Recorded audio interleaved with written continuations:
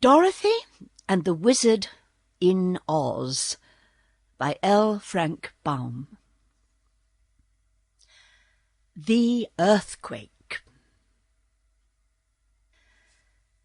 The train from Frisco was very late. It should have arrived at Hugson's Siding at midnight.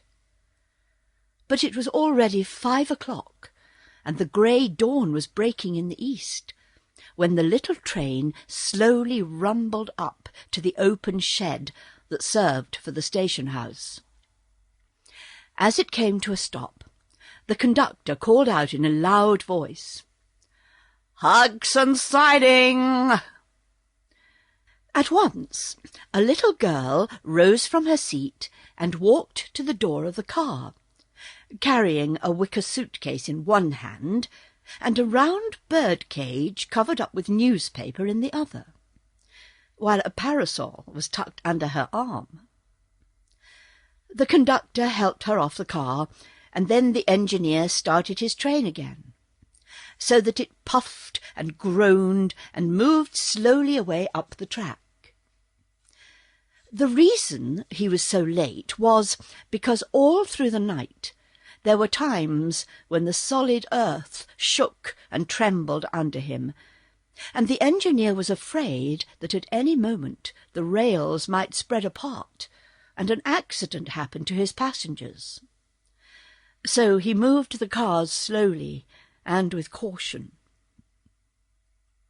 The little girl stood still to watch until the train had disappeared around a curve.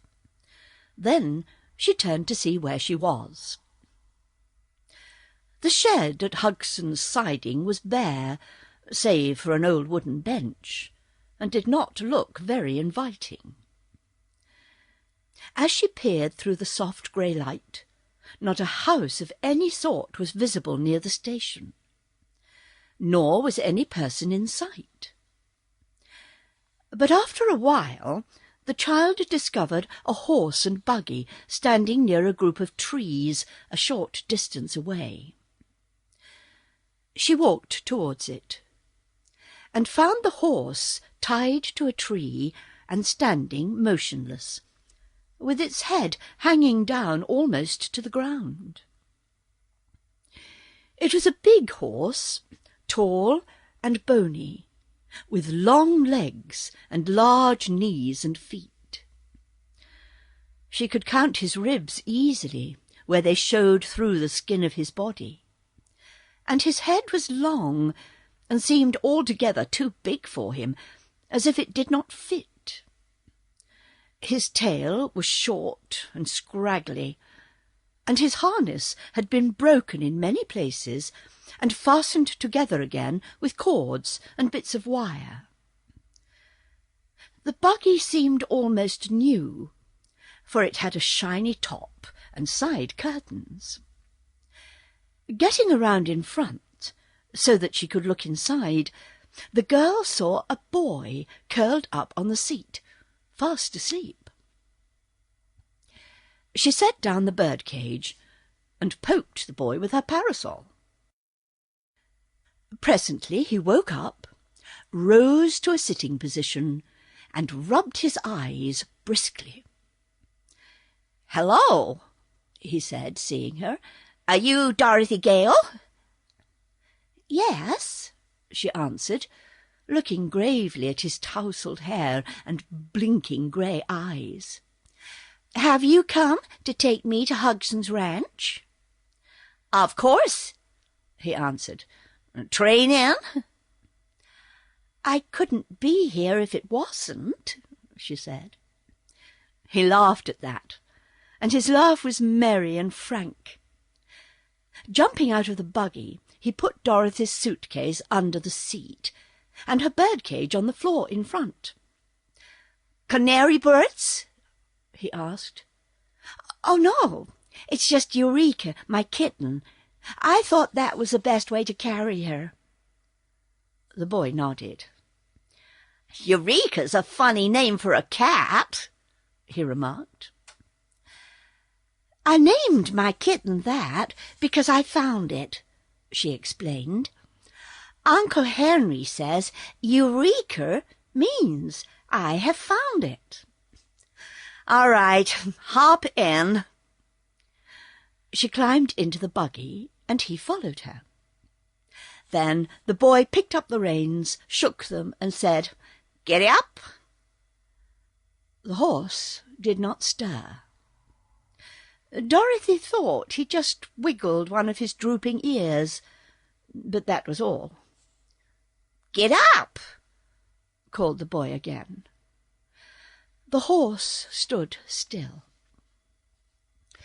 "Perhaps," said Dorothy, "if you untied him, he would go." The boy laughed cheerfully and jumped out. "Guess I'm half asleep yet," he said, untying the horse. "But Jim knows his business all right, don't you, Jim?" patting the long nose of the animal. Then he got into the buggy again and took the reins, and the horse at once backed away from the tree, turned slowly around, and began to trot down the sandy road, which was just visible in the dim light. "Thought that train would never come," observed the boy. "I've waited at the station for 5 hours." "We had a lot of earthquakes," said Dorothy. "Didn't you feel the ground shake?" "Yes, but we're used to such things in California," he replied. "They don't scare us much." "The conductor said it was the worst quake he ever knew." "Did he? Then it must have happened while I was asleep," he said thoughtfully. "How is Uncle Henry?" she inquired after a pause, during which the horse continued to trot with long, regular strides. "He's pretty well. He and Uncle Hugson have been having a fine visit." "Is Mr. Hugson your uncle?" she asked. "Yeah. Uncle Bill Hugson married your Uncle Henry's wife's sister, so we must be second cousins," said the boy in an amused tone. "I work for Uncle Bill on his ranch. He pays me $6 a month and my board." "Isn't that a great deal?" she asked doubtfully. "Why, it's a great deal for Uncle Hugson, but not for me. I'm a splendid worker. I work as well as I sleep," he added with a laugh. "What is your name?" asked Dorothy, thinking she liked the boy's manner and the cheery tone of his voice. "Not a very pretty one," he answered, as if a little ashamed. "My whole name is Zebediah, but folks just call me Zeb. You've been to Australia, haven't you?" "Yes, with Uncle Henry," she answered.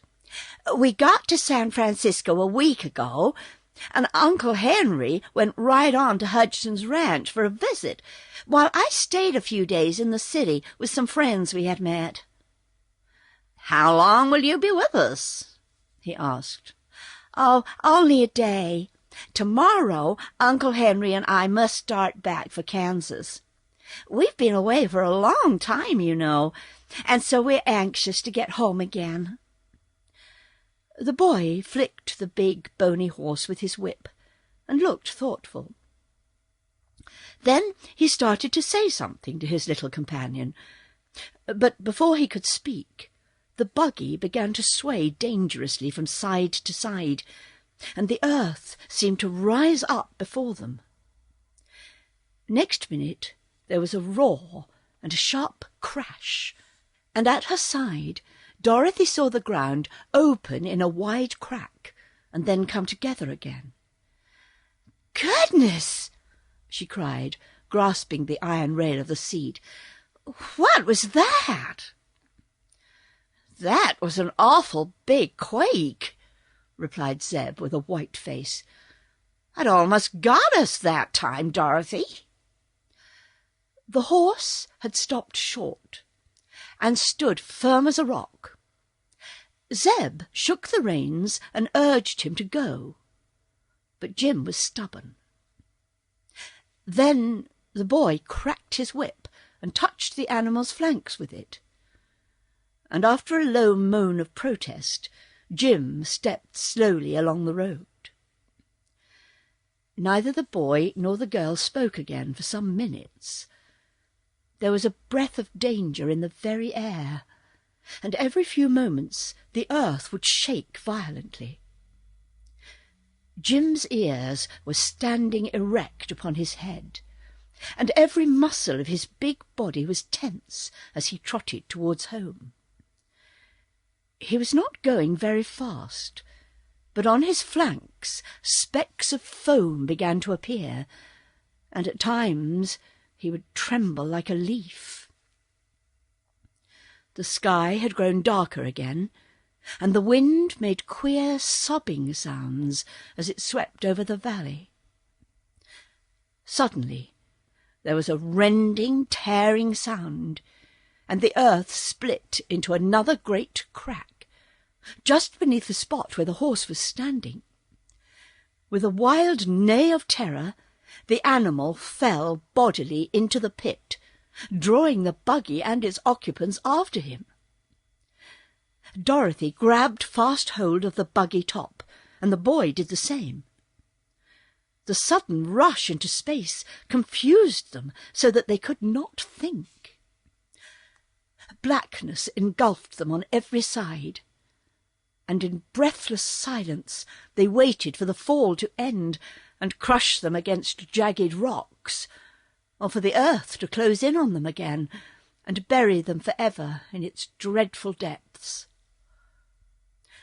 The horrible sensation of falling, the darkness, and the terrifying noises proved more than Dorothy could endure, and for a few moments the little girl lost consciousness.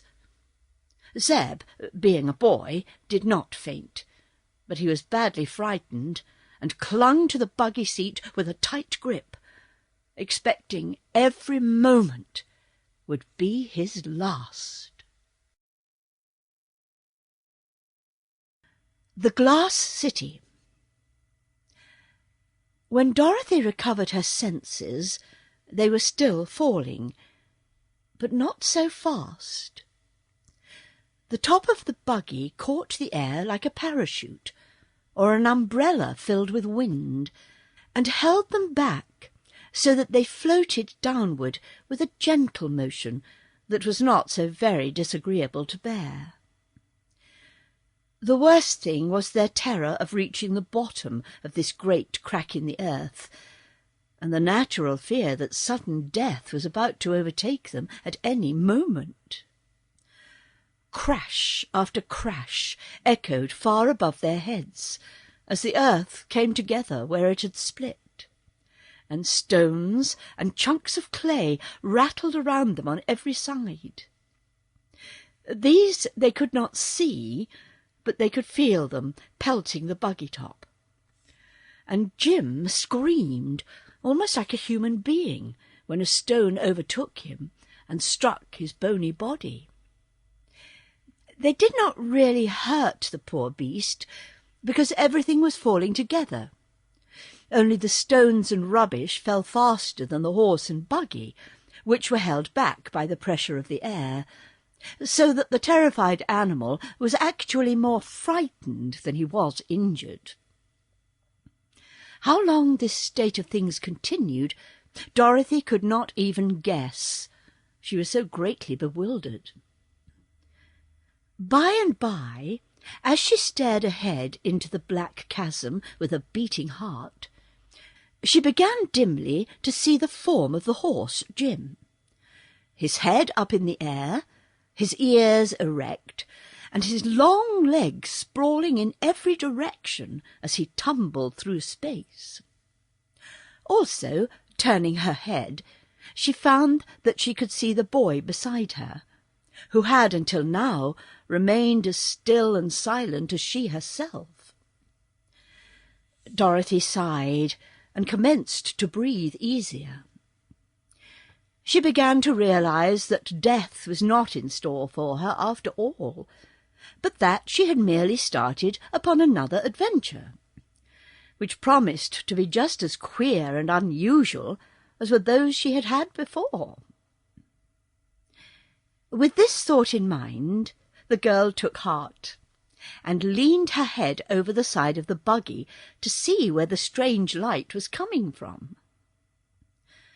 Far below her, she found 6 great glowing balls suspended in the air. The central and largest one was white, and reminded her of the sun. Around it were arranged, like the 5 points of a star, the other 5 brilliant balls, one being rose-coloured, one violet, one yellow, one blue, and one orange. This splendid group of coloured suns sent rays darting in every direction, and as the horse and buggy, with Dorothy and Zeb, sank steadily downwards and came nearer to the lights, the rays began to take on all the delicate tintings of a rainbow, growing more and more distinct every moment, until all the space was brilliantly illuminated. Dorothy was too dazed to say much, but she watched one of Jim's big ears turn to violet and the other to rose, and wondered that his tail should be yellow and his body striped with blue and orange, like the stripes of a zebra.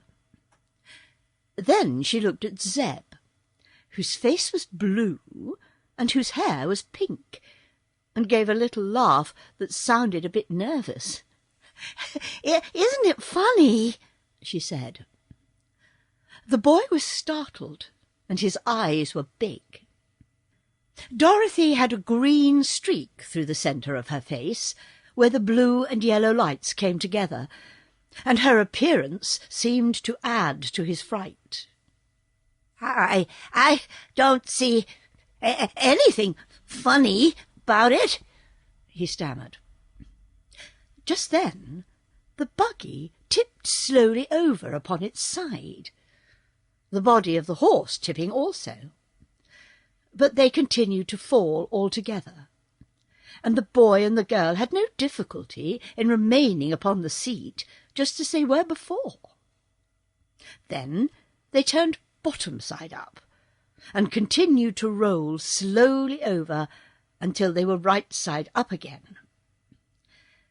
During this time Jim struggled frantically, all his legs kicking the air, but on finding himself in his former position, the horse said, in a relieved tone of voice, "Well, that's better." Dorothy and Zeb looked at one another in wonder. "Can your horse talk?" she asked. "Never knew him to before," replied the boy. "Those were the first words I ever said," called out the horse, who had overheard them.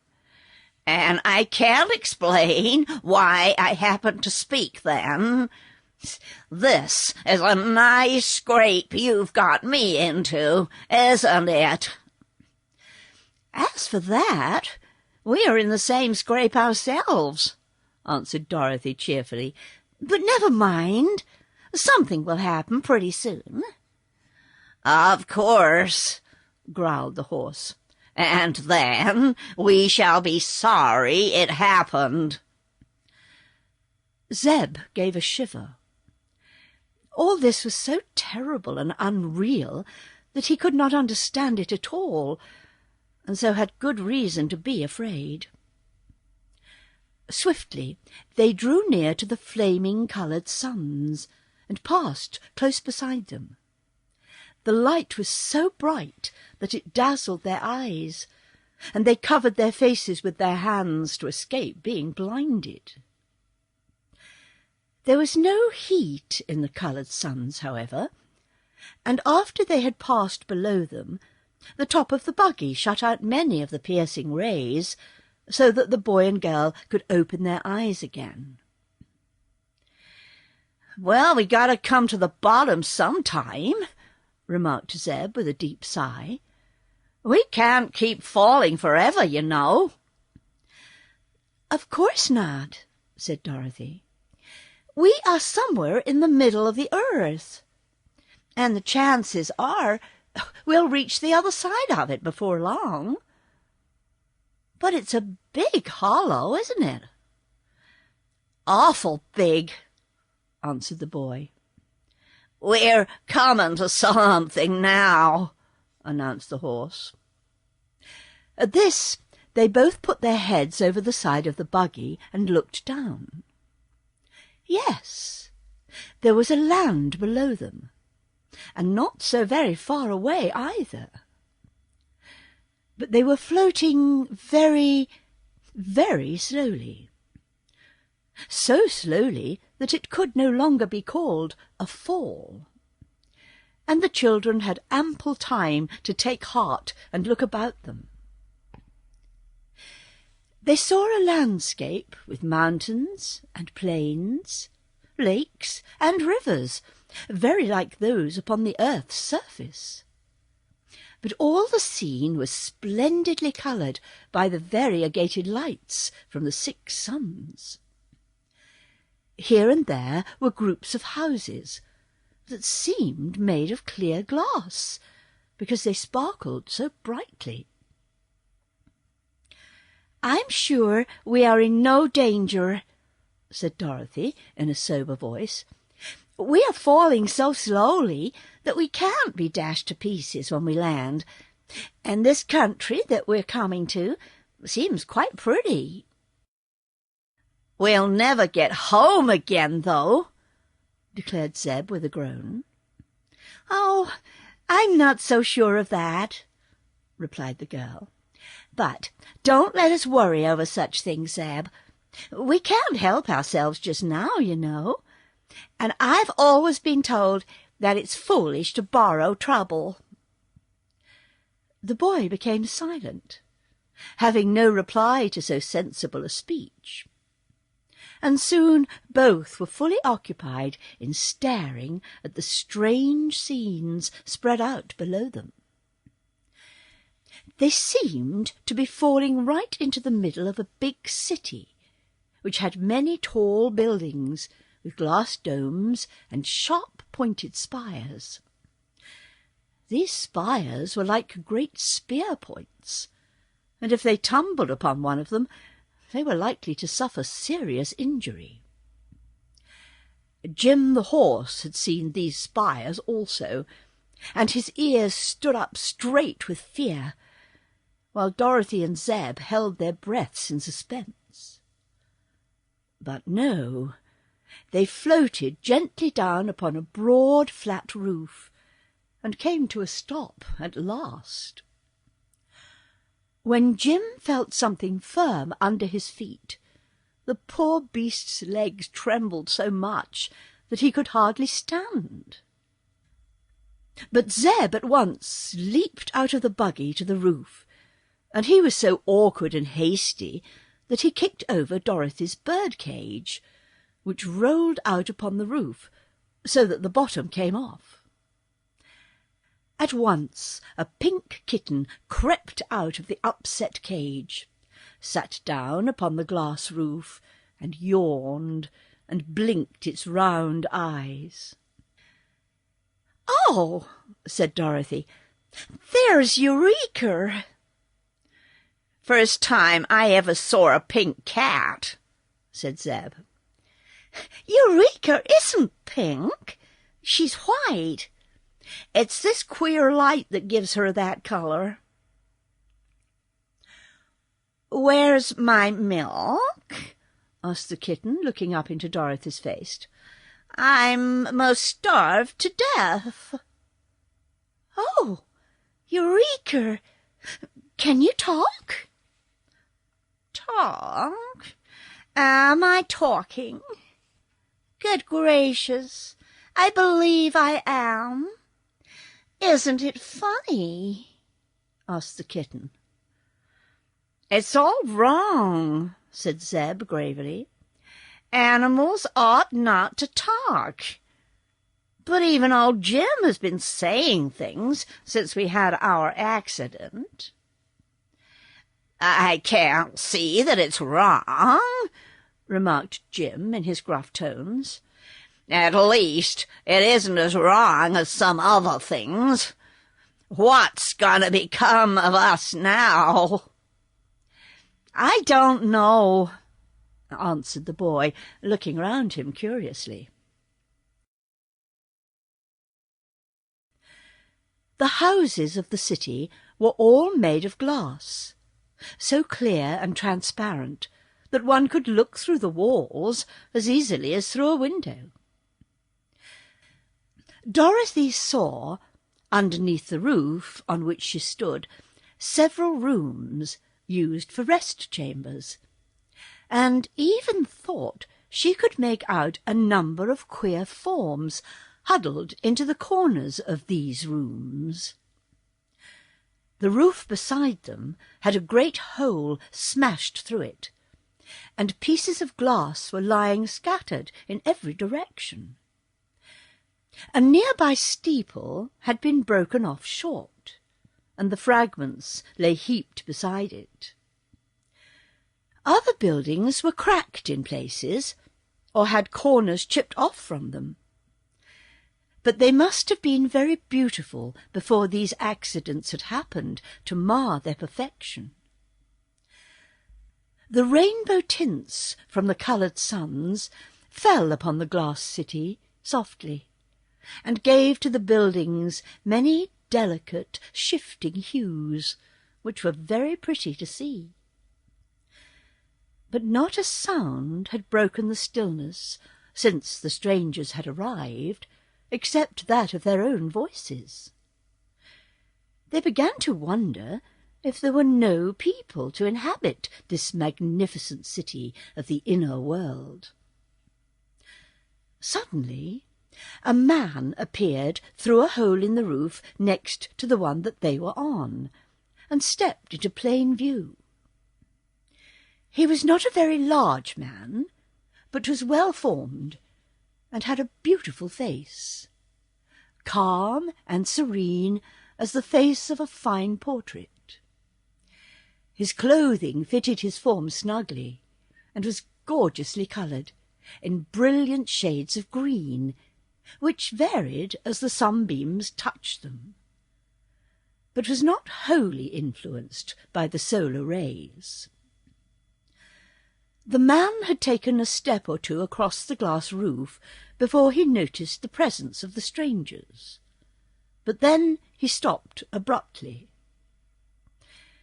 There was no expression of either fear or surprise upon his tranquil face, yet he must have been both astonished and afraid, for after his eyes had rested upon the ungainly form of the horse for a moment, he walked rapidly to the furthest edge of the roof, his head turned back over his shoulder to gaze at the strange animal. "Look out!" cried Dorothy, who noticed that the beautiful man did not look where he was going. "Be careful, or you'll fall off." But he paid no attention to her warning. He reached the edge of the tall roof, stepped 1 foot out into the air, and walked into space, as calmly as if he were on firm ground. The girl, greatly astonished, ran to lean over the edge of the roof, and saw the man walking rapidly through the air towards the ground. Soon he reached the street, and disappeared through a glass doorway into one of the glass buildings. "How strange!" she exclaimed, drawing a long breath. "Yes, but it's lots of fun if it is strange," remarked the small voice of the kitten, and Dorothy turned to find her pet walking in the air, a foot or so away from the edge of the roof. "Oh, come back, Eureka!" she called in distress. "You'll certainly be killed." "I have 9 lives," said the kitten, purring softly as it walked around in a circle, and then came back to the roof. "But I can't lose even one of them by falling in this country, because I really couldn't manage to fall if I wanted to." "Does the air bear up your weight?" asked the girl. "Of course. Can't you see?" And again the kitten wandered into the air and back to the edge of the roof. "It's wonderful," said Dorothy. "Suppose we let Eureka go down to the street and get someone to help us," suggested Zeb, who had been even more amazed than Dorothy at these strange happenings. "Perhaps we can walk on the air ourselves," replied the girl. Zeb drew back with a shiver. "I wouldn't dare try," he said. "Maybe Jim will go," continued Dorothy, looking at the horse. "And maybe he won't," answered Jim. "I've tumbled through the air long enough to make me contented on this roof." "But we didn't tumble to the roof," said the girl. "By the time we reached here, we were floating very slowly. And I'm almost sure we could float down to the street without getting hurt. Eureka walks on the air all right." "Eureka weighs only about 1/2 pound," replied the horse in a scornful tone, "while I weigh about 1/2 ton. "You don't weigh as much as you ought to, Jim," remarked the girl, shaking her head as she looked at the animal. "You're dreadfully skinny." "Ah, well, I'm old," said the horse, hanging his head despondently. "And I've had lots of trouble in my day, little one. For a good many years I drew a public cab in Chicago, and that's enough to make anyone skinny." "He eats enough to get fat, I'm sure," said the boy gravely. "Do I? Can you remember any breakfast that I've had today?" growled Jim, as if he resented Zeb's speech. "None of us has had breakfast," said the boy, "and in a time of danger like this, it's foolish to talk about eating." "Nothing is more dangerous than being without food," declared the horse, with a sniff at the rebuke of his young master. "And just at present no one can tell whether there are any oats in this queer country or not. If there are, they're liable to be glass oats." "Oh, no!" exclaimed Dorothy. "I can see plenty of nice gardens and fields down below us at the edge of the city. But I wish we could find a way to get to the ground." "Why don't you walk down?" asked Eureka. "I'm as hungry as the horse is, and I want my milk." "Will you try it, Zeb?" asked the girl, turning to her companion. Zeb hesitated. He was still pale and frightened, for this dreadful adventure had upset him and made him nervous and worried.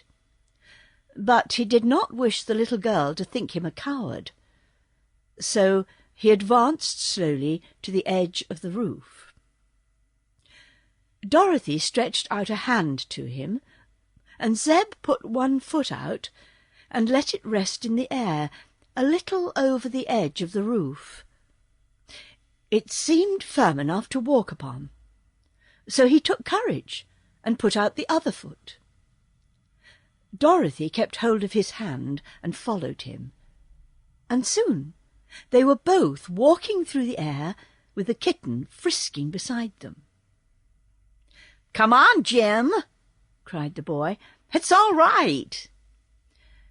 Jim had crept to the edge of the roof to look over, and being a sensible horse and quite experienced, he made up his mind that he could go where the others did. So, with a snort and a neigh and a whisk of his short tail, he trotted off the roof into the air, and at once began floating downwards to the street. His great weight made him fall faster than the children walked, and he passed them on the way down. But when he came to the glass pavement, he alighted upon it so softly that he was not even jarred. "Well, well," said Dorothy, drawing a long breath, "what a strange country this is!" People began to come out of the glass doors to look at the new arrivals, and pretty soon quite a crowd had assembled. There were men and women, but no children at all, and the folks were all beautifully formed and attractively dressed, and had wonderfully handsome faces. There was not an ugly person in all the throng. Yet Dorothy was not especially pleased by the appearance of these people, because their features had no more expressions than the faces of dolls. They did not smile, nor did they frown, or show either fear or surprise, or curiosity, or friendliness. They simply stared at the strangers, paying most attention to Jim and Eureka, for they had never before seen either a horse or a cat, and the children bore an outward resemblance to themselves. Pretty soon a man joined the group, who wore a glistening star in the dark hair just over his forehead. He seemed to be a person of authority, for the others pressed back to give him room. After turning his composed eyes first upon the animals and then upon the children, he said to Zeb, who was a little taller than Dorothy, "Tell me, intruder, was it you who caused the rain of stones?" For a moment the boy did not know what he meant by this question. Then, remembering the stones that had fallen with them, and past them long before they had reached this place, he answered, "No, sir, we didn't cause anything. It was the earthquake." The man with the star stood for a time quietly thinking over this speech. Then he asked, "What is an earthquake?" "I don't know," said Zeb, who was still confused. But Dorothy, seeing his perplexity, answered, "It's a shaking of the earth. In this quake, a big crack opened, and we fell through, horse and buggy, and the stones got loose and came down with us." The man with the star regarded her with his calm, expressionless eyes. "The rain of stones has done much damage to our city," he said, "and we shall hold you responsible for it, unless you can prove your innocence." "How can we do that?" asked the girl. "That I am not prepared to say. It is your affair, not mine.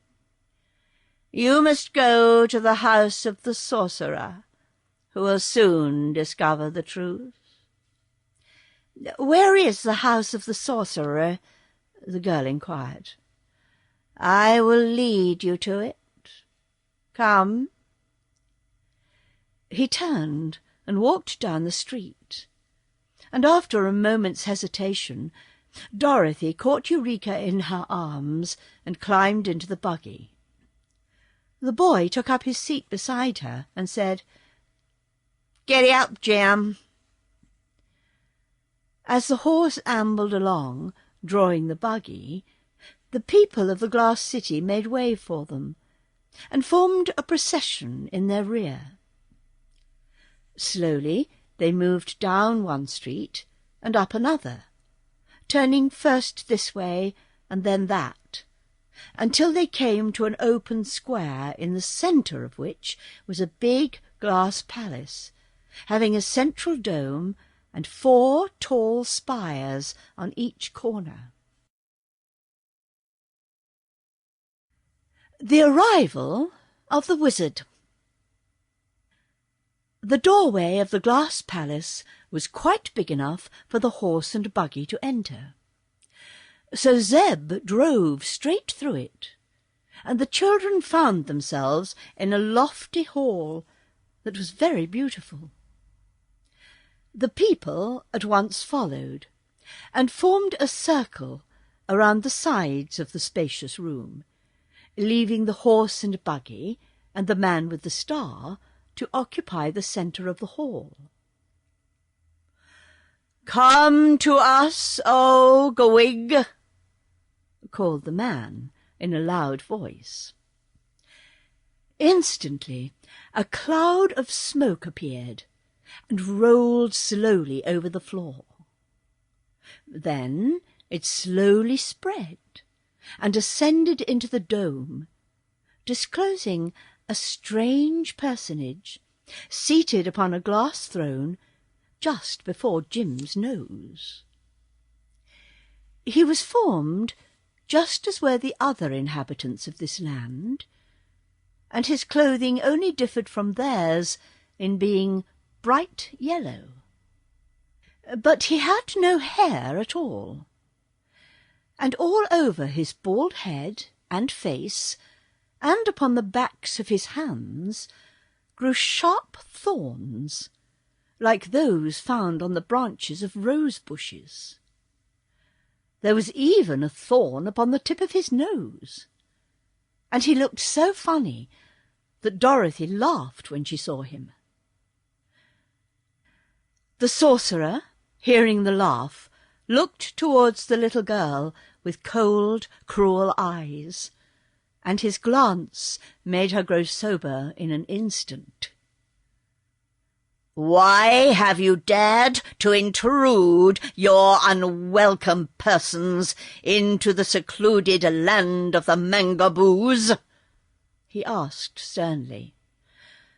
"'Cause we couldn't help it," said Dorothy. "Why did you wickedly and viciously send the rain of stones to crack and break our houses?" he continued. "We didn't," declared the girl. "Prove it," cried the sorcerer. "We don't have to prove it," answered Dorothy indignantly. "If you had any sense at all, you'd know it was the earthquake." "We only know that yesterday came a rain of stones upon us, which did much damage and injured some of our people. Today came another rain of stones, and soon after it you appeared among us." "By the way," said the man with the star, looking steadily at the sorcerer, "you told us yesterday that there would not be a second rain of stones. Yet one has just occurred that was even worse than the first. What is your sorcery good for, if it cannot tell us the truth?" "My sorcery does tell the truth," declared the thorn-covered man. "I said there would be but one rain of stones. This second one was a rain of people and horse and buggy, and some stones came with them. "Will there be any more rains?"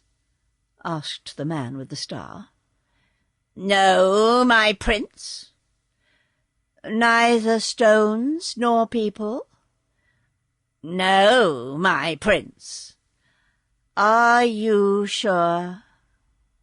"Quite sure, my prince. My sorcery tells me so." Just then a man came running into the hall, and addressed the prince, after making a low bow. "More wonders in the air, my lord," said he. Immediately the prince and all of his people flocked out of the hall into the street, that they might see what was about to happen. Dorothy and Zeb jumped out of the buggy and ran after them. But the sorcerer remained calm on his throne. Far up in the air was an object that looked like a balloon. It was not so high as the glowing star of the 6-coloured suns, but was descending slowly through the air, so slowly that at first it scarcely seemed to move. The throng stood still and waited. It was all they could do, for to go away and leave that strange sight was impossible. Nor could they hurry its fall in any way. The Earth Children were not noticed, being so near the average size of the Mangaboos, and the horse had remained in the house of the sorcerer, with Eureka curled up asleep on the seat of the buggy. Gradually the balloon grew bigger, which was proof that it was settling down upon the land of the Mangaboos. Dorothy was surprised to find how patient the people were, for her own little heart was beating rapidly with excitement. A balloon meant to her some other arrival from the surface of the earth, and she hoped it would be someone able to assist her and Zeb out of their difficulties. In an hour the balloon had come near enough for her to be able to see a basket suspended below it. In 2 hours she could see a head looking over the side of the basket, and in 3 hours the big balloon settled slowly into the great square in which they stood, and came to rest on the glass pavement.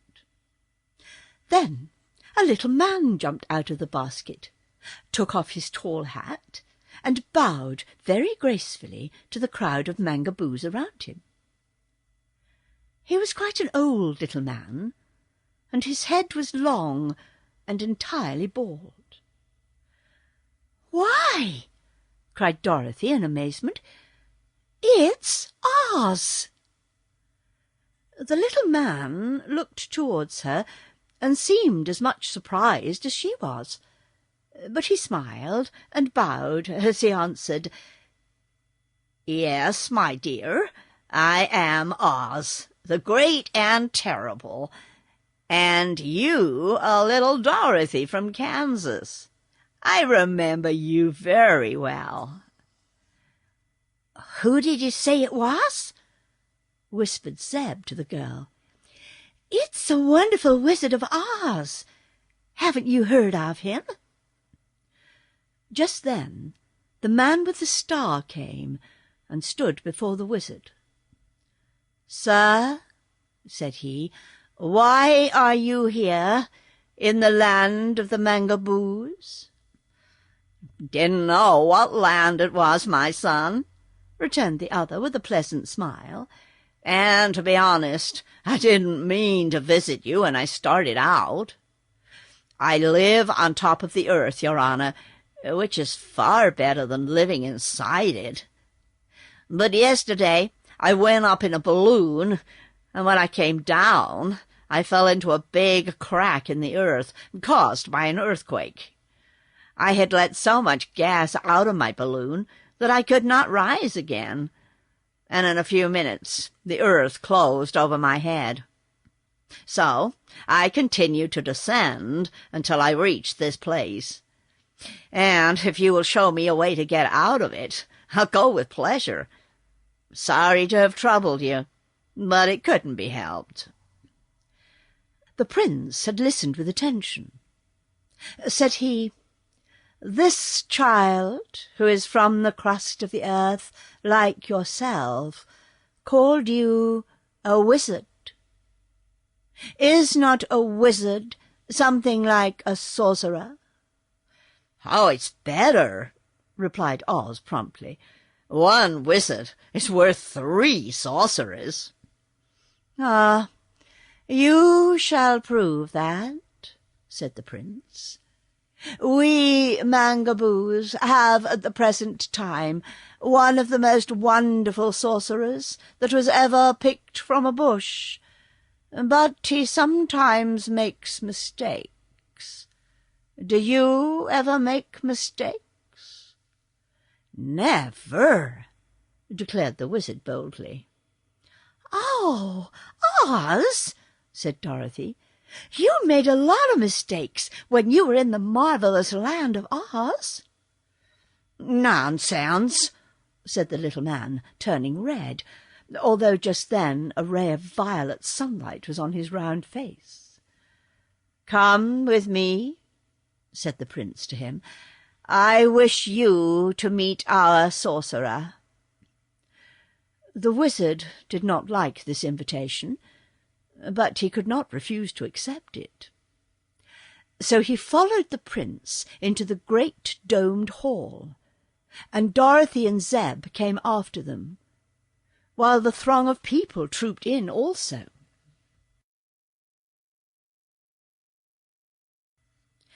There sat the thorny sorcerer in his chair of state, and when the wizard saw him, he began to laugh, uttering comical little chuckles.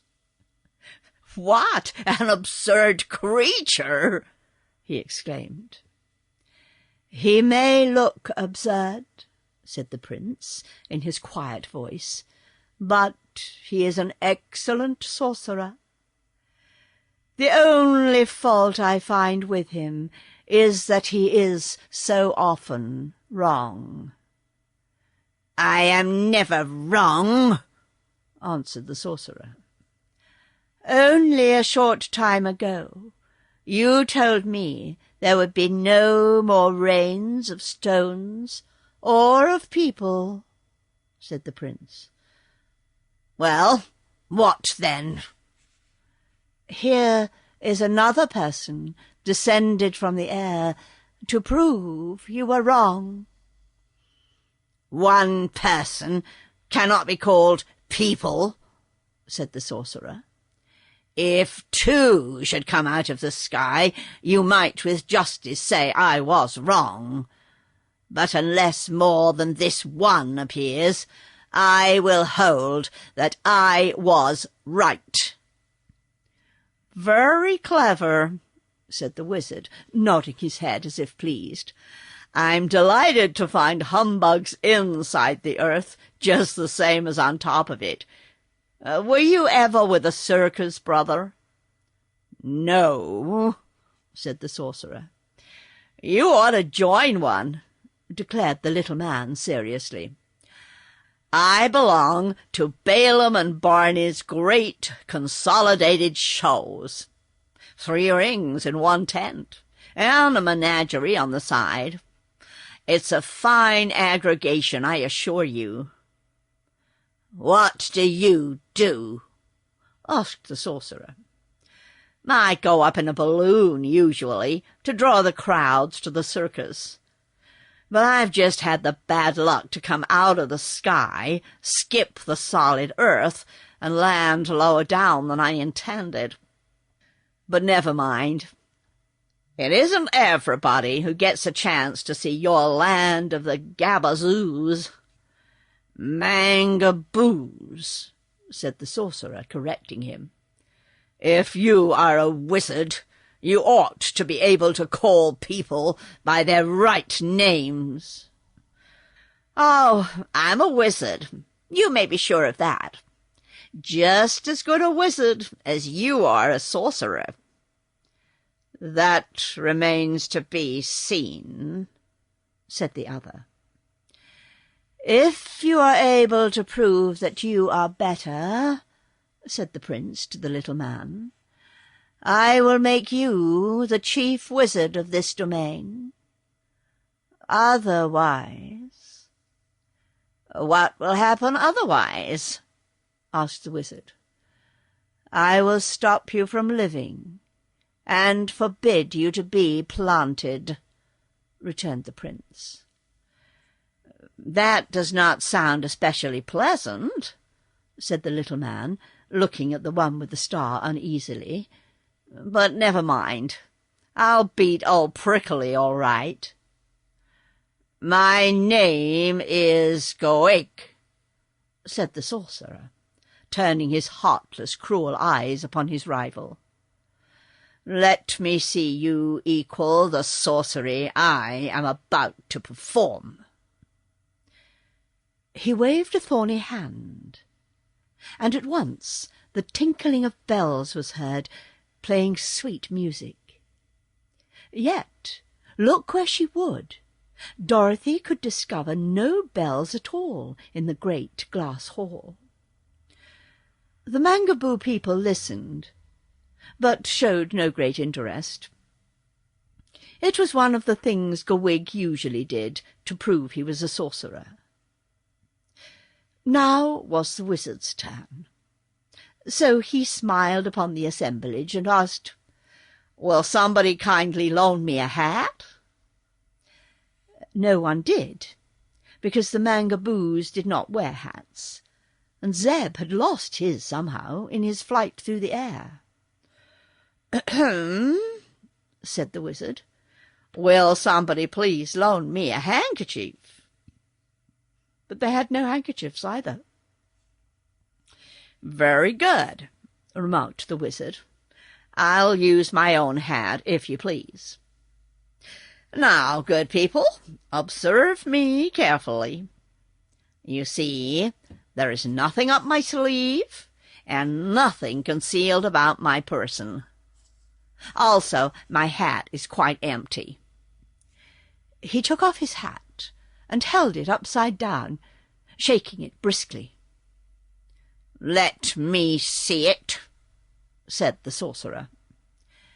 He took the hat and examined it carefully, returning it afterwards to the wizard. "Now," said the little man, "I will create something out of nothing." He placed his hat upon the glass floor, made a pass with his hand, and then removed the hat, displaying a little white piglet, no bigger than a mouse, which began to run around here and there, and to grunt and squeal in a tiny shrill voice. The people watched it intently, for they had never seen a pig before, big or little. The wizard reached out, caught the wee creature in his hand, and holding its head between one thumb and finger, and its tail between the other thumb and finger, he pulled it apart, each of the two parts becoming a whole and separate piglet in an instant. He placed one upon the floor so that it could run around, and pulled apart the other, making 3 piglets in all. And then one of these was pulled apart, making 4 piglets. The wizard continued this surprising performance until 9 tiny piglets were running about at his feet, all squealing and grunting in a very comical way. "Now," said the Wizard of Oz, "having created something from nothing, I will now make something nothing again."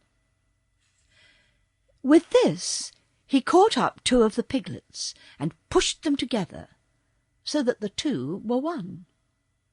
Then he caught up another piglet and pushed it into the first, where it disappeared. And so, one by one, the 9 tiny piglets were pushed together, until but a single one of the creatures remained.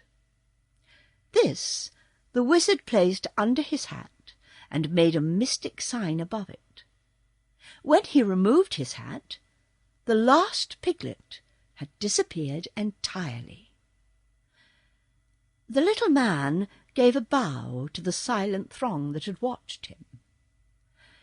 And then the prince said, in his cold, calm voice, "You are indeed a wonderful wizard, and your powers are greater than those of my sorcerer."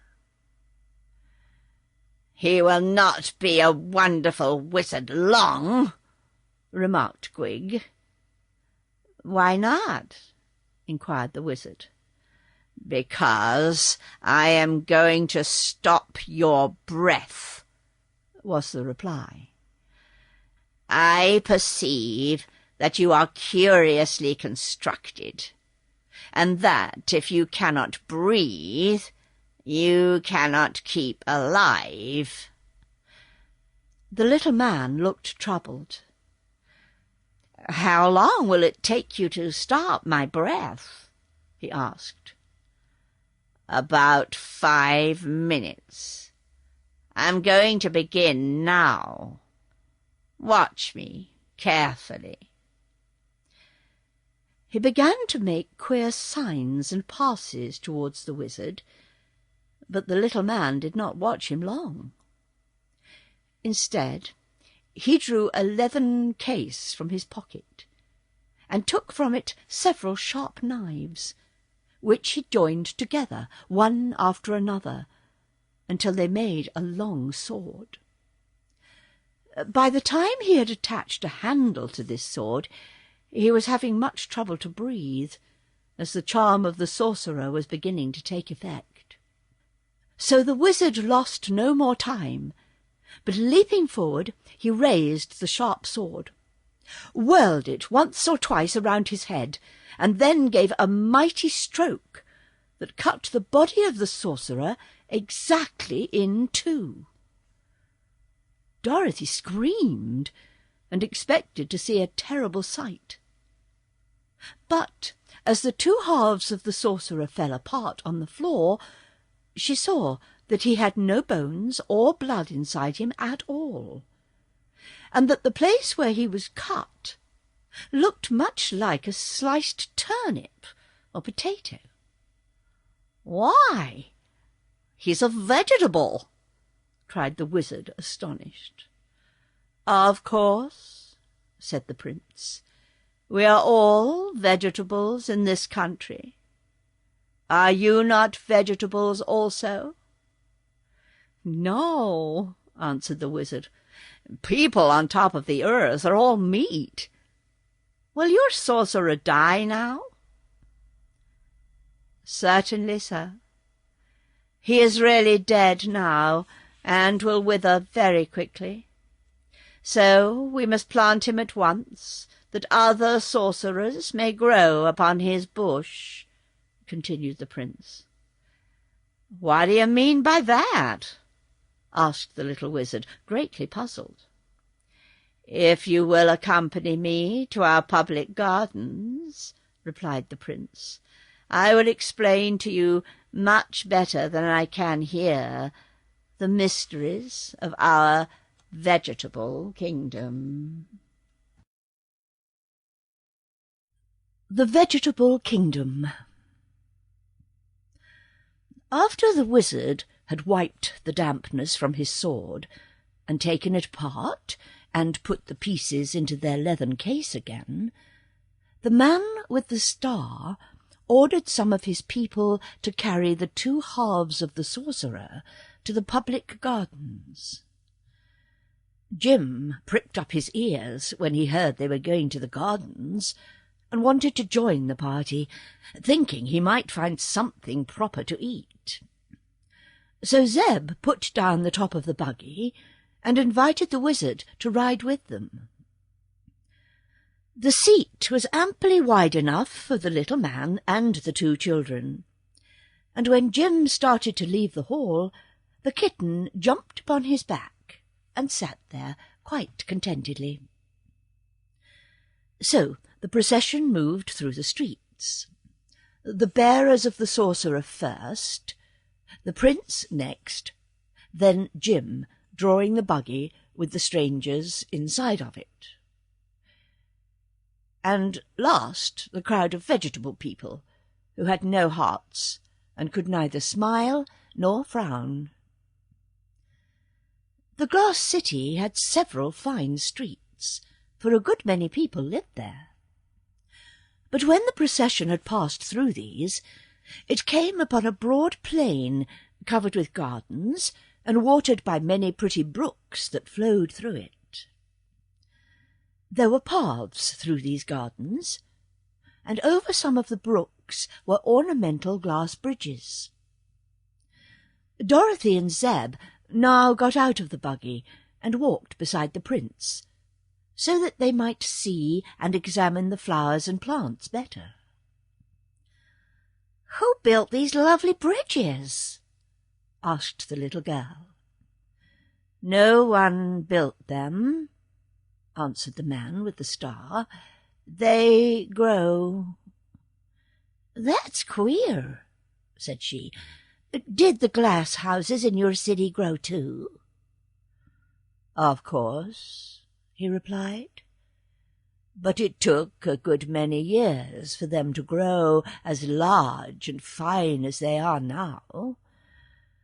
That is why we are so angry when a rain of stone comes to break our towers and crack our roofs."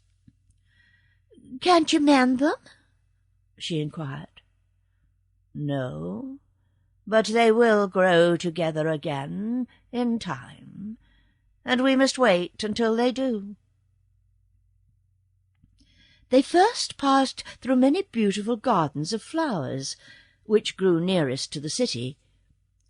But Dorothy could hardly tell what kind of flowers they were, because the colours were constantly changing under the shifting lights of the 6 suns. A flower would be pink one second, white the next, then blue or yellow. And it was the same way when they came to the plants, which had broad leaves and grew close to the ground. When they passed over a field of grass, Jim immediately stretched down his head and began to nibble. "A nice country this is," he grumbled, "where a respectable horse has to eat pink grass." "It's violet," said the wizard, who was in the buggy. "No, it's blue," complained the horse. "As a matter of fact, I'm eating rainbow grass." "How does it taste?" asked the wizard. "Not bad at all. If they give me plenty of it, I'll not complain about its color."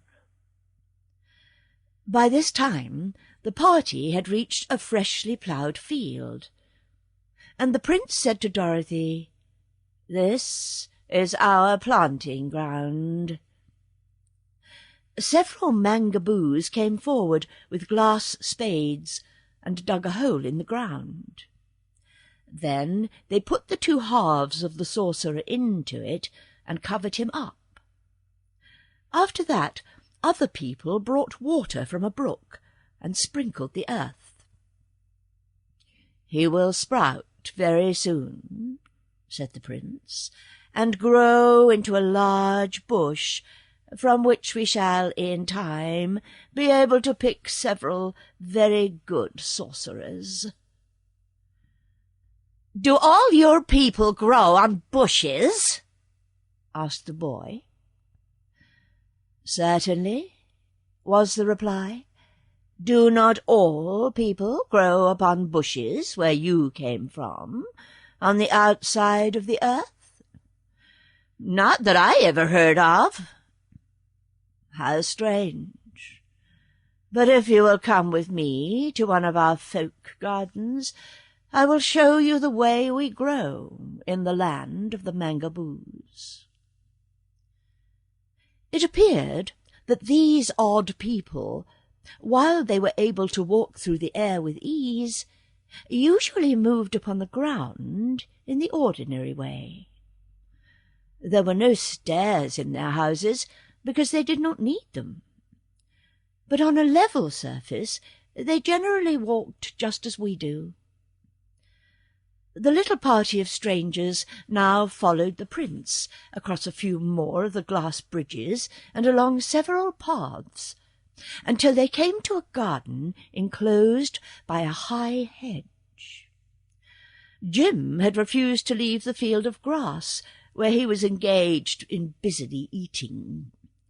So the wizard got out of the buggy and joined Zeb and Dorothy, and the kitten followed demurely at their heels. Inside the hedge they came upon row after row of large and handsome plants, with broad leaves gracefully curving until their points nearly reached the ground. In the centre of each plant grew a daintily dressed mangaboo, for the clothing of all these creatures grew upon them and was attached to their bodies. The growing mangaboos were of all sizes, from the blossoms that had just turned into a wee baby to the full-grown and almost ripe man or woman. On some of the bushes might be seen a bud, a blossom, a baby, a half-grown person, and a ripe one. But even those ready to pluck were motionless and silent, as if devoid of life. This sight explained to Dorothy why she had seen no children among the mangaboos, a thing she had until now been unable to account for. "Our people do not acquire their real life until they leave their bushes," said the prince. "You will notice they are all attached to the plants by the soles of their feet, and when they are quite ripe they are easily separated from the stems, and at once attain the powers of motion and speech. So, while they grow, they cannot be said to really live, and they must be picked before they can become good citizens." "How long do you live after you're picked?" asked Dorothy. "That depends upon the care we take of ourselves," he replied. "If we keep cool and moist and meet with no accidents, we often live for 5 years. I've been picked over 6 years, but our family is known to be especially long-lived." "Do you eat?" asked the boy. "Eat? No, indeed. We are quite solid inside our bodies, and have no need to eat any more than does a potato." "But the potatoes sometimes sprout," said Zeb. "And sometimes we do," answered the prince. "But that is considered a great misfortune, for then we must be planted at once." "Where did you grow?" asked the wizard. "I will show you," was the reply. "Step this way, please." He led them within another but smaller circle of hedges, where grew one large and beautiful bush. "This," said he, "is the royal bush of the Mangaboos. All of our princes and rulers have grown upon this one bush from time immemorial." They stood before it in silent admiration. On the central stalk stood poised a figure of a girl, so exquisitely formed and coloured, and so lovely in the expression of her delicate features, that Dorothy thought she had never seen so sweet and adorable a creature in all her life. The maiden's gown was soft as satin, and fell about her in ample folds, while dainty lace-like traceries trimmed the bodice and sleeves. Her flesh was fine and smooth as polished ivory, and her poise expressed both dignity and grace. "Who is this?" asked the wizard curiously. The prince had been staring hard at the girl on the bush. Now he answered with a touch of uneasiness in his cold tones. "She is the ruler, destined to be my successor, for she is a royal princess. When she becomes fully ripe, I must abandon the sovereignty of the Mangaboos to her." "Isn't she ripe now?" asked Dorothy. He hesitated. "Not quite," said he finally. "It will be several days before she needs to be picked, or at least that is my judgment. I am in no hurry to resign my office and be planted, you may be sure." "Probably not," declared the wizard, nodding. "This is one of the most unpleasant things about our vegetable lives," continued the prince with a sigh, "that while we are in our full prime, we must give way to another, and be covered up in the ground to sprout and grow and give birth to other people." "I'm sure the princess is ready to be picked," asserted Dorothy, gazing hard at the beautiful girl on the bush. "She's as perfect as she can be." "Never mind," answered the prince hastily. "She will be all right for a few days longer, and it is best for me to rule until I can dispose of you strangers who have come to our land uninvited, and must be attended to at once." "What are you going to do with us?" asked Zeb. "That is a matter I have not quite decided upon," was the reply. "I think I shall keep this wizard until a new sorcerer is ready to pick, for he seems quite skilful, and may be of use to us. But the rest of you must be destroyed in some way, and you cannot be planted, because I do not wish horses and cats and meat people growing all over our country." "You needn't worry," said Dorothy. "We wouldn't grow underground, I'm sure." "But why destroy my friends?" asked the little wizard. "Why not let them live?" "They do not belong here," returned the prince. "They have no right to be inside the earth at all." "We didn't ask to come down here. We fell," said Dorothy. "That is no excuse," declared the prince coldly. The children looked at each other in perplexity, and the wizard sighed. Eureka rubbed her paw on her face, and said in her soft purring voice, "You won't need to destroy me, for if I don't get something to eat pretty soon, I shall starve to death, and so save him the trouble." "If he planted you, he might grow some cat-tails," suggested the wizard. "Oh, Eureka, perhaps we can find you some milkweeds to eat," said the boy. "Pooh! snarled the kitten. "I wouldn't touch the nasty things."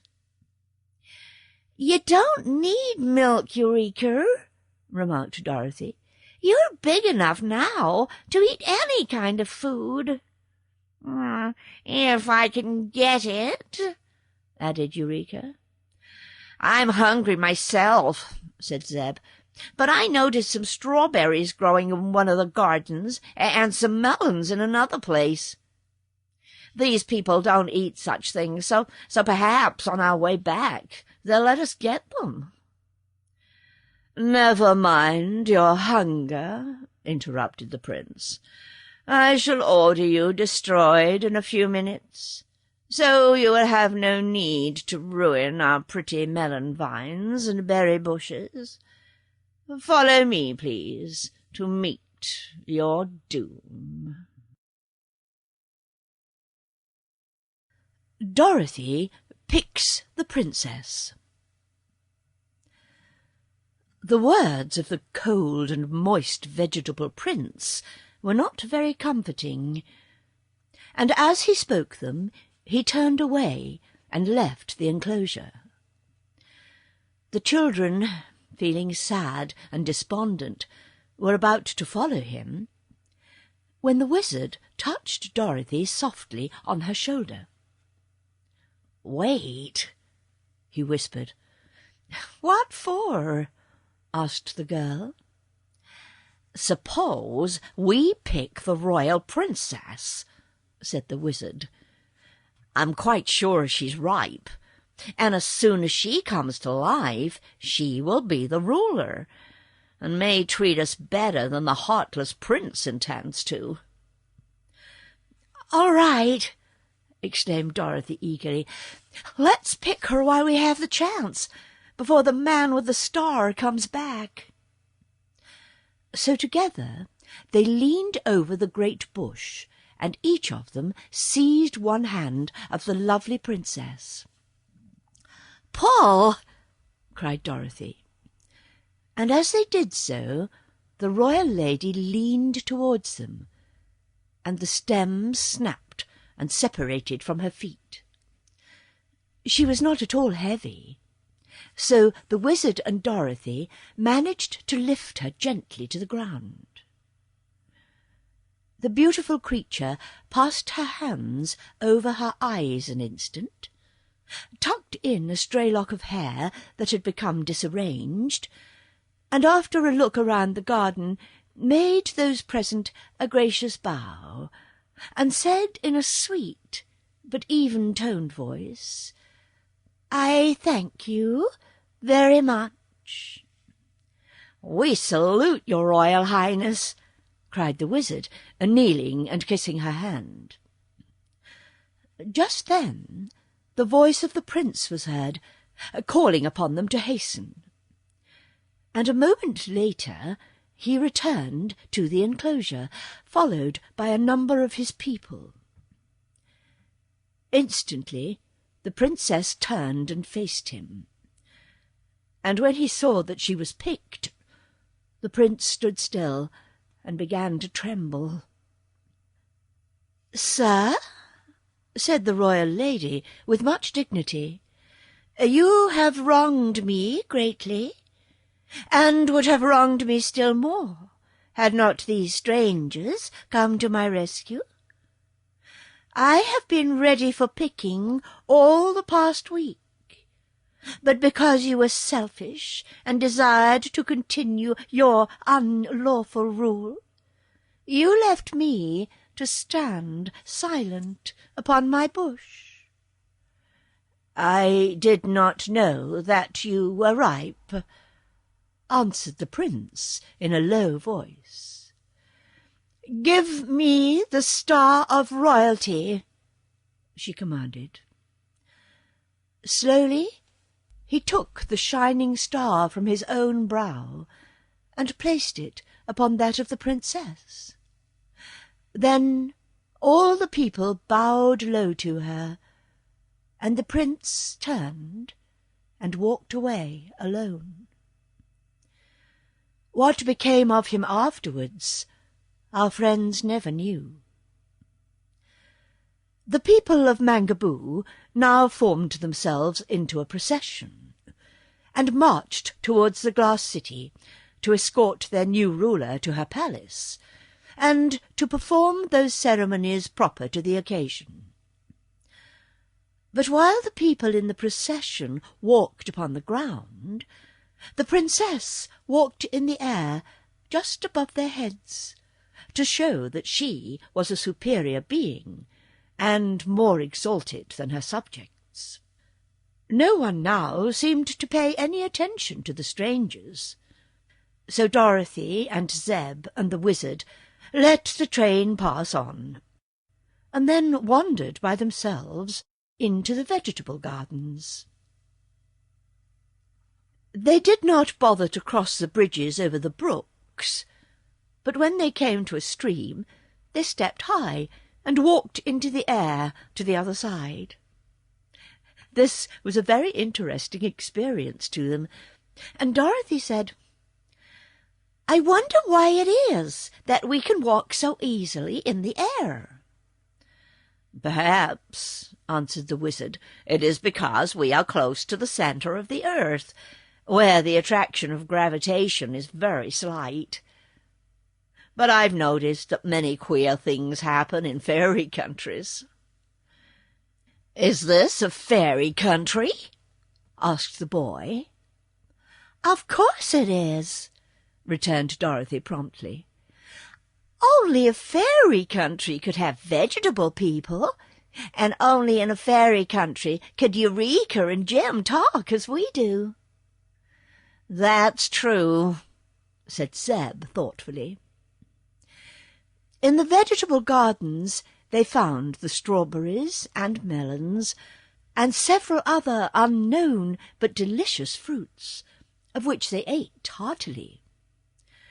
But the kitten bothered them constantly by demanding milk or meat, and called the wizard names because he could not bring her a dish of milk by means of his magical arts. As they sat upon the grass watching Jim, who was still busily eating, Eureka said, "I don't believe you're a wizard at all." "No," answered the little man, "you are quite right. In the strict sense of the word, I am not a wizard, but only a humbug." "The Wizard of Oz has always been a humbug," agreed Dorothy. "I've known him for a long time." "If that is so," said the boy, "how could he do that wonderful trick with the 9 tiny piglets?" "Don't know," said Dorothy, "but it must have been humbug." "Very true," declared the wizard, nodding at her. "It was necessary to deceive that ugly sorcerer and the prince, as well as the stupid people. But I don't mind telling you, who are my friends, that the thing was only a trick." "But I saw the little pigs with my own eyes," exclaimed Zeb. "So did I," purred the kitten. "To be sure," answered the wizard. "You saw them because they were there. They are in my inside pocket now. But the pulling of them apart and the pushing them together again was only a sleight-of-hand trick." "Let's see the pigs," said Eureka eagerly. The little man felt carefully in his pocket and pulled out the tiny piglets, setting them upon the grass one by one, where they ran around and nibbled the tender blades. "They're hungry too," he said. "Oh, what cunning things!" cried Dorothy, catching up one and petting it. "Be careful," said the piglet with a squeal. "You're squeezing me."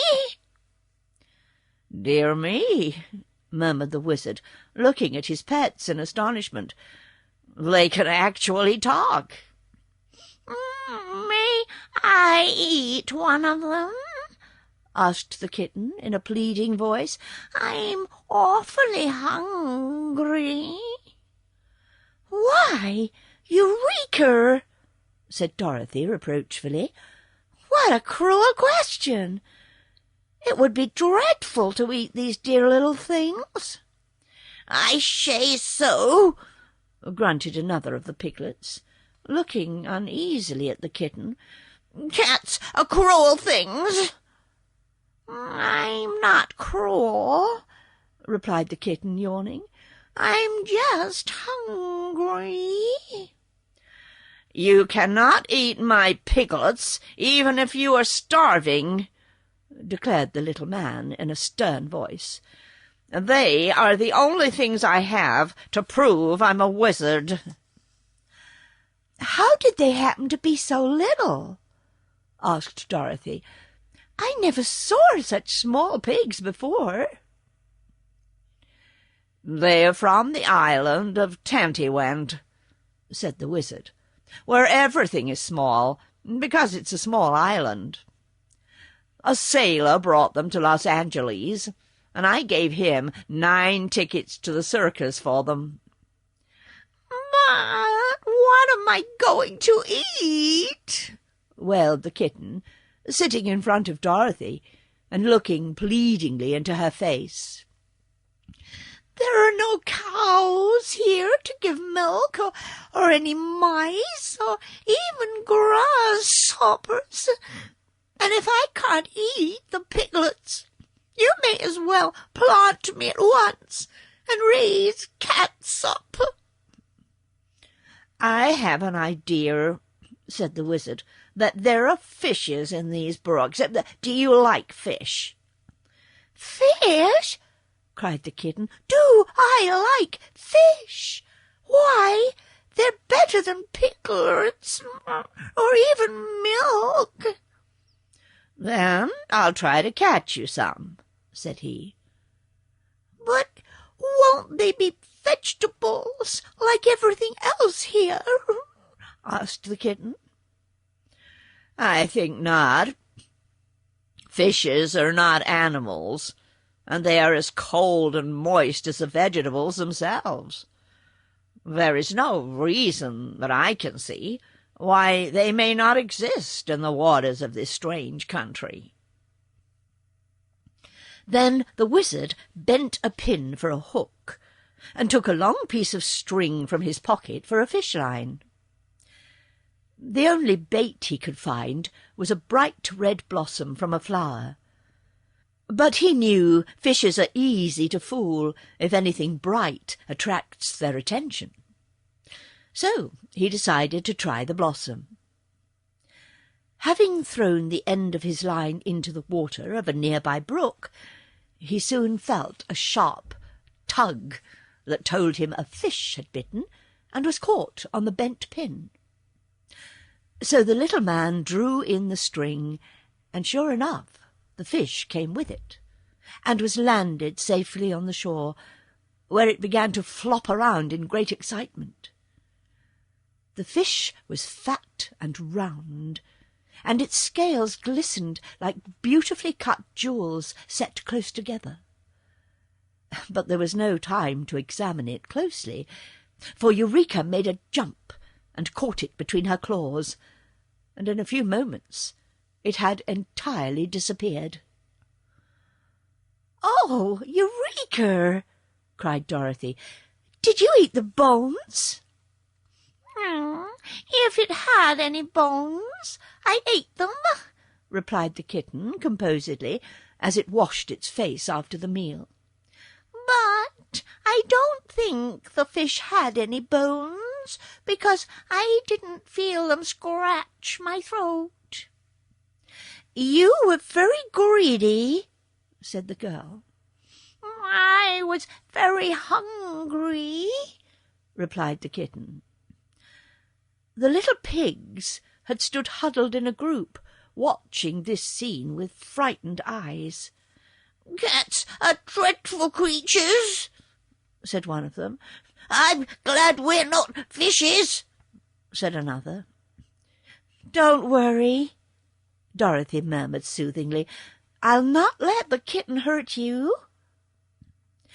Then she happened to remember that in a corner of her suitcase were 1 or 2 crackers that were left over from her luncheon on the train, and she went to the buggy and brought them. Eureka stuck up her nose at such food, but the tiny piglet squealed delightedly at the sight of the crackers and ate them up in a jiffy. "Now, let us go back to the city," suggested the wizard. "That is, if Jim has had enough of the pink grass." The cab horse, who was browsing near, lifted his head with a sigh. "I've tried to eat a lot while I had the chance," said he, "for it is likely to be long between meals in this strange country. But I'm ready to go now, at any time you wish." So, after the wizard had put the piglets back into his inside pocket, where they cuddled up and went to sleep, the 3 climbed into the buggy, and Jim started back to the town. "Where shall we stay?" asked the girl. "I think I shall take possession of the house of the sorcerer," replied the wizard, "for the prince said, in the presence of his people, that he would keep me until they picked another sorcerer, and the new princess won't know but that we belong there."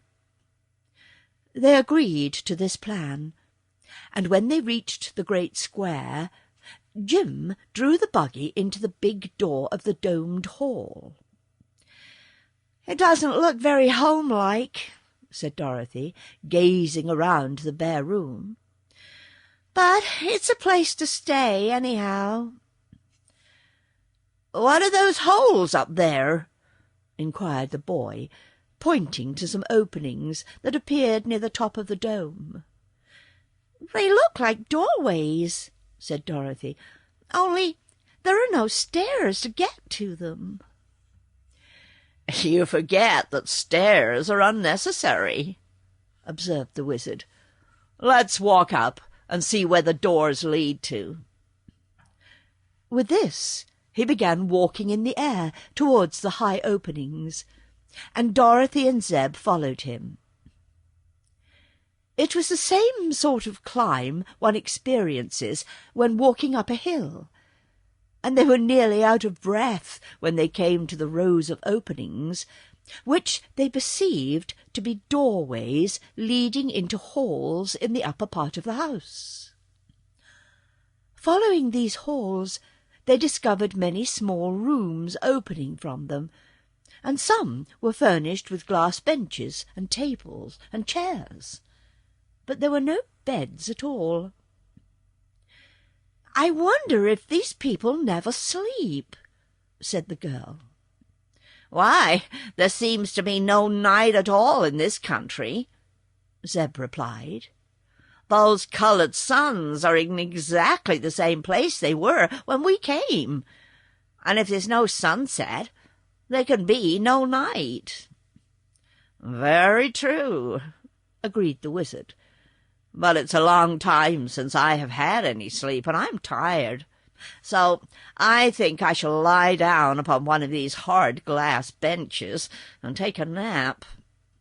"I will too," said Dorothy, and chose a little room at the end of the hall. Zeb walked down again to unharness Jim, who, when he found himself free, rolled over a few times and then settled down to sleep, with Eureka nestling comfortably beside his big, bony body. Then the boy returned to one of the upper rooms, and, in spite of the hardness of the glass bench, was soon deep in slumberland. The mangaboos proved dangerous. When the wizard awoke, the 6 coloured suns were shining down upon the land of the mangaboos, just as they had done ever since his arrival. The little man, having had a good sleep, felt rested and refreshed, and looking through the glass partition of the room, he saw Zeb sitting up on his bench and yawning. So the wizard went in to him. "Zeb," said he, "my balloon is of no further use in this strange country, so I may as well leave it on the square where it fell. But in the basket car are some things I would like to keep with me. I wish you would go and fetch my satchel, 2 lanterns, and a can of kerosene oil that is under the seat. There is nothing else I care about." So the boy went willingly upon the errand, and by the time he had returned, Dorothy was awake.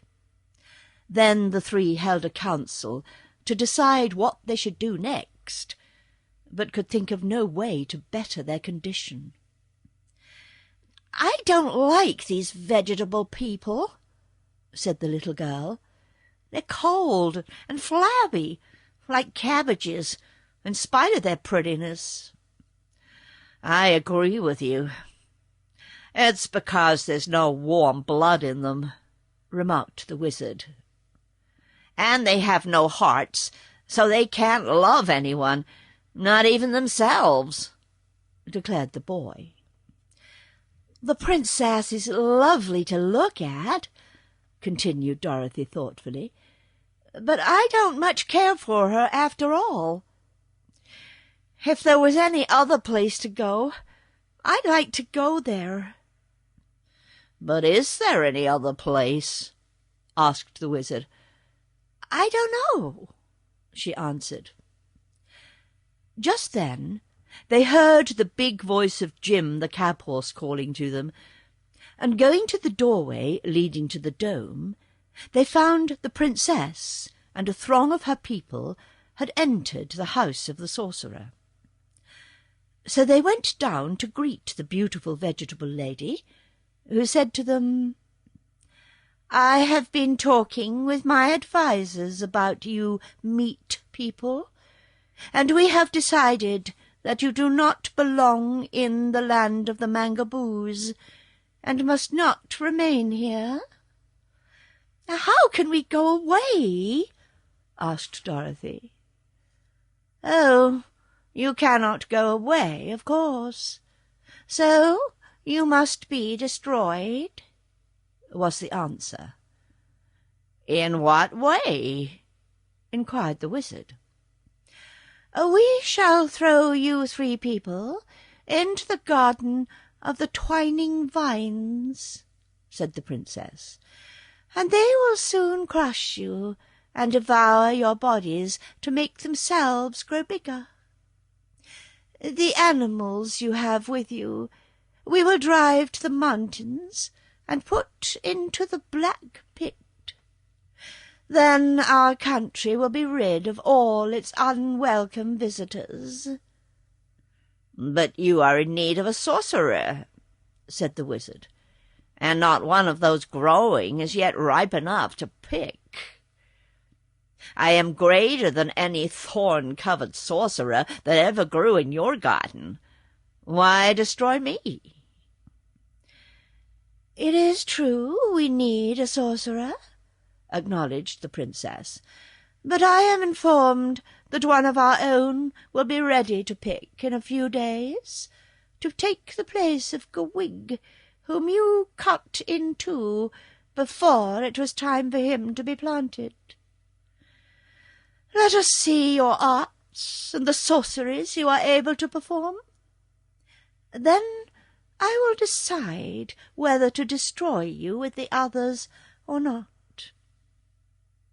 At this the wizard made a bow to the people, and repeated his trick of producing the 9 tiny piglets, and making them disappear again. He did it very cleverly indeed, and the princess looked at the strange piglets as if she were as truly astonished as any vegetable person could be.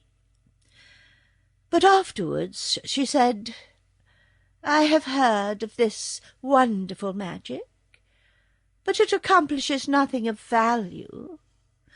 What else can you do?"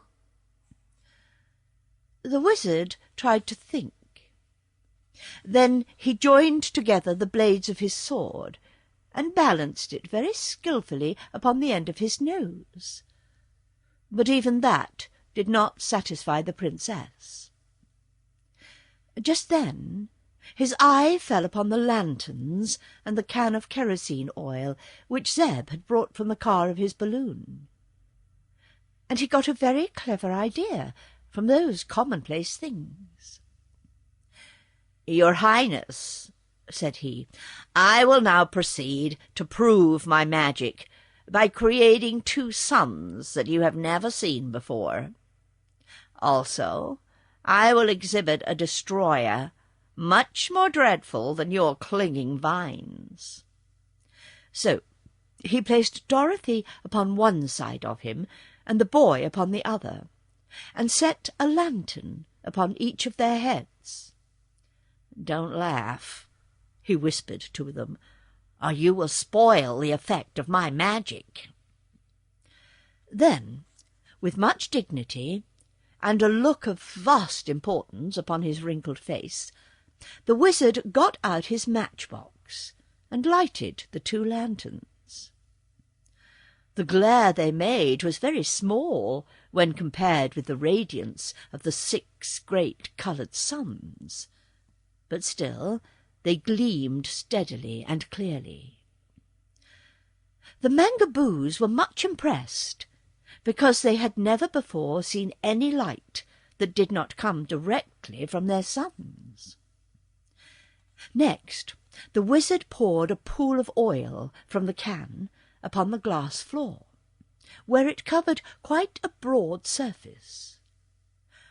When he lighted the oil, 100 tongues of flame shot up, and the effect was really imposing. "Now, Princess," exclaimed the wizard, "those of your advisers who wish to throw us into the garden of clinging vines must step within this circle of light. If they advised you well, and were in the right, they will not be injured in any way. But if any advised you wrongly, the light will wither him." The advisers of the princess did not like this test, but she commanded them to step into the flame, and one by one they did so, and were scorched so badly that the air was soon filled with an odour like that of baked potatoes. Some of the Mangaboos fell down and had to be dragged from the fire, and all were so withered that it would be necessary to plant them at once. "Sir," said the princess to the wizard, "you are greater than any sorcerer we have ever known. As it is evident that my people have advised me wrongly, I will not cast you 3 people into the dreadful garden of the clinging vines, but your animals must be driven into the black pit in the mountains, for my subjects cannot bear to have them around." The wizard was so pleased to have saved the 2 children and himself that he said nothing against this decree. But when the princess had gone, both Jim and Eureka protested that they did not want to go to the black pit, and Dorothy promised she would do all that she could to save them from such a fate. For 2 or 3 days after this, if we call days the periods between sleep, there being no night to divide the hours into days, our friends were not disturbed in any way. They were even permitted to occupy the house of the sorcerer in peace, as if it had been their own, and to wander in the gardens in search of food. Once they came near to the enclosed garden of the clinging vines, and walking high into the air, looked down upon it with much interest. They saw a mass of tough green vines, all matted together, and writhing and twisting around like a nest of great snakes. Everything the vines touched they crushed, and our adventurers were indeed thankful to have escaped being cast among them. Whenever the wizard went to sleep, he would take the 9 tiny piglets from his pocket and let them run around on the floor of his room to amuse themselves and to get some exercise. And one time they found his glass door ajar, and wandered into the hall, and then into the bottom part of the great dome, walking through the air as easily as Eureka could. They knew the kitten by this time, so they scampered over to where she lay beside Jim, and commenced to frisk and play with her. The cab-horse, who never slept a long time, sat upon his haunches, and watched the tiny piglets and the kitten with much approval. "Don't be rough," he would call out, if Eureka knocked over one of the round, fat piglets with her paw, but the pigs never minded, and enjoyed the sport very greatly. Suddenly they looked up, to find the room filled with the silent, solemn-eyed Mangaboos. Each of the vegetable folk bore a branch covered with sharp thorns, which was thrust defiantly towards the horse, the kitten, and the piglets. "Here, stop this foolishness!" Jim roared angrily, but after being pricked once or twice, he got upon his 4 legs and kept out of the way of the thorns. The Mangaboos surrounded them in solid ranks, but left an opening to the doorway of the hall. So the animals slowly retreated until they were driven from the room and out upon the street. Here were more of the vegetable people with thorns, and silently they urged the now frightened creatures down the street. Jim had to be careful not to step upon the tiny piglets, who scampered under his feet, grunting and squealing, while Eureka, snarling and biting at the thorns pushed towards her, also tried to protect the pretty little things from injury. Slowly but steadily the heartless Mangaboos drove them on, until they had passed through the city and the gardens and come to the broad plains leading to the mountain. "What does all this mean, anyhow?" asked the horse, jumping to escape a thorn. "Why, they are driving us towards the black pit, into which they threaten to cast us," replied the kitten. "If I were as big as you are, Jim, I'd fight these miserable turnip roots." "What would you do?" inquired Jim. "I'd kick out with those long legs and iron-shod hooves." "All right," said the horse. "I'll do it." An instant later he suddenly backed towards the crowd of Mangaboos and kicked out his hind legs as hard as he could. A dozen of them smashed together and tumbled to the ground, and seeing his success, Jim kicked again and again, charging into the vegetable crowd, knocking them in all directions and sending the others scattering to escape his iron heels. Eureka helped him by flying into the faces of the enemy and scratching and biting furiously, and the kitten ruined so many vegetable complexions that the Mangaboos feared her as much as they did the horse. But the foes were too many to be repulsed for long. They tired Jim and Eureka out, and, although the field of battle was thickly covered with mashed and disabled Mangaboos, our animal friends had to give up at last, and allow themselves to be driven to the mountain. Into the black pit, and out again. When they came to the mountain, it proved to be a rugged, towering chunk of deep green glass, and looked dismal and forbidding in the extreme. Halfway up the steep was a yawning cave, black as night, beyond the point where the rainbow rays of the coloured sun reached into it. The Mangaboos drove the horse and the kitten and the piglets into this dark hole, and then, having pushed the buggy in after them, for it seemed some of them had dragged it all the way from the domed hall, they began to pile big glass rocks within the entrance, so that the prisoners could not get out again. "This is dreadful," groaned Jim. "It will be about the end of our adventures, I guess." "If the wizard was here," said one of the piglets, sobbing bitterly, "he would not see us suffer so." "We ought to have called him and Dorothy when we were first attacked," added Eureka. "But never mind. Be brave, my friends, and I will go and tell our master where you are and get them to come to your rescue."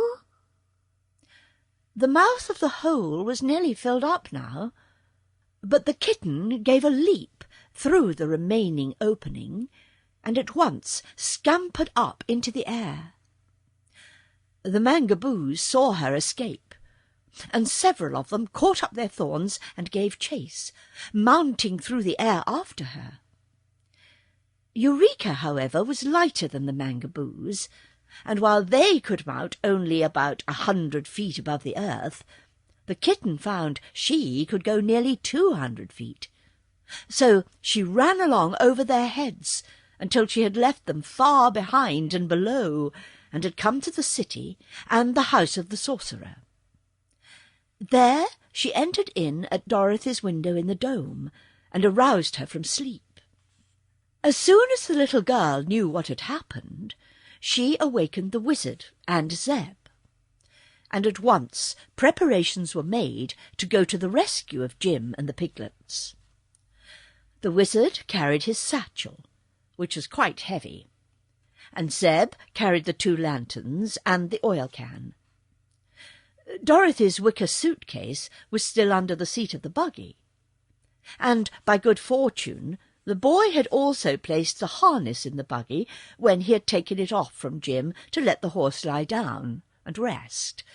So there was nothing for the girl to carry but the kitten, which she held close to her bosom and tried to comfort, for its little heart was still beating rapidly.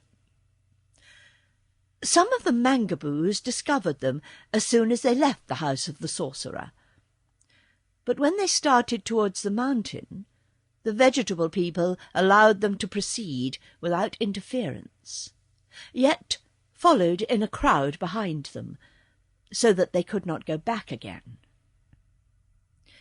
Before long they neared the Black Pit, where a busy swarm of Mangaboos, headed by their princess, were engaged in piling up glass rocks before the entrance. "Stop, I command you!" cried the wizard in an angry tone, and at once began pulling down the rocks to liberate Jim and the piglets. Instead of opposing him in this, they stood back in silence until he had made a good-sized hole in the barrier, when, by order of the princess, they all sprang forward and thrust out their sharp thorns.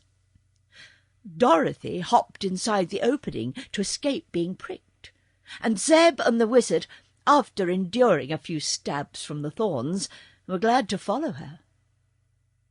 At once the Mangaboos began piling up the rocks of glass again, and as the little man realized that they were all about to be entombed in the mountain, he said to the children, "My dears, what shall we do? Jump out and fight?" "What's the use?" replied Dorothy. "I'd as soon die here as live much longer among those cruel and heartless people." "That's the way I feel about it," remarked Zeb, rubbing his wounds. "I've had enough of the mangaboos." "All right," said the wizard. "I'm with you, whatever you decide. But we can't live long in this cavern, that's certain." Noticing that the light was growing dim, he picked up his 9 piglets, patted each one lovingly on its fat little head, and placed them carefully in his inside pockets. Zeb struck a match and lighted one of the lanterns. The rays of the coloured suns were now shut out from them for ever, for the last chinks had been filled up in the wall that separated their prison from the land of the mangaboos. "How big is this hole?" asked Dorothy. "I'll explore it and see," replied the boy. So he carried the lantern back for quite a distance, while Dorothy and the wizard followed at his side. The cavern did not come to an end, as they had expected it would, but slanted upwards through the great glass mountain, running in a direction that promised to lead them to the side opposite the Mangaboo country. "Well, it isn't a bad road," observed the wizard, "and if we follow it, it might lead us to some place that is more comfortable than this black pocket we are now in. I suppose the vegetable folk were always afraid to enter this cavern because it's dark. But we have our lanterns to light the way, so I propose that we start out and discover where this tunnel in the mountain leads to." The others agreed readily to this sensible suggestion, and at once the boy began to harness Jim to the buggy. When all was in readiness, the 3 took their seats in the buggy, and Jim started cautiously along the way, Zeb driving, while the wizard and Dorothy each held a lighted lantern, so the horse could see where to go. Sometimes the tunnel was so narrow that the wheels of the buggy grazed the sides. Then it would broaden out as wide as a street. But the floor was usually smooth, and for a long time they travelled on without any accident. Jim stopped sometimes to rest, for the climb was rather steep and tiresome. "We must be nearly as high as the 6 coloured suns by this time," said Dorothy. "I didn't know this mountain was so tall." "We certainly are a good distance away from the land of the mangaboos," added Zeb, "for we have slanted away from it ever since we started." But they kept steadily moving, and just as Jim was about tired out with his long journey, the way suddenly grew lighter, and Zeb put out the lanterns to save the oil. To their joy, they found it was a white light that now greeted them, for they all were weary of the coloured rainbow lights, which after a time had made their eyes ache with their constantly shifting rays. The sides of the tunnel showed before them like the inside of a long spyglass, and the floor became more level. Jim hastened his lagging steps at this assurance of quick relief from the dark passage, and in a few moments more they had emerged from the mountain and found themselves face to face with a new and charming country. The Valley of Voices. By journeying through the glass mountain, they had reached a delightful valley that was shaped like the hollow of a great cup, with another rugged mountain showing on the other side of it, and soft and pretty green hills at the ends. It was all laid out into lovely lawns and gardens, with pebble paths leading through them, and groves of beautiful stately trees dotting the landscape here and there. There were orchards, too, bearing luscious fruits that are all unknown in our world. Alluring brooks of crystal water flowed sparkling between their flower-strewn banks, while scattered over the valley were dozens of the quaintest and most picturesque cottages our travellers had ever beheld. None of them were in clusters, such as villages or towns, but each had ample grounds of its own, with orchards and gardens surrounding it. As the new arrivals gazed upon this exquisite scene, they were enraptured by its beauties and the fragrance that permeated the soft air, which they breathed so gratefully after the confined atmosphere of the tunnel. Several minutes were consumed in silent admiration before they noticed two very singular and unusual facts about this valley.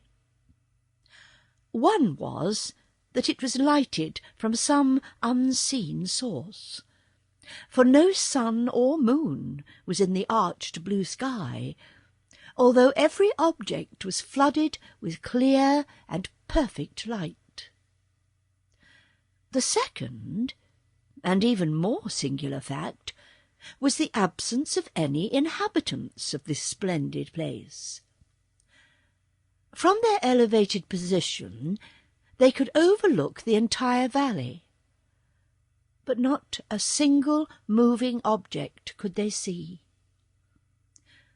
All appeared mysteriously deserted.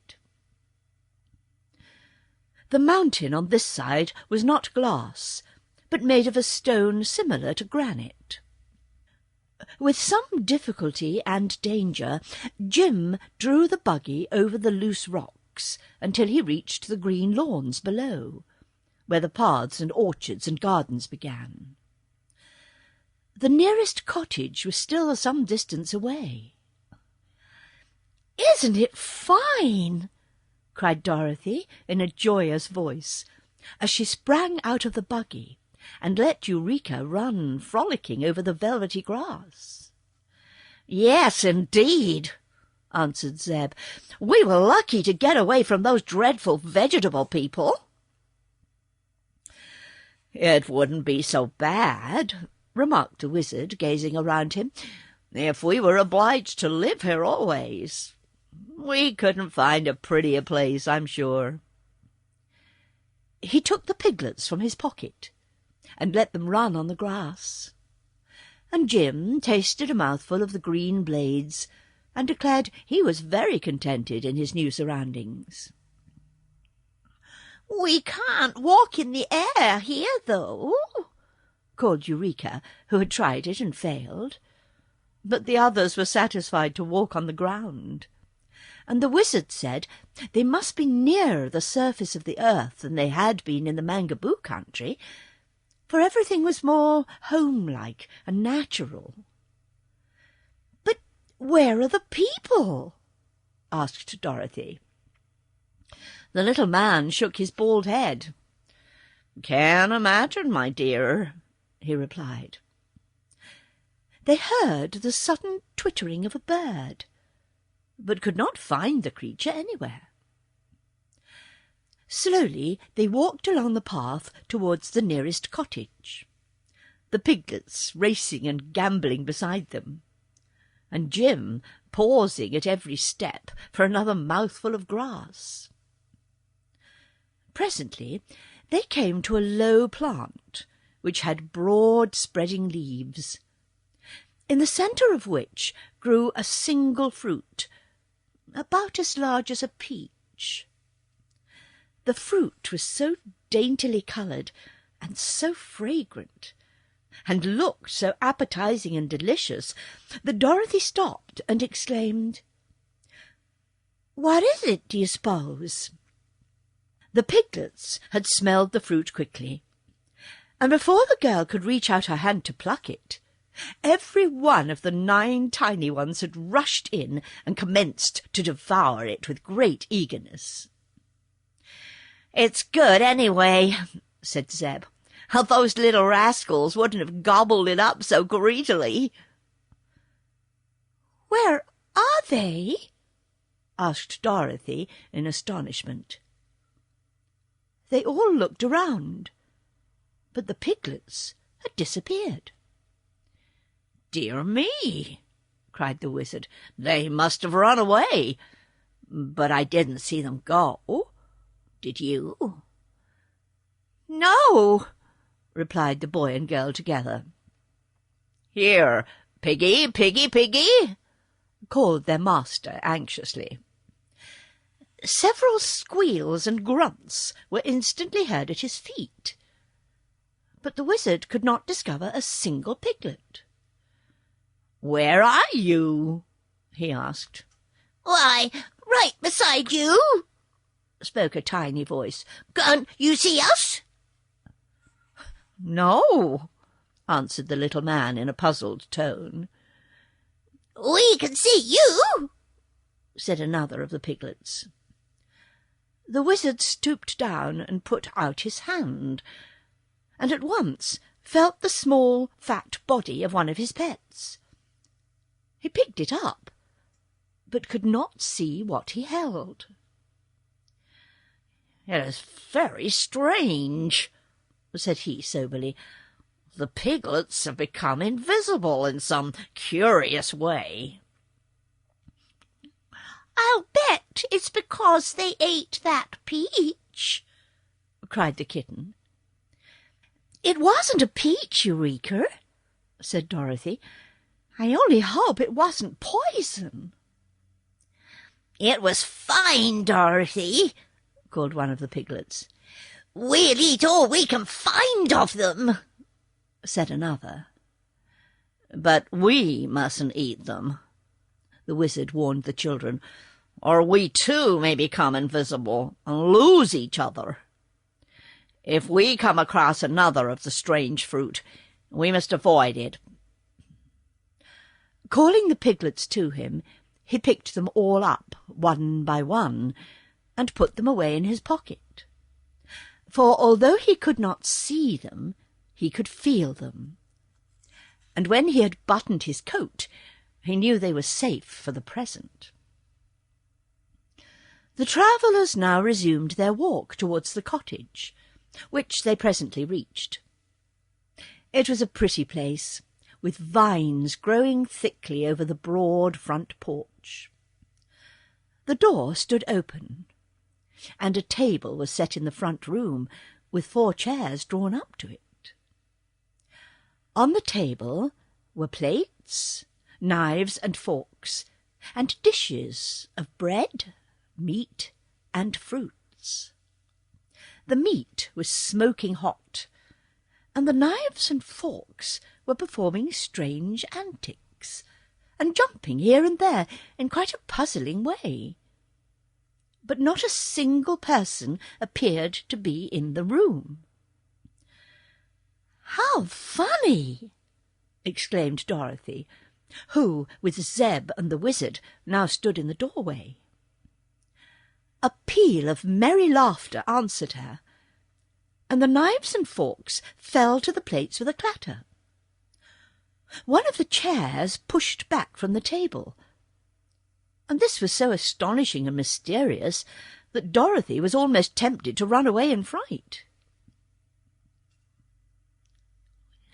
"Here are the strangers, Mamma!" cried the shrill and childish voice of some unseen person. "So I see, my dear," answered another voice, soft and womanly. "Of course," replied the man's voice. "And pardon me for the foolish question, but are you all invisible?"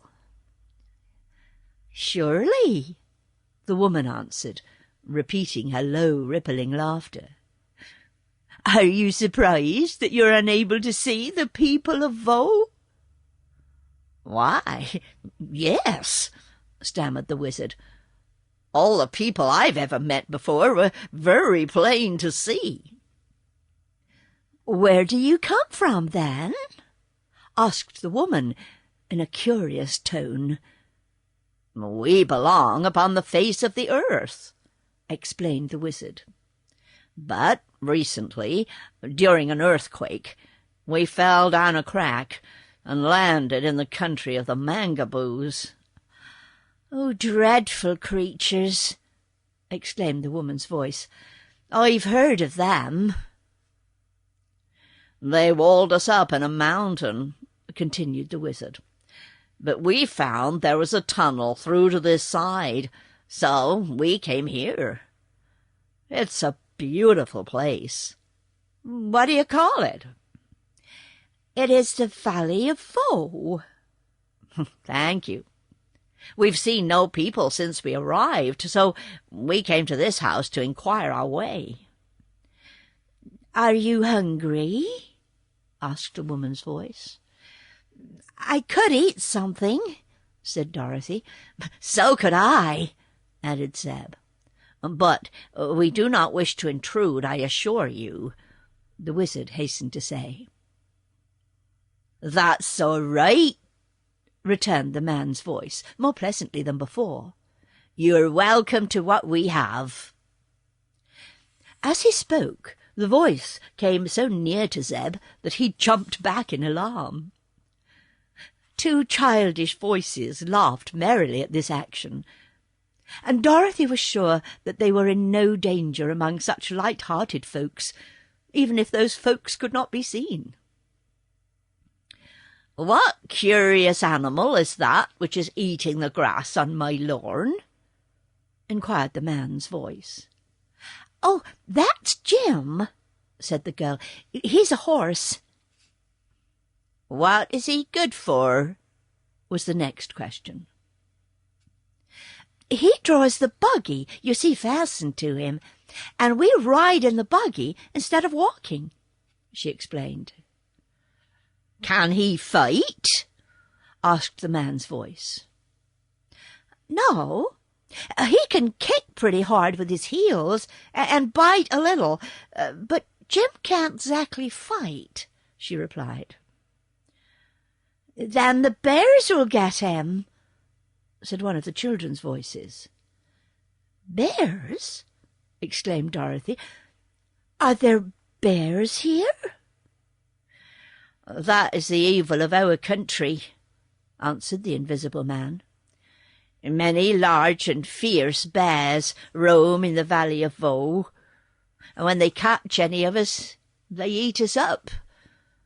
But as they cannot see us, we seldom get caught." "Are the bears invisible too?" asked the girl. "Yes, for they eat of the dama fruit as we all do, and that keeps them from being seen by any eye, whether human or animal." "Does the dama fruit grow on a low bush and look something like a peach?" asked the wizard.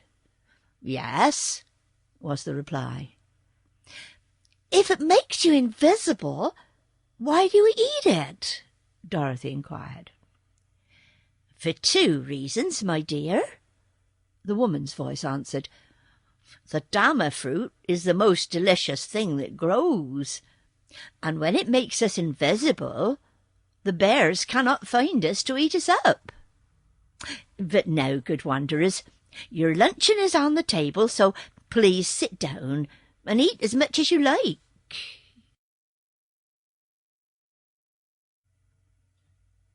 They fight the invisible bears. The strangers took their seats at the table willingly enough, for they were all hungry, and the platters were now heaped with good things to eat. In front of each place was a plate bearing one of the delicious dama fruits, and the perfume that rose from these was so enticing and sweet that they were sorely tempted to eat one of them and become invisible. But Dorothy satisfied her hunger with other things, and her companions did likewise, resisting the temptation. "Why do you not eat the damas?" asked the woman's voice. "We don't want to get invisible," answered the girl. "But if you remain visible, the bears will see you and devour you," said a girlish young voice that belonged to one of the children.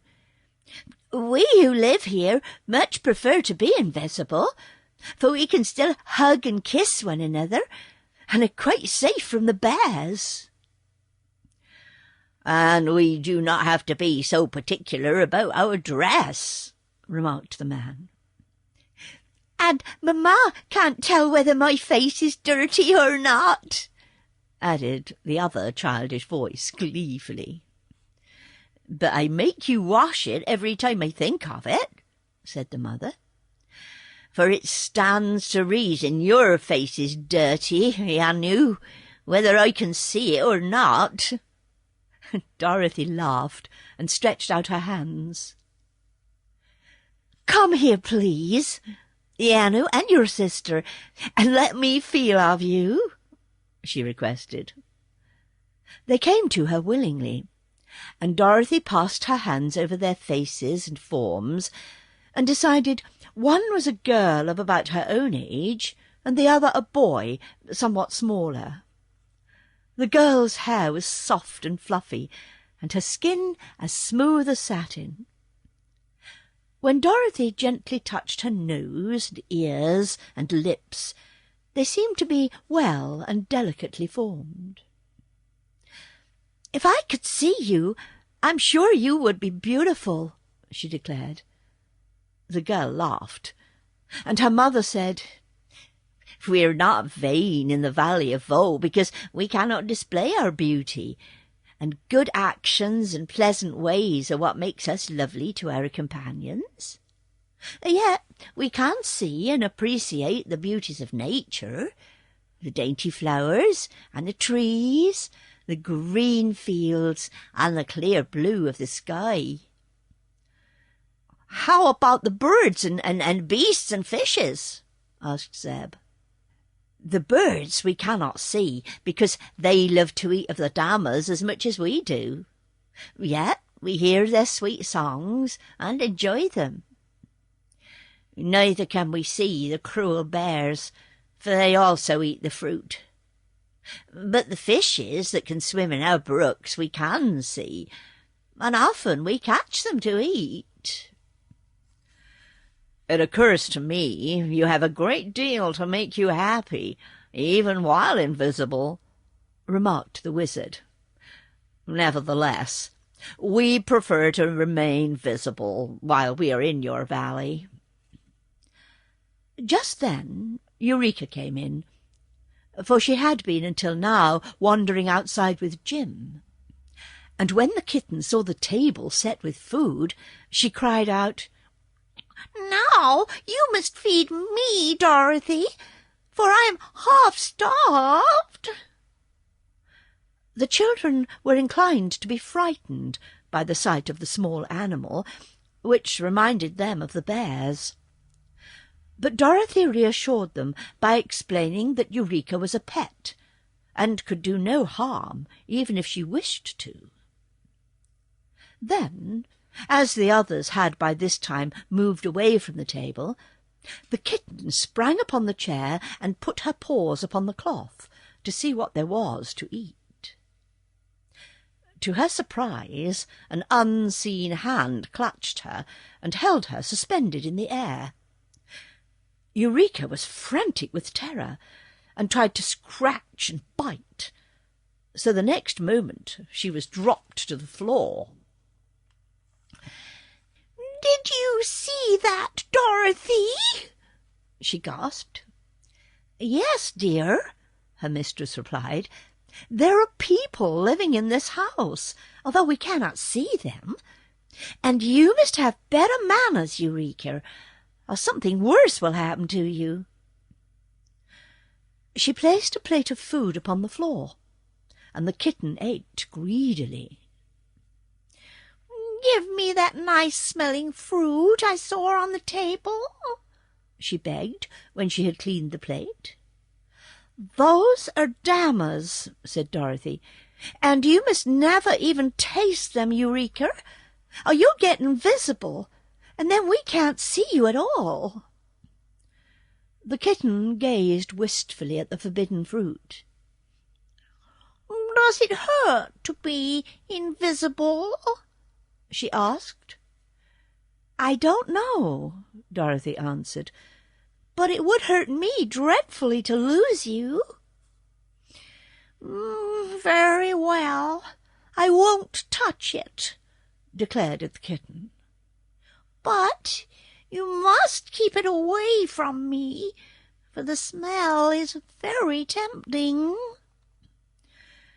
"Can you tell us, sir, or madam," said the wizard, addressing the air, because he did not quite know where the unseen people stood, "if there is any way we can get out of your beautiful valley and on top of the earth again?" "Oh, one can leave the valley easily enough," answered the man's voice. "But to do so, you must enter a far less pleasant country. As for reaching the top of the earth, I've never heard that it's possible to do that. And if you succeeded in getting there, you'd probably fall off." "Oh, no," said Dorothy. "We've been there, and we know." "The Valley of Voe is certainly a charming place," resumed the wizard, "but we cannot be contented in any other land than our own for long. Even if we should come to unpleasant places on our way, it is necessary, in order to reach the earth's surface, to keep moving on towards it." "Oh, in that case," said the man, "it will be best for you to cross our valley and mount the spiral staircase inside the Pyramid Mountain.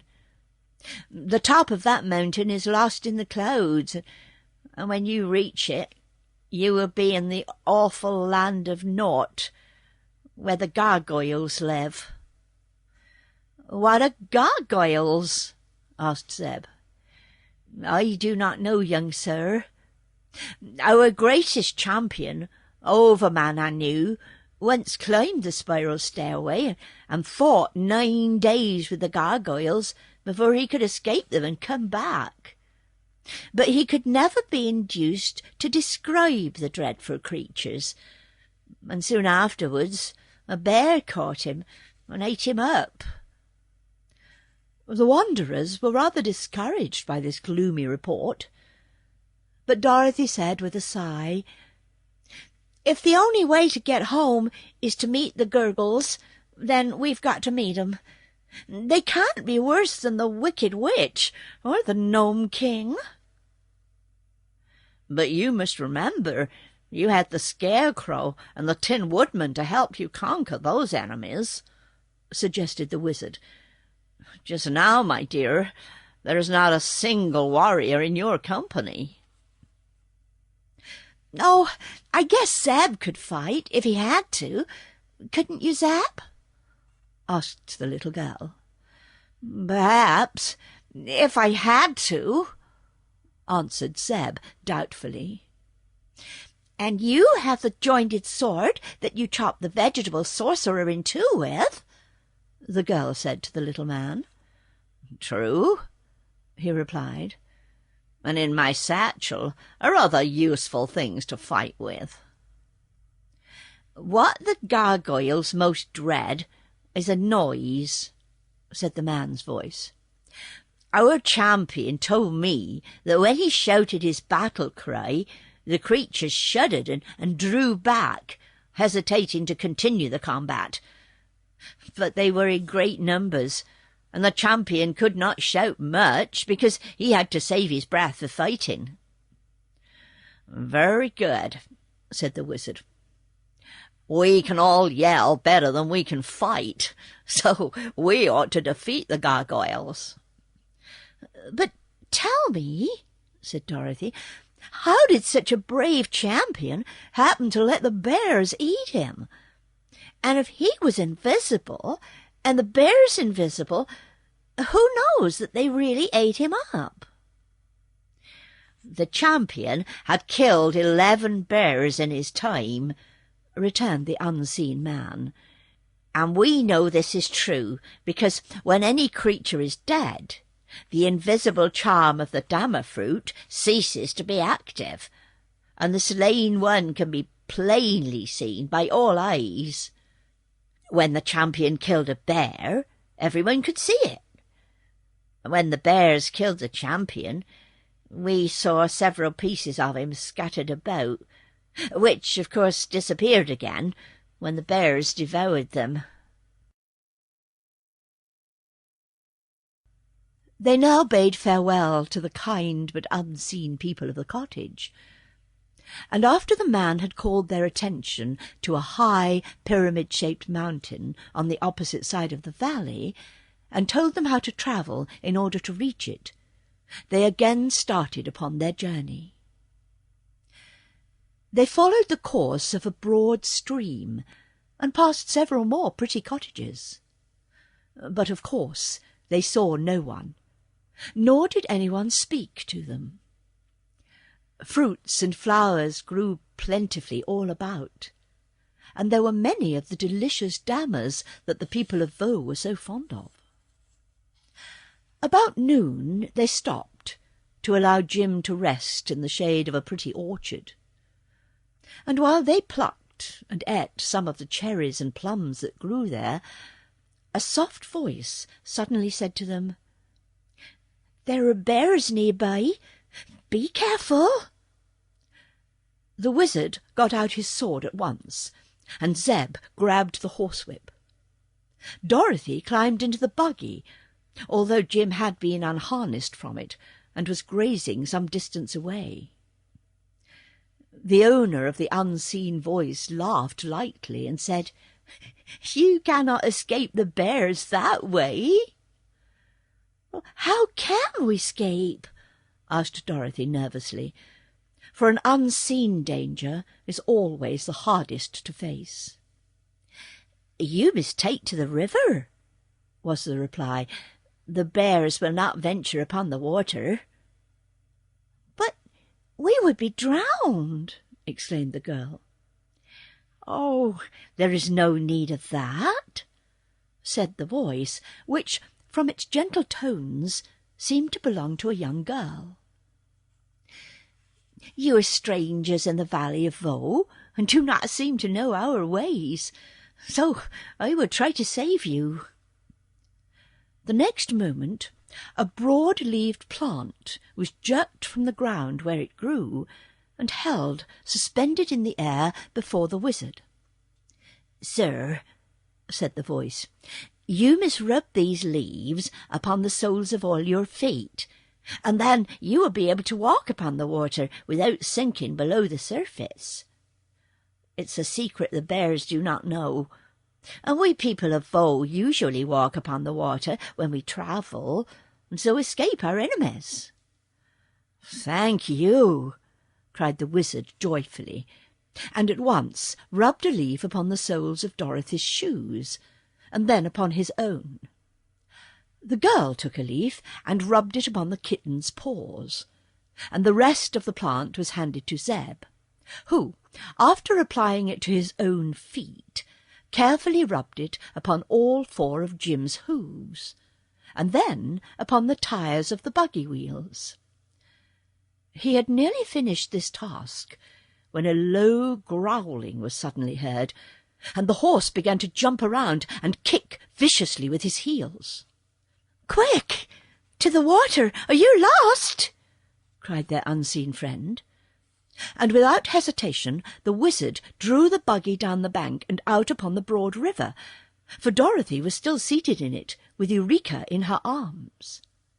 They did not sink at all, owing to the virtues of the strange plant that they had used, and when the buggy was in the middle of the stream, the wizard returned to the bank to assist Zeb and Jim. The horse was plunging madly about, and 2 or 3 deep gashes appeared upon its flanks, from which the blood flowed freely. "Run for the river!" shouted the wizard, and Jim quickly freed himself from his unseen tormentors by a few vicious kicks, and then obeyed. As soon as he trotted out upon the surface of the river, he found himself safe from pursuit, and Zeb was already running across the water towards Dorothy. As the little wizard turned to follow them, he felt a hot breath against his cheek, and heard a low, fierce growl. At once he began stabbing at the air with his sword, and he knew that he had struck some substance, because when he drew back the blade it was dripping with blood. The third time that he thrust out the weapon there was a loud roar and a fall, and suddenly at his feet appeared the form of a great red bear, which was nearly as big as the horse, and much stronger and fiercer. The beast was quite dead from the sword thrusts, and after a glance at its terrible claws and sharp teeth, the little man turned in a panic and rushed out upon the water, for other menacing growls told him more bears were near. On the river, however, the adventurers seemed to be perfectly safe. Dorothy and the buggy had floated slowly downstream with the current of the water, and the others made haste to join her. The wizard opened his satchel and got out some sticking plaster, with which he mended the cuts Jim had received from the claws of the bears. "I think we'd better stick to the river after this," said Dorothy. "If our unknown friend hadn't warned us and told us what to do, we would all be dead by this time." "That is true," agreed the wizard. "And as the river seems to be flowing in the direction of the Pyramid Mountain, it would be the easiest way for us to travel." Zeb hitched Jim to the buggy again, and the horse trotted along and drew them rapidly over the smooth water. The kitten was at first dreadfully afraid of getting wet, but Dorothy let her down, and soon Eureka was frisking along beside the buggy without being scared a bit. Once a little fish swam too near the surface, and the kitten grabbed it in her mouth and ate it up as quick as a wink. But Dorothy cautioned her to be careful what she ate in this valley of enchantments, and no more fishes were careless enough to swim within reach. After a journey of several hours, they came to a point where the river curved, and they found they must cross a mile or so of the valley before they came to the Pyramid Mountain. There were few houses in this part, and few orchards or flowers, so our friends feared they might encounter more of the savage bears, which they had learned to dread with all their hearts. "You'll have to make a dash, Jim," said the wizard, "and run as fast as you can go." "All right," answered the horse. "I'll do my best.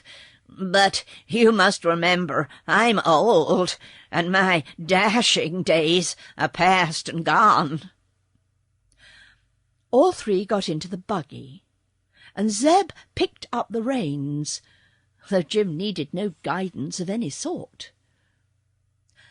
The horse was still smarting from the sharp claws of the invisible bears, and as soon as he was on land and headed towards the mountain, the thought that more of those fearsome creatures might be near acted as a spur, and sent him galloping along in a way that made Dorothy catch her breath. Then Zeb, in a spirit of mischief, uttered a growl like that of the bears, and Jim pricked up his ears and fairly flew. His bony legs moved so fast they could scarcely be seen, and the wizard clung fast to the seat and yelled, "Wah, wah!" at the top of his voice.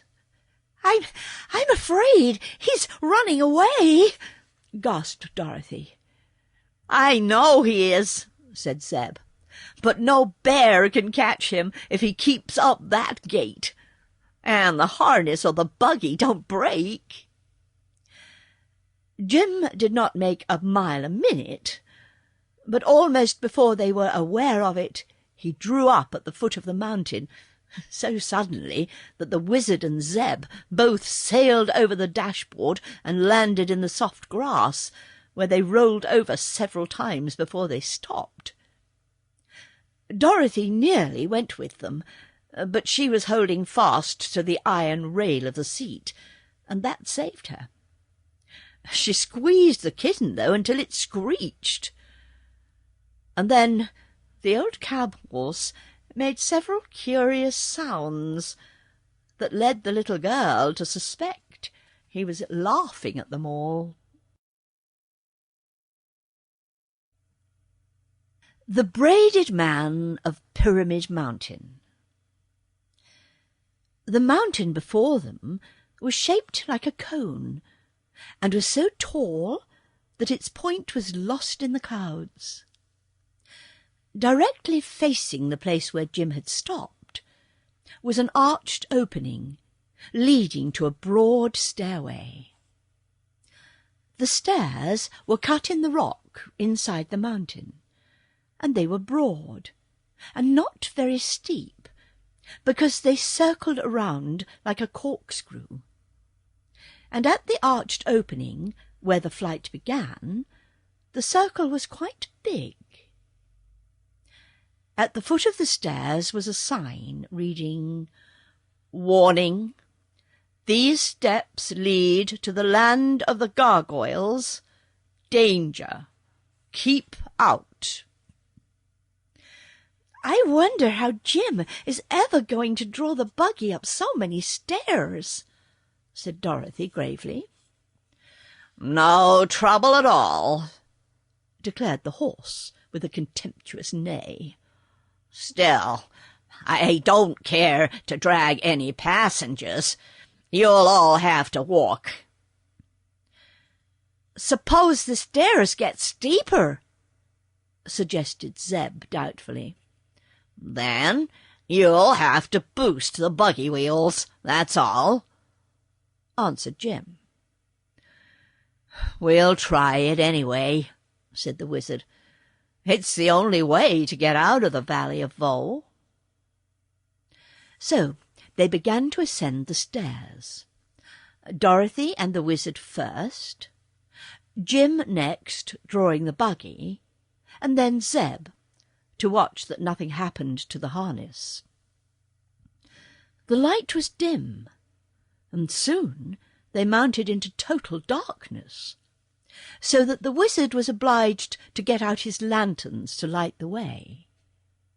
But this enabled them to proceed steadily, until they came to a landing where there was a rift in the side of the mountain that let in both light and air. Looking through this opening, they could see the Valley of Voe lying far below them, the cottages seeming like toy houses from that distance. After resting a few moments, they resumed their climb, and still the stairs was broad and low enough for Jim to draw the buggy easily after him. The old horse panted a little, and had to stop often to get his breath. At such times they were all glad to wait for him, for continually climbing upstairs is sure to make one's legs ache. They wound about, always going upwards for some time. The lights from the lanterns dimly showed the way, but it was a gloomy journey, and they were pleased when a broad streak of light ahead assured them that they were coming to a second landing. Here, one side of the mountain had a great hole in it, like the mouth of a cavern, and the stairs stopped at the near edge of the floor and commenced ascending again at the opposite edge. The opening in the mountain was on the side opposite to the Valley of Voe, and our travellers looked out upon a strange scene. Below them was a vast space, at the bottom of which was a black sea with rolling billows, through which little tongues of flame constantly shot up. Just above them, and almost on a level with their platform, were banks of rolling clouds, which constantly shifted position and changed colours. The blues and greys were very beautiful, and Dorothy noticed that on the cloud banks sat, or reclined, fleecy, shadowy forms of beautiful beings, who must have been the cloud fairies. Mortals who stand upon the earth and look up at the sky cannot often distinguish these forms, but our friends were now so near to the clouds that they observed the dainty fairies very clearly. "Are they real?"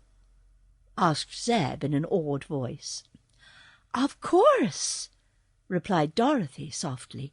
"They are the cloud fairies."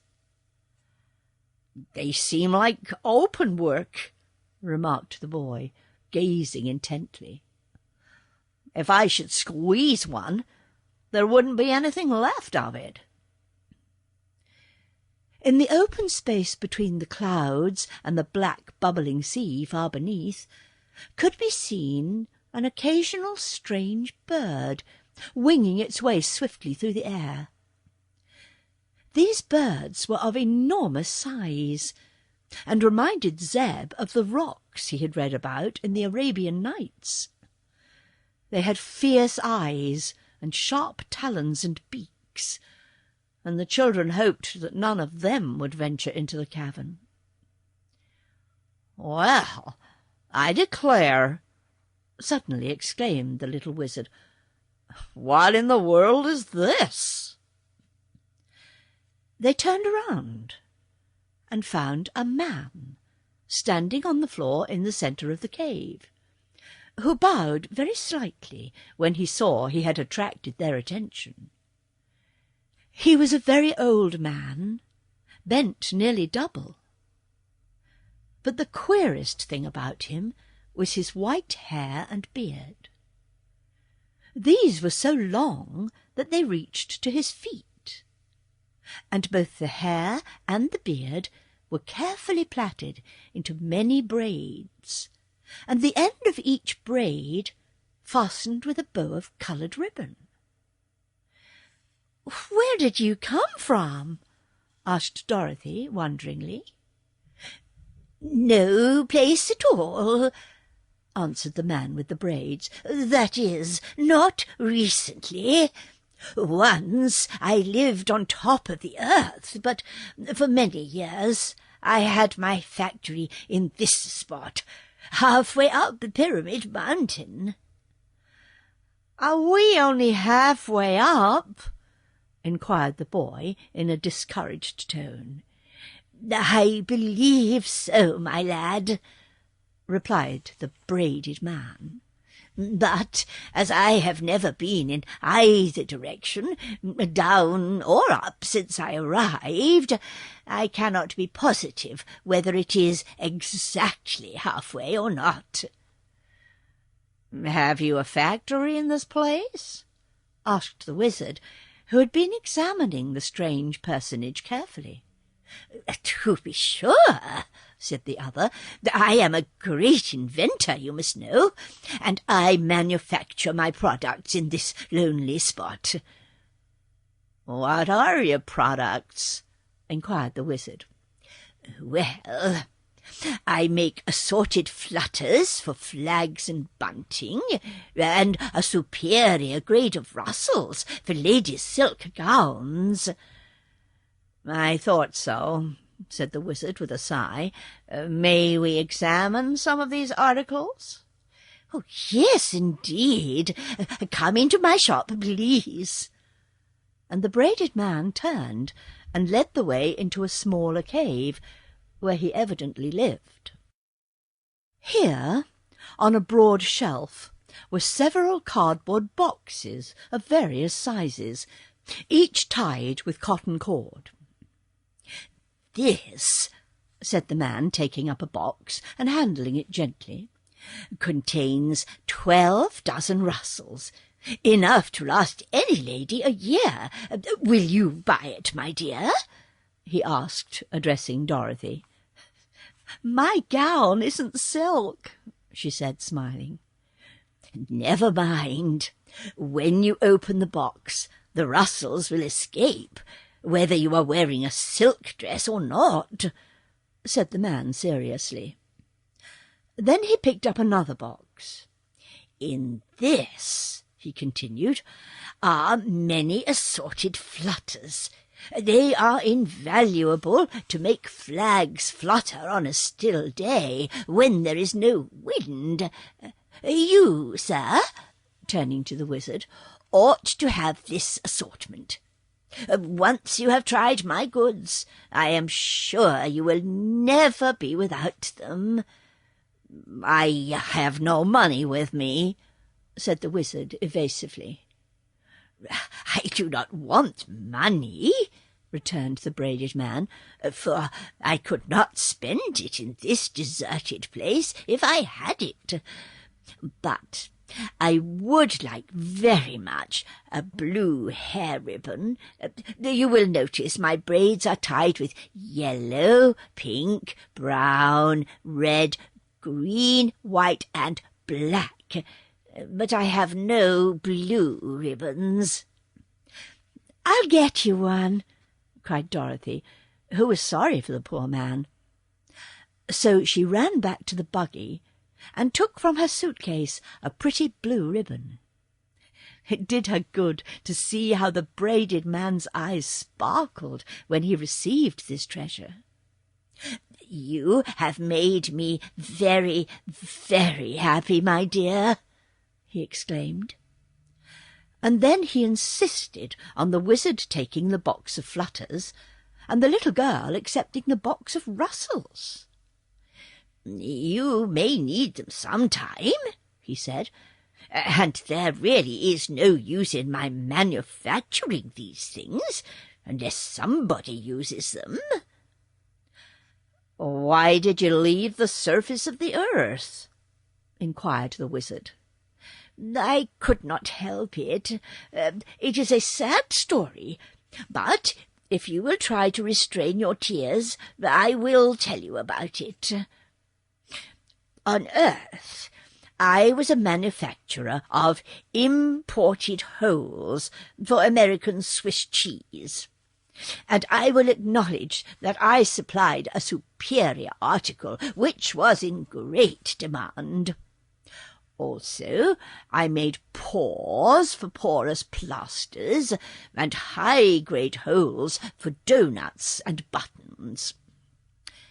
Finally, I invented a new adjustable post-hole, which I thought would make my fortune. I manufactured a large quantity of these post-holes, and having no room in which to store them, I set them all end to end and put the top one in the ground. That made an extraordinary long hole, as you may imagine, and reached far down into the earth. And as I leaned over it to try to see the bottom, I lost my balance and tumbled in. Unfortunately, the hole led directly into the vast space you see outside this mountain. But I managed to catch a point of rock that projected from this cavern, and so saved myself from tumbling headlong into the black waves beneath, where the tongues of flame that dart out would certainly have consumed me. Here, then, I make my home, and although it is a lonely place, I amuse myself making rustles and flutters, and so get along very nicely." When the braided man had completed this strange tale, Dorothy nearly laughed, because it was all so absurd. But the wizard tapped his forehead significantly, to indicate that he thought the poor man was crazy. So they politely bade him good day, and went back to the outer cavern to resume their journey. They meet the wooden gargoyles. Another breathless climb brought our adventurers to a third landing, where there was a rift in the mountain. On peering out, all they could see was rolling banks of clouds, so thick that they obscured all else. But the travellers were obliged to rest, and while they were sitting on the rocky floor, the wizard felt in his pocket and brought out the 9 tiny piglets. To his delight, they were now plainly visible, which proved they had passed beyond the influence of the magical Valley of Voe. "Why, we can see one another again!" cried one joyfully. "Yes," sighed Eureka, "and I also can see you again, and the sight makes me dreadfully hungry. Please, Mr. Wizard, may I eat just one of the fat little piglets? You never miss one of them, I'm sure." "What a horrid savage beast!" exclaimed a piglet. "And after we've been such good friends, too, and played with one another." "When I'm not hungry, I love to play with you all," said the kitten demurely. "But when my stomach is empty, it seems that nothing would fill it so nicely as a fat piglet." "And we trusted you so," said another of the 9 reproachfully. "And thought you were respectable," said another. "It seems we were mistaken," declared a third, looking at the kitten timorously. "No one with such murderous desires should belong to our party, I'm sure." "You see, Eureka," remarked Dorothy reprovingly, "you are making yourself disliked. There are certain things proper for a kitten to eat, but I never heard of a kitten eating a pig under any circumstances." "Did you ever see such little pigs before?" asked the kitten. "They are no bigger than mice, and I'm sure mice are proper for me to eat." "It isn't the bigness, dear, it's the variety," replied the girl. "These are Mr. Wizard's pets, just as you are my pet, and it wouldn't be any more proper for you to eat them than it would be for Jim to eat you."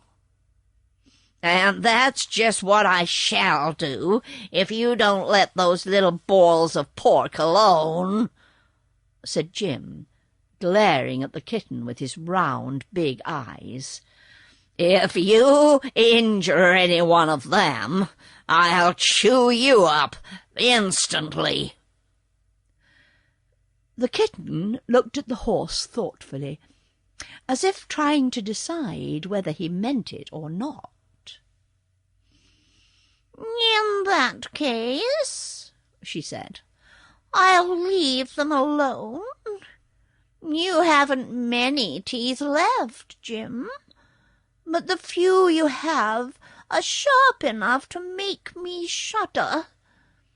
So the piglets will be perfectly safe hereafter, as far as I'm concerned." "That is right, Eureka," remarked the wizard earnestly. "Let us all be a happy family and love one another." Eureka yawned and stretched herself. "I've always loved the piglets," she said, "but they don't love me." "No one can love a person he's afraid of," asserted Dorothy. "If you behave and don't scare the little pigs, I'm sure they'll grow very fond of you." The wizard now put the 9 tiny ones back in his pocket, and the journey was resumed. "We must be pretty near the top now," said the boy, as they climbed wearily up the dark, winding stairway. "The country of the Gurgles can't be far from the top of the earth," remarked Dorothy. "It isn't very nice down here. I'd like to get home again, I'm sure." No one replied to this, because they found they needed all their breath for the climb. The stairs had become narrower, and Zeb and the wizard often had to help Jim pull the buggy from one step to another, or keep it from jamming against the rocky walls. At last, however, a dim light appeared ahead of them, which grew clearer and stronger as they advanced. "Thank goodness, we're nearly there," panted the little wizard. Jim, who was in advance, saw the last stair before him, and stuck his head above the rocky sides of the stairway. Then he halted, ducked down, and began to back up, so that he nearly fell with the buggy onto the others. "Let's go down again," he said in his hoarse voice. "Nonsense," snapped the tired wizard. "What's the matter with you, old man?" "Everything," grumbled the horse. "I've taken a look at this place, and it's no fit country for real creatures to go to. Everything's dead up there. No flesh or blood or growing things anywhere." "Never mind. We can't turn back," said Dorothy. "And we don't intend to stay there anyhow." "It's dangerous," growled Jim in a stubborn tone. "See here, my good steed," broke in the wizard. "Little Dorothy and I have been in many queer countries in our travels, and always escaped without harm. We've even been to the marvelous land of Oz, haven't we, Dorothy? So we don't much care what the country of the gargoyles is like. Go ahead, Jim, and whatever happens, we'll make the best of it." "All right," answered the horse. "This is your excursion, not mine. So, if you get into trouble, don't blame me." With this speech, he bent forward and dragged the buggy up the remaining steps. The others followed, and soon they were all standing upon a broad platform and gazing at the most curious and startling sight their eyes had ever beheld. "The country of the gargoyles is all wooden," exclaimed Zeb. And so it was. The ground was sawdust, and the pebbles scattered around were hard knots from trees, worn smooth in course of time. There were odd wooden houses, with carved wooden flowers in the front yard. The tree trunks were of coarse wood, but the leaves of the trees were shavings. The patches of grass were splinters of wood, and where neither grass nor sawdust showed was a solid wooden flooring. Wooden birds fluttered among the trees, and wooden cows were browsing upon the wooden grass. But the most amazing things of all were the wooden people, the creatures known as gargoyles. These were very numerous, for the place was thickly inhabited, and a large group of the queer people clustered near, gazing sharply upon the strangers who had emerged from the long spiral stairway. The gargoyles were very small of stature, being less than 3 feet in height. Their bodies were round, their legs short and thick, and their arms extraordinarily long and stout. Their heads were too big for their bodies, and their faces were decidedly ugly to look upon. Some had long curved noses and chins, small eyes and wide grinning mouths. Others had flat noses, protruding eyes, and ears that were shaped like those of an elephant. There were many types indeed, scarcely 2 being alike, but all were equally disagreeable in appearance. The tops of their heads had no hair, but were carved into a variety of fantastic shapes, some having a row of points or balls around the top, other designs resembling flowers or vegetables, and still others having squares that looked like waffles cut criss-cross on their heads. They all wore short wooden wings, which were fastened to their wooden bodies by means of wooden hinges with wooden screws, and with these wings they flew swiftly and noiselessly here and there, their legs being of little use to them. This noiseless motion was one of the most peculiar things about the gargoyles.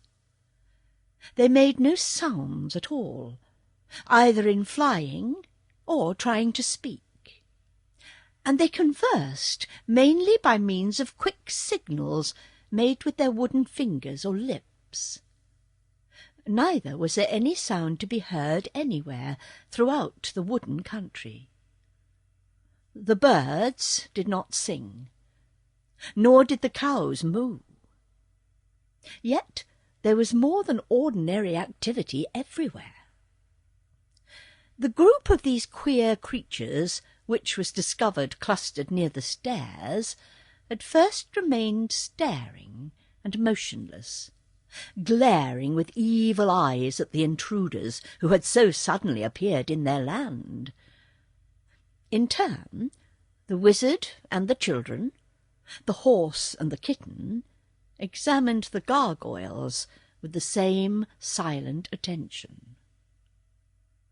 "There's going to be trouble, I'm sure," remarked the horse. "Unhitch those tugs, Zeb, and set me free from the buggy so I can fight comfortably." "Jim's right," sighed the wizard. "There's gonna be trouble, and my sword isn't stout enough to cut up these wooden bodies, so I shall have to get out my revolvers." He got his satchel from the buggy, and opening it, took out 2 deadly-looking revolvers that made the children shrink back in alarm just to look at. "What harm can the gurgles do?" asked Dorothy. "They have no weapons to hurt us with." "Each of their arms is a wooden club," answered the little man, "and I'm sure these creatures mean mischief by the looks of their eyes. Even these revolvers can merely succeed in damaging a few of their wooden bodies, and after that we will be at their mercy." "But why fight at all in that case?" asked the girl. "So I may die with a clear conscience," returned the wizard gravely. It is every man's duty to do the best he knows how, and I'm going to do it." "I wish I had an axe," said Zeb, who by now had unhitched the horse. "If we had known we were coming, we might have brought along several other useful things," responded the wizard. "But we dropped into this adventure rather unexpectedly." The gargoyles had backed away a distance when they heard the sound of talking, for although our friends had spoken in low tones, their words seemed loud in the silence surrounding them.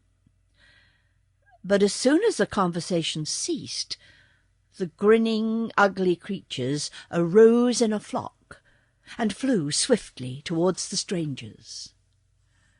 Their long arms stretched out before them like the bowsprits of a fleet of sailboats. The horse had especially attracted their notice, because it was the biggest and strangest creature they had ever seen. So it became the centre of their first attack. But Jim was ready for them, and when he saw them coming, he turned his heels towards them and began kicking out as hard as he could. Crack, crash, bang, went his iron-shod hoofs against the wooden bodies of the gargoyles, and they were battered right and left with such force that they scattered like straws in the wind. But the noise and clatter seemed as dreadful to them as Jim's heels, for all who were able swiftly turned and flew away to a great distance. The others picked themselves up from the ground one by one, and quickly rejoined their fellows. So for a moment the horse thought he had won the fight with ease. But the wizard was not so confident.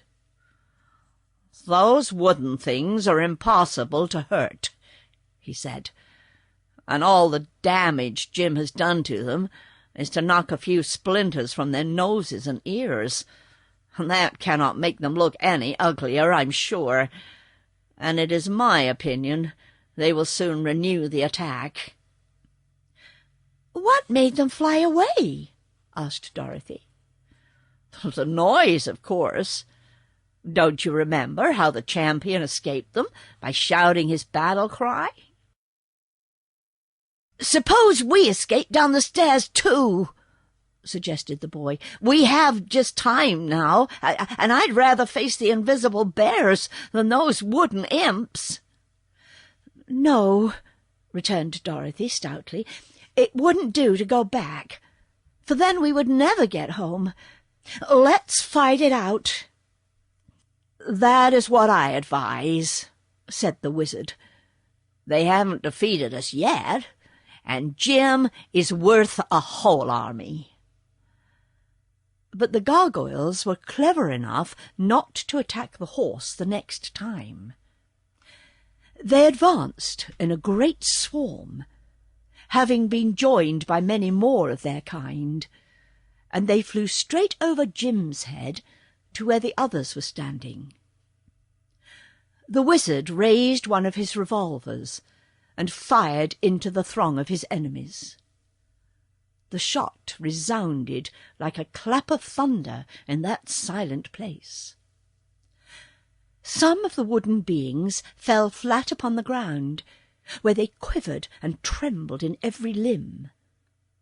But most of them managed to wheel and escape again to a distance. Zeb ran and picked up one of the gargoyles that lay nearest to him. The top of its head was carved into a crown, and the wizard's bullet had struck it exactly in the left eye, which was a hard wooden knot. Half of the bullet stuck in the wood, and half stuck out. So it had been the jar and the sudden noise that had knocked the creature down, more than the fact that it was really hurt. Before this crowned gargoyle had recovered himself, Zeb had wound a strap several times around its body, confining its wings and arms, so that it could not move. Then, having tied the wooden creature securely, the boy buckled the strap and tossed his prisoner into the buggy. By that time, the others had all retired.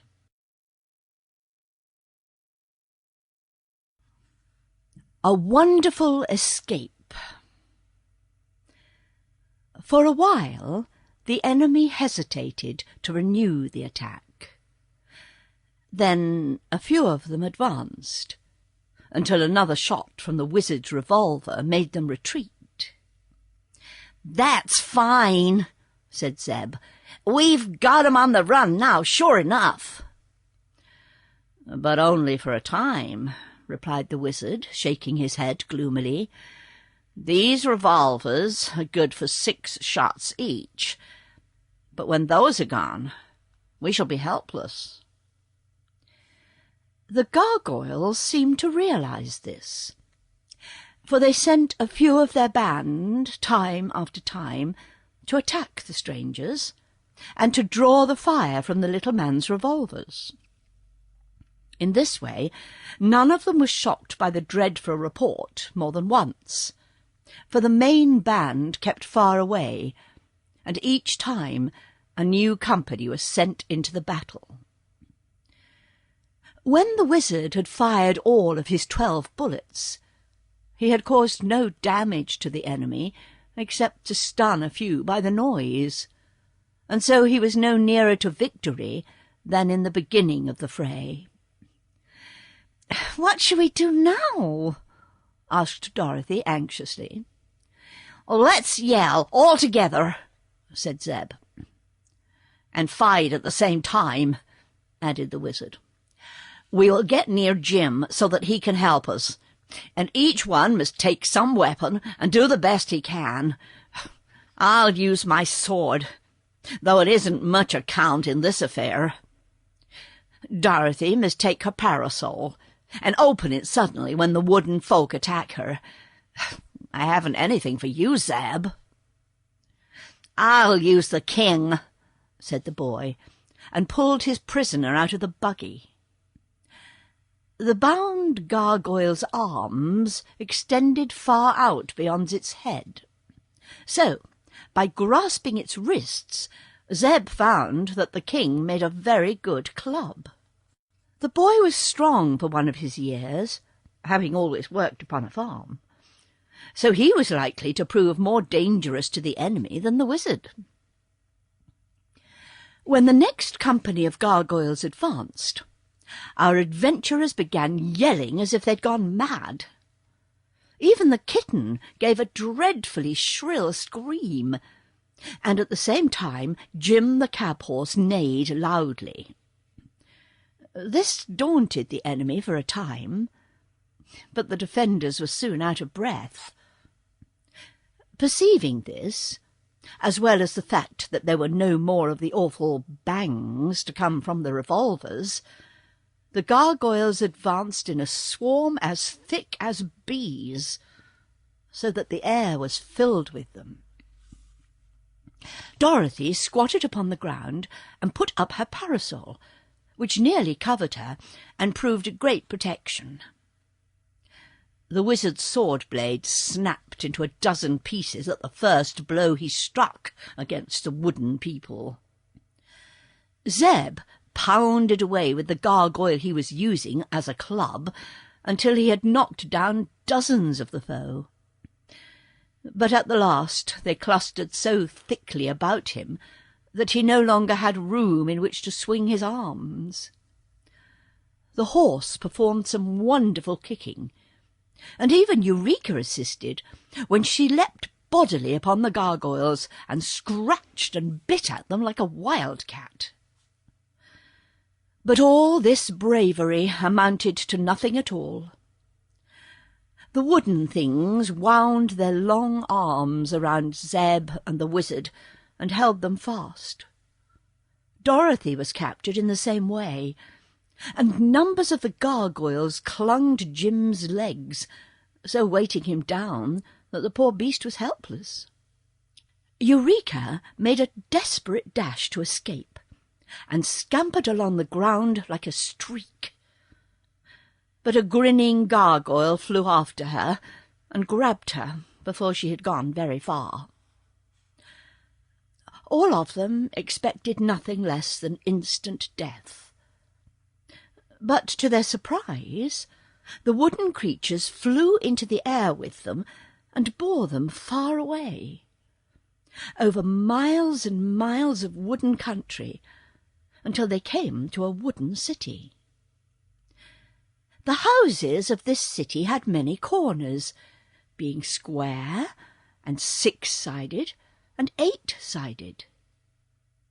They were tower-like in shape, and the best of them seemed old and weather-worn, yet all were strong and substantial. To one of these houses, which had neither doors nor windows, but only one broad opening far up underneath the roof, the prisoners were brought by their captors. The gargoyles roughly pushed them into the opening, where there was a platform, and then flew away and left them. As they had no wings, the strangers could not fly away, and if they jumped down from such a height, they would surely be killed. The creatures had sense enough to reason this way, and the only mistake they made was in supposing the earth people were unable to overcome such ordinary difficulties. Jim was brought with the others, although it took a good many gargoyles to carry the big beast through the air and land him on the high platform. And the buggy was thrust in after him, because it belonged to the party, and the wooden folk had no idea what it was used for, or whether it was alive or not. When Eureka's captor had thrown the kitten after the others, the last gargoyle silently disappeared, leaving our friends to breathe freely once more.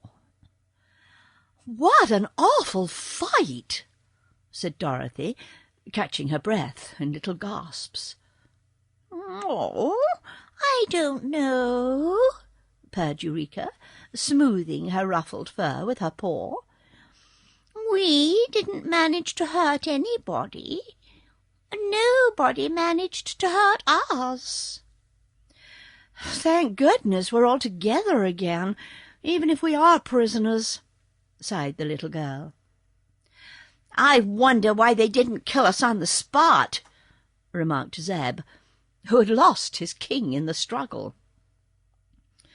"They are probably keeping us for some ceremony," the wizard answered reflectively. "But there is no doubt they intend to kill us as dead as possible in a short time." "As dead as possible would be pretty dead, wouldn't it?" asked Dorothy. "Yes, my dear. But we have no need to worry about that just now. Let us examine our prison and see what it's like." The space under the roof where they stood permitted them to see on all sides of the tall building, and they looked with much curiosity at the city spread out beneath them. Everything visible was made of wood, and the scene seemed stiff and extremely unnatural.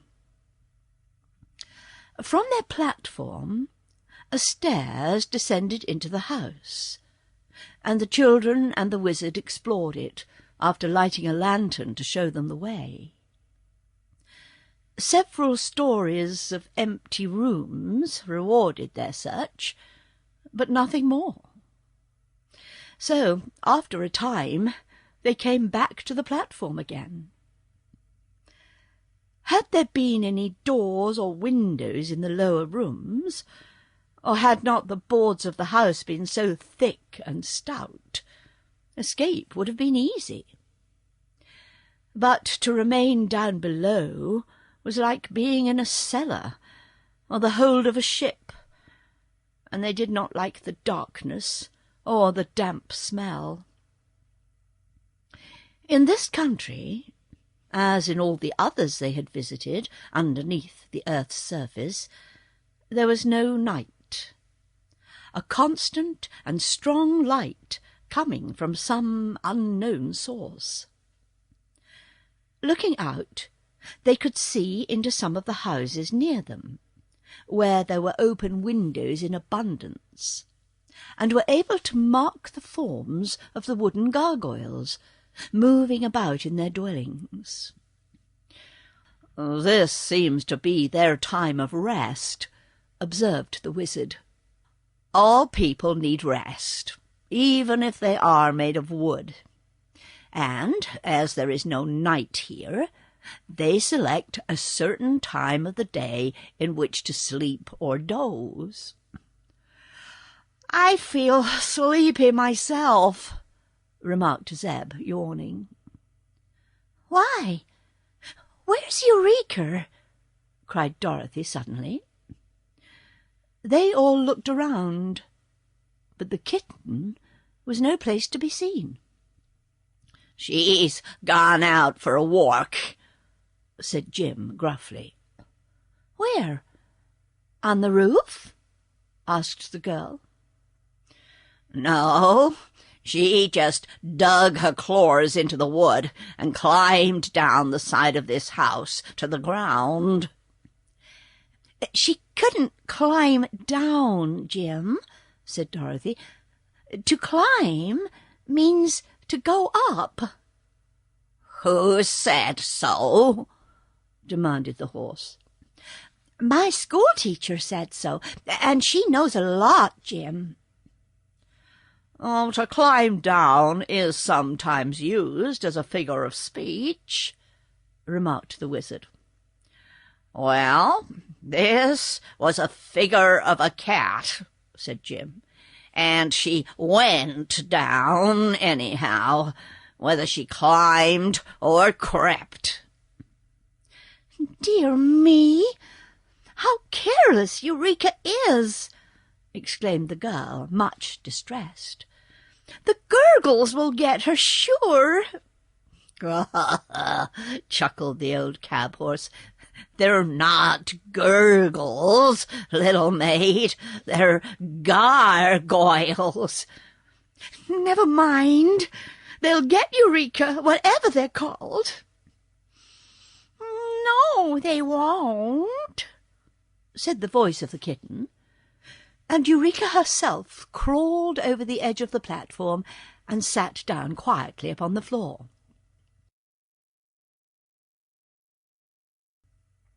"Wherever have you been, Eureka?"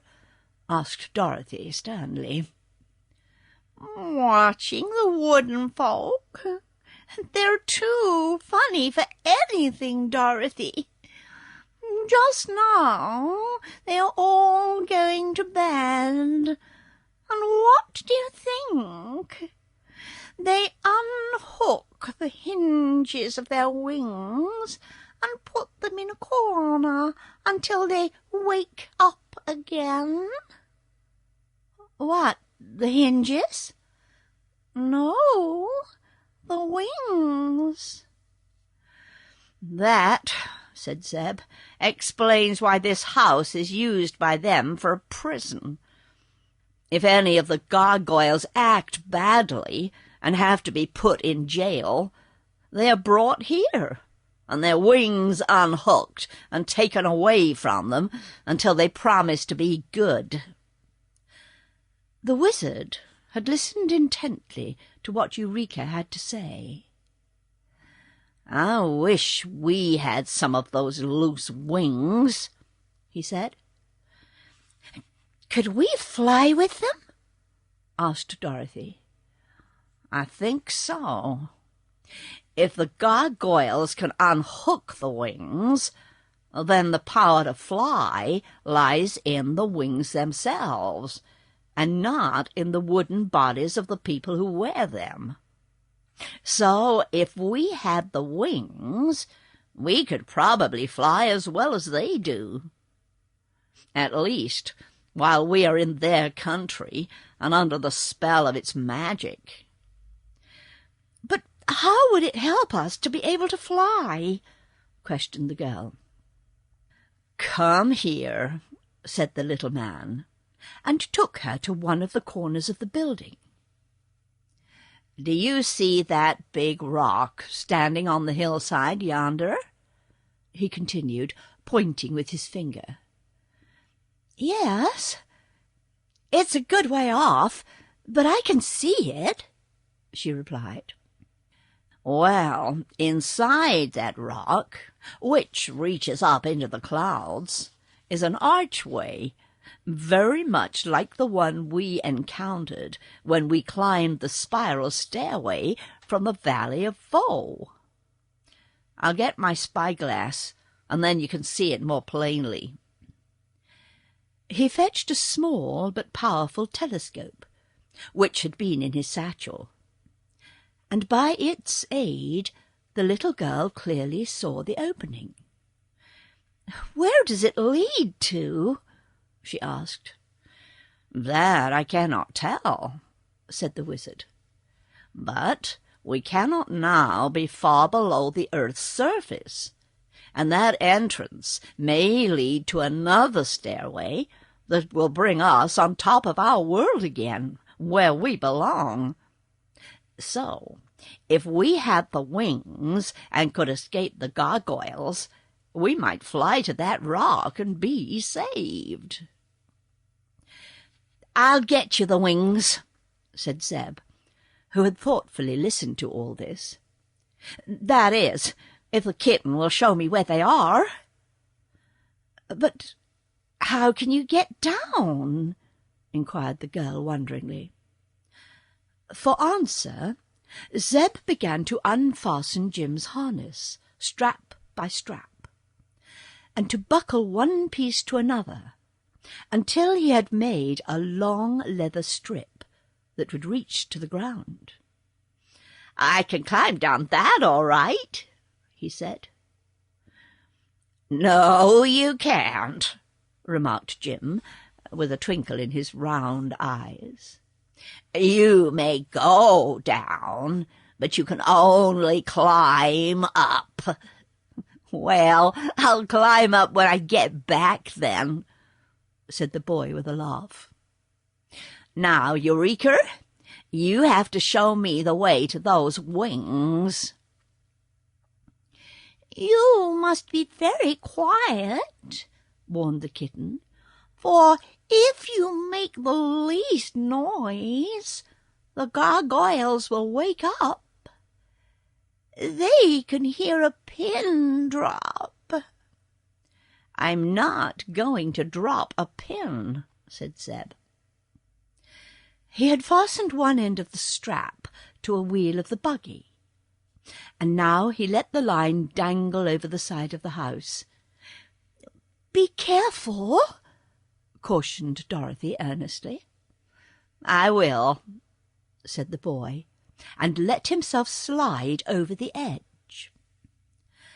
The girl and the wizard leaned over and watched Zeb work his way carefully downward, hand over hand, until he stood upon the ground below. Eureka clung with her claws to the wooden side of the house and let herself down easily. Then, together, they crept away to enter the low doorway of a neighbouring dwelling. The watchers waited in breathless suspense until the boy again appeared, his arms now full of the wooden wings. When he came to where the strap was hanging, he tied the wings all in a bunch to the end of the line, and the wizard drew them up. Then the line was let down again for Zeb to climb up by. Eureka quickly followed him, and soon they were all standing together upon the platform, with 8 of the much-prized wooden wings beside them. The boy was no longer sleepy, but full of energy and excitement. He put the harness together again, and hitched Jim to the buggy. Then, with the wizard's help, he tried to fasten some of the wings to the old cab-horse. This was no easy task, because half of each one of the hinges of the wings was missing, it being still fastened to the body of the gargoyle who had used it. However, the wizard went once more to his satchel, which seemed to contain a surprising variety of odds and ends, and brought out a spool of strong wire, by means of which they managed to fasten 4 of the wings to Jim's harness, 2 near his head and 2 near his tail.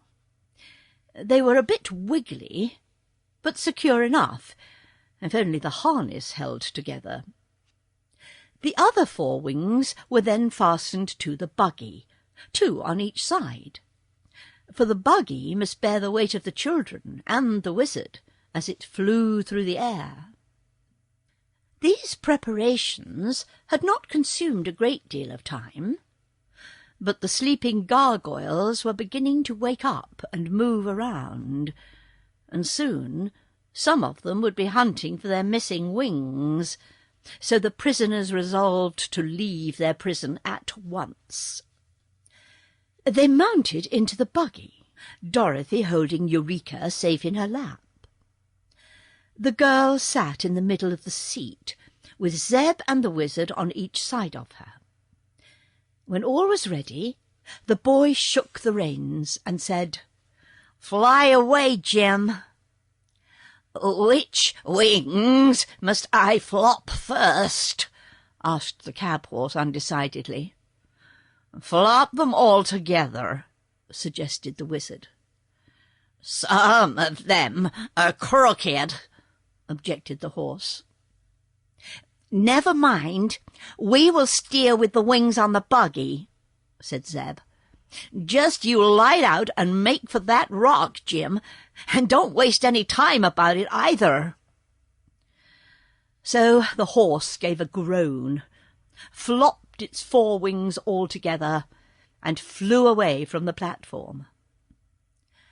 Dorothy was a little anxious about the success of their trip, for the way Jim arched his long neck and spread out his bony legs as he fluttered and floundered through the air was enough to make anybody nervous. He groaned, too, as if frightened, and the wings creaked dreadfully, because the wizard had forgotten to oil them. But they kept fairly good time with the wings of the buggy, so that they made excellent progress from the start. The only thing that anyone could complain of with justice was the fact that they wobbled, first up and then down, as if the road were rocky, instead of being as smooth as the air could make it. The main point, however, was that they flew, and flew swiftly, if a bit unevenly, towards the rock for which they had headed.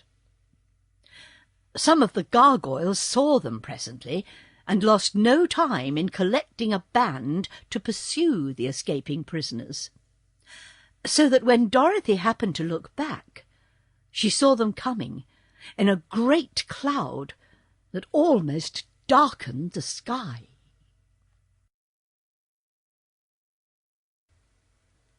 The Den of the Dragonettes. Our friends had a good start, and were able to maintain it, for with their 8 wings they could go just as fast as could the gargoyles. All the way to the great rock the wooden people followed them, and when Jim finally alighted at the mouth of the cavern, the pursuers were still some distance away. "But I'm afraid they'll catch us yet," said Dorothy, greatly excited. "No, we must stop them," declared the wizard. "Quick, Zeb, help me to pull off these wooden wings." They tore off the wings, for which they had no further use, and the wizard piled them in a heap just outside the entrance to the cavern. Then he poured over them all the kerosene oil that was left in his oil can, and lighted a match and set fire to the pile. The flames leaped up at once, and the bonfire began to smoke and roar and crackle, just as the great army of wooden gargoyles arrived. The creatures drew back at once, being filled with fear and horror.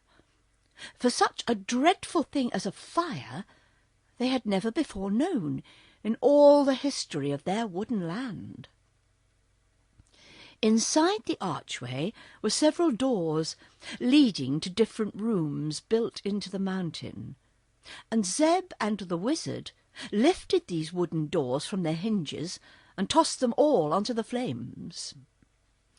"That will prove a barrier for some time to come," said the little man, smiling pleasantly all over his wrinkled face at the success of their stratagem. "Perhaps the flames will set fire to all that miserable wooden country, and if it does, the loss will be very small, and the gargoyles will never be missed. But come, my children, let us explore the mountain and discover which way we must go in order to escape from this cavern, which is getting to be almost as hard as a bake-oven." To their disappointment, there was within this mountain no regular flight of steps by means of which they could mount to the earth's surface. A sort of inclined tunnel led upwards for a way, and they found the floor of it both rough and steep. Then a sudden turn brought them to a narrow gallery where the buggy could not pass. This delayed and bothered them for a while, because they did not wish to leave the buggy behind them. It carried their baggage, and was useful to ride in wherever there were good roads, and since it had accompanied them so far in their travels, they felt it their duty to preserve it. So Zeb and the wizard set to work and took off the wheels and the top, and then they put the buggy edgewise so it would take up the smallest space.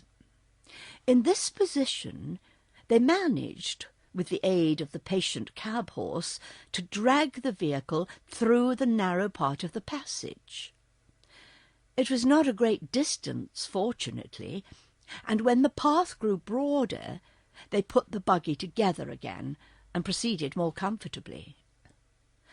But the road was nothing more than a series of rifts or cracks in the mountain, and it went zigzag in every direction, slanting first up and then down, until they were puzzled as to whether they were any nearer to the top of the earth than when they had started, hours before. "Anyhow," said Dorothy, "we've escaped those awful gurgles, and that's one comfort." "Probably the gargoyles are still busy trying to put out the fire," returned the wizard. "But even if they succeed in doing that, it would be very difficult for them to fly among these rocks, so I'm sure we need fear them no longer." Once in a while they would come to a deep crack in the floor, which made the way quite dangerous. But there was still enough oil in the lanterns to give them light, and the cracks were not so wide that they were able to jump over them. Sometimes they had to climb over heaps of loose rock, where Jim could scarcely drag the buggy. At such times Dorothy, Zeb, and the wizard all pushed behind and lifted the wheels over the roughest places. So they managed, by dint of hard work, to keep going. But the little party was both weary and discouraged when at last, on turning a sharp corner, the wanderers found themselves in a vast cave, arching high over their heads and having a smooth, level floor. The cave was circular in shape, and all around its edge, near to the ground, appeared groups of dull yellow lights, 2 of them being always side by side. These were motionless at first, but soon began to flicker more brightly, and to sway slowly from side to side, and then up and down. "What sort of place is this?" asked the boy, trying to see more clearly through the gloom. "I cannot imagine, I'm sure," answered the wizard, also peering about. "Phew!" snarled Eureka, arching her back until her hair stood straight on end. "It's a den of alligators, or crocodiles, or some other dreadful creatures. Don't you see their terrible eyes?" "Eureka sees better in the dark than we can," whispered Dorothy. "Tell us, dear, what do the creatures look like?" she asked, addressing her pet. "I simply can't describe them," answered the kitten, shuddering.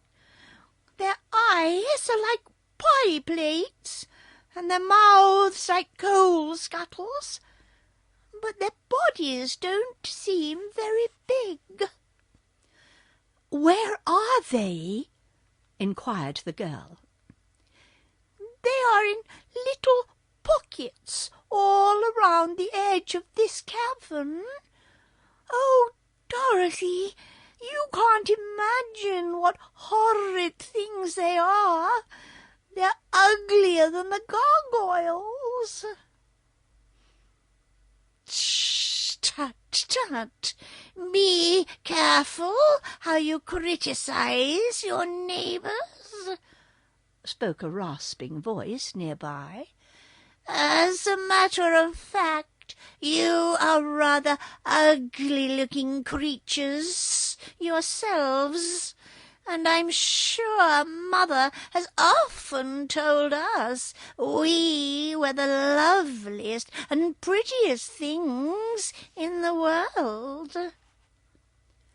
Hearing these words, our friends turned in the direction of the sound, and the wizard held his lanterns so that their light would flood one of the little pockets in the rock.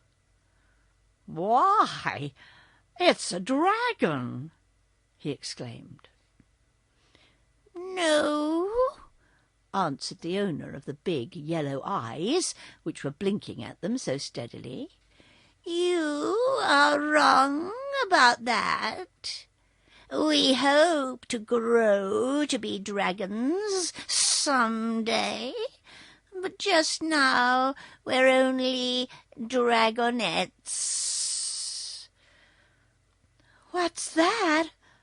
asked Dorothy, gazing fearfully at the great scaly head, the yawning mouth, and the big eyes. "Young dragons, of course, but we are not allowed to call ourselves real dragons until we get our full growth," was the reply. "The big dragons are very proud and don't think children amount to much. But Mother says that someday we will be very powerful and important." "Where is your mother?" asked the wizard, anxiously looking around. "She has gone up to the top of the earth to hunt for our dinner. If she has good luck, she will bring us an elephant or a brace of rhinoceri, or perhaps a few dozen people to stay our hunger." "Oh, Are you hungry?" inquired Dorothy, drawing back. "Very," said the dragonette, snapping its jaws. And do you eat people?" "To be sure, when we can get them. But they've been very scarce for a few years, and we usually have to be content with elephants or buffaloes," answered the creature in a regretful tone. "How old are you?" inquired Zeb, who was staring at the yellow eyes as if fascinated. "Quite young, I grieve to say, and all of my brothers and sisters that you see here are practically my own age. If I remember rightly, we were 66 years old the day before yesterday." "But that isn't young!" cried Dorothy in amazement. "No," drawled the dragonette. "It seems to me very babyish." "How old is your mother?" asked the girl. "Oh, Mother's about 2,000 years old, but she carelessly lost track of her age a few centuries ago and skipped several hundreds. She's a little fussy, you know, and afraid of growing old, being a widow and still in her prime." "I should think she would be," agreed Dorothy. Then, after a moment's thought, she asked, "Are we friends or enemies? I mean, will you be good to us, or do you intend to eat us?" "As for that, we dragonettes would love to eat you, my child, but unfortunately Mother has tied all our tails around the rocks at the back of our individual caves, so that we cannot crawl out to get you. If you choose to come nearer, we will make a mouthful of you in a wink. But unless you do, you will remain quite safe." There was a regretful accent in the creature's voice, and at the words all the other dragonettes sighed dismally. Dorothy felt relieved. Presently she asked, "Why did your mother tie your tails?" "Oh, she is sometimes gone for several weeks on her hunting trips, and if we were not tied, we would crawl all over the mountain and fight with each other and get into a lot of mischief. Mother usually knows what she is about, but she made a mistake this time, for you are sure to escape us unless you come too near, and you probably won't do that." "No, indeed," said the little girl. "We do not wish to be eaten by such awful beasts." "Permit me to say," returned the dragonette, "that you are rather impolite to call us names, knowing that we cannot resent your insults. We consider ourselves very beautiful in appearance, for Mother has told us so, and she knows, and we are of an excellent family, and have a pedigree that I challenge any humans to equal, as it extends back about 20,000 years, to the time of the famous green dragons of Atlantis, who lived in a time when humans had not yet been created. Can you match that pedigree, little girl?" "Well," said Dorothy, "I was born on a farm in Kansas, and I guess that's being just as respectable and haughty as living in a cave with your tail tied to a rock. If it isn't, I'll have to stand, that's all." "Tastes differ," murmured the dragonette, slowly drooping its scaly eyelids over its yellow eyes until they looked like half-moons. Being reassured by the fact that the creatures could not crawl out of their rock pockets, the children and the wizard now took time to examine them more closely. The heads of the dragonettes were as big as barrels, and covered with hard greenish scales that glittered brightly under the light of the lanterns. Their front legs, which grew just at the back of their heads, were also strong and big. But their bodies were smaller around than their heads, and dwindled away in a long line until their tails were slim as a shoestring. Dorothy thought, if it had taken them 66 years to grow to this size, that it would be fully 100 years more before they could hope to call themselves dragons, and that seemed like a good while to wait to grow up. "It occurs to me," said the wizard, "that we ought to get out of this place before the mother dragon comes back." "Don't hurry," called one of the dragonettes. "Mother will be glad to meet you, I'm sure."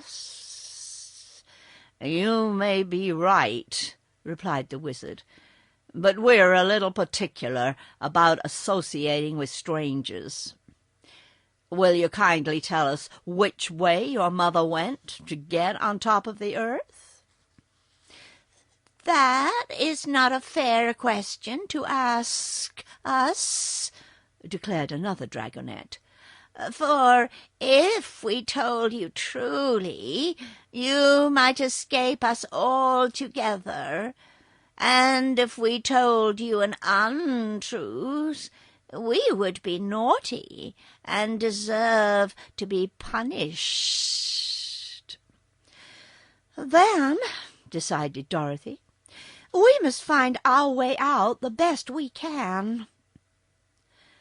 They circled all around the cavern, keeping a good distance away from the blinking yellow eyes of the dragonettes, and presently discovered that there were 2 paths leading from the wall opposite to the place where they had entered. They selected one of these at a venture and hurried along it as fast as they could go, for they had no idea when the mother dragon would be back, and were very anxious not to make her acquaintance. Ozma uses the magic belt. For a considerable distance the way led straight upwards in a gentle incline, and the wanderers made such good progress that they grew hopeful and eager, thinking they might see sunshine at any minute. But at length They came unexpectedly upon a huge rock that shut off the passage and blocked them from proceeding a single step farther. This rock was separated from the rest of the mountain and was in motion, turning slowly around and around, as if upon a pivot.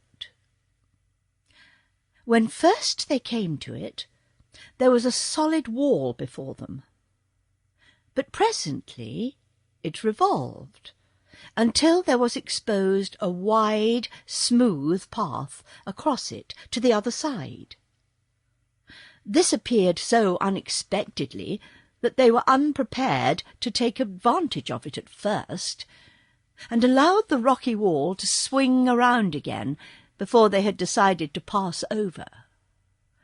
But they knew now that there was a means of escape, and so waited patiently until the path appeared for the second time. The children and the wizard rushed across the moving rock and sprang into the passage beyond, landing safely, though a little out of breath. Jim the cab-horse came last, and the rocky wall almost caught him, for just as he leaped to the floor of the further passage, the wall swung across it, and a loose stone that the buggy wheels knocked against fell into the narrow crack where the rock turned, and became wedged there. They heard a crunching, grinding sound, a loud snap, and the turntable came to a stop, with its broadest surface shutting off the path from which they had come. "Never mind," said Zeb. "We don't want to get back there anyhow." "I'm not so sure of that," returned Dorothy. "The mother dragon may come down and catch us here." "It is possible," agreed the wizard, "if this proves to be the path she usually takes. But I have been examining this tunnel, and I do not see any signs of so large a beast having passed through it." "Then we're all right," said the little girl, "for if the dragon went the other way, she can't possibly get to us now." "Of course not, my dear. But there is another thing to consider. The mother dragon probably knows the road to the earth's surface, and if she went the other way, then we have come the wrong way," said the wizard thoughtfully.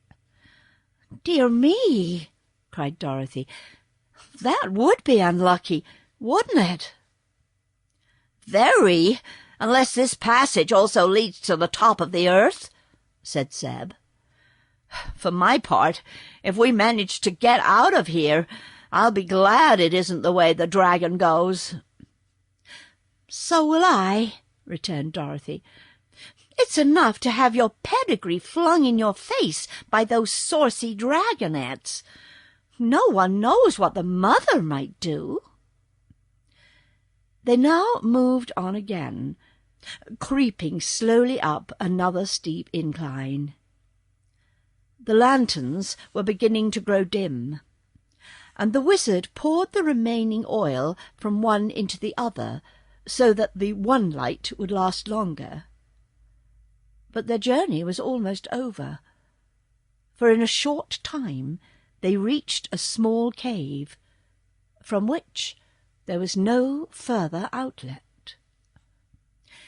They did not realize their ill fortune at first, for their hearts were gladdened by the sight of a ray of sunshine coming through a small crack in the roof of the cave far overhead. That meant that their world, the real world, was not very far away, and that the succession of perilous adventures they had encountered had at last brought them near the earth's surface, which meant home to them. But when the adventurers looked more carefully around, they discovered that they were in a strong prison, from which there was no hope of escape. "But we're almost on Earth again," cried Dorothy. "For there is the sun, the most beautiful sun that shines," and she pointed eagerly at the crack in the distant roof. "Almost on Earth isn't being there," said the kitten in a discontented tone. "It wouldn't be possible for even me to get up to that crack, or through it if I got there." "It appears that the path ends here," announced the wizard gloomily. "And there is no way to go back," added Zeb, with a low whistle of perplexity.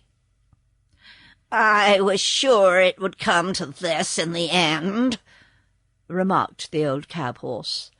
"Folks don't fall into the middle of the earth and then get back again to tell of their adventures, not in real life.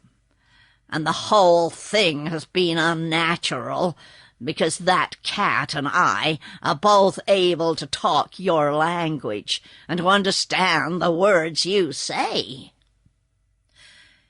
"And so can the 9 tiny piglets," added Eureka. "Don't forget them. And so can the 9 tiny piglets," added Eureka. "Don't forget them, for I may have to eat them after all." "I've heard animals talk before," said Dorothy, "and no harm came of it." "Were you ever before shut up in a cave far under the earth with no way of getting out?" inquired the horse seriously. "No," answered Dorothy. "But don't you lose heart, Jim, for I'm sure this isn't the end of our story by any means." The reference to the piglets reminded the wizard that his pets had not enjoyed much exercise lately, and must be tired of their prison in his pocket. So he sat down upon the floor of the cave, brought the piglets out one by one, and allowed them to run around as much as they pleased. "My dears," he said to them, "I'm afraid I've got you into a lot of trouble, and that you will never again be able to leave this gloomy cave." "What's wrong?" asked a piglet. "We've been in the dark quite a while, and you may as well explain what has happened." The wizard told them of the misfortune that had overtaken the wanderers. "Well," said another piglet, "you are a wizard, are you not?" "I am," replied the little man. "Then you can do a few whizzes and get us out of this hole," declared the tiny one with much confidence. "I could, if I happened to be a real wizard," returned the master sadly. "But I'm not, my piggy-wees. I'm a humbug wizard." "Nonsense!" cried several of the piglets together. "You can ask Dorothy," said the little man in an injured tone. "It's true enough," returned the girl earnestly. "Our friend Oz is merely a humbug wizard, for he once proved it to me. He can do several wonderful things, if he knows how, but he can't whiz a single thing if he hasn't the tools and the machinery to work with." "Thank you, my dear, for doing me justice," responded the wizard gratefully. "To be accused of being a real wizard when I'm not is a slander I will not tamely submit to.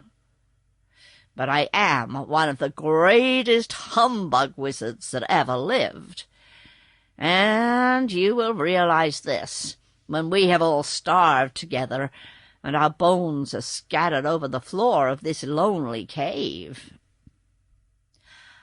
"I don't believe we'll realize anything when it comes to that," remarked Dorothy, who had been deep in thought.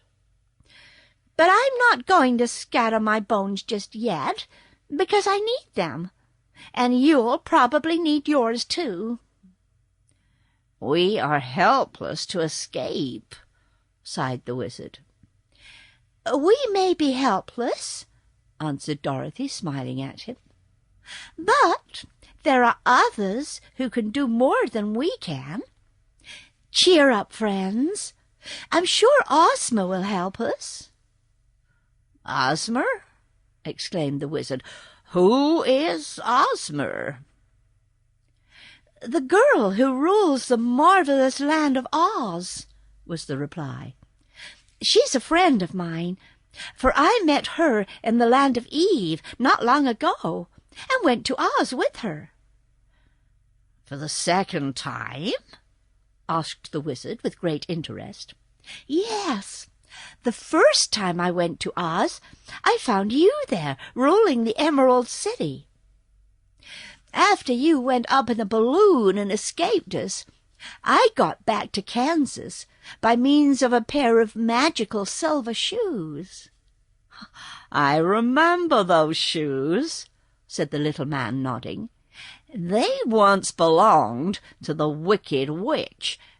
Have you them here with you?"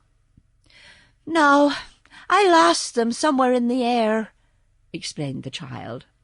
"But the second time I went to the land of Oz, I owned the Gnome King's magic belt, which is much more powerful than were the silver shoes." "And where is that magic belt?" inquired the wizard, who had listened with great interest. "Ozma has it, for its powers won't work in a common, ordinary country like the United States. Anyone in a fairy country, like the land of Oz, can do anything with it. So I left it with my friend the Princess Ozma, who used it to wish me in Australia with Uncle Henry." "And were you?" asked Zeb, astonished at what he heard. "Of course, in just a jiffy. And Ozma has an enchanted picture hanging in her room that shows her the exact scene where any of her friends may be at any time she chooses. All she has to say is, 'I wonder what so-and-so is doing,' and at once the picture shows her where her friend is and what the friend is doing. That's real magic, Mr. Wizard, isn't it? Well, every day at 4 o'clock, Ozma has promised to look at me in that picture, and if I am in need of help, I am to make her a certain signal, and she will put on the Gnome King's magic belt and wish me to be with her in Oz." "Do you mean that Princess Ozma will see this cave in her enchanted picture and see all of us here and what we're doing?" demanded Zeb. "Of course, when it is 4 o'clock," she replied, with a laugh at his startled expression. "And when you make a sign, she will bring you to her in the land of Oz," continued the boy. "That's it. Exactly, by means of the magic belt." "Then," said the wizard, "you will be saved, little Dorothy, and I am very glad of it. The rest of us will die much more cheerfully when we know you have escaped our sad fate." "I won't die cheerfully," protested the kitten. "There's nothing cheerful about dying that I could ever see, although they say a cat has 9 lives, and so must die 9 times." Have you ever died yet? inquired the boy. No, and I'm not anxious to begin, said Eureka. Don't worry, dear, Dorothy exclaimed. I'll hold you in my arms and take you with me. Take us too, cried the 9 tiny piglets all in one breath. Perhaps I can, answered Dorothy. I'll try. Couldn't you manage to hold me in your arms? asked the cab-horse. Dorothy laughed. I'll do better than that, she promised, for I can easily save you all once I am myself in the land of Oz. How? They asked. By using the magic belt. All I need to do is to wish you with me, and there you'll be, safe in the royal palace. Good, cried Zeb. I built that palace, and the Emerald City, too, remarked the wizard in a thoughtful tone, and I'd like to see them again. For I was very happy among the Munchkins and the Winkies and the Quadlings and the Gillikins. Who are they? asked the boy. The 4 nations that inhabit the land of Oz, was the reply. I wonder if they would treat me nicely if I went there again. Of course they would, declared Dorothy. They are still proud of their former wizard, and often speak of you kindly. Do you happen to know whatever became of the Tin Woodman and the Scarecrow? he inquired. They live in Oz yet, said the girl, and are very important people. And the Cowardly Lion? Oh, he lives there too, with his friend the Hungry Tiger. And Billina is there because she likes the place better than Kansas and wouldn't go with me to Australia. I'm afraid I don't know the Hungry Tiger and Billina, said the wizard, shaking his head. Is Billina a girl? No, she's a yellow hen and a great friend of mine.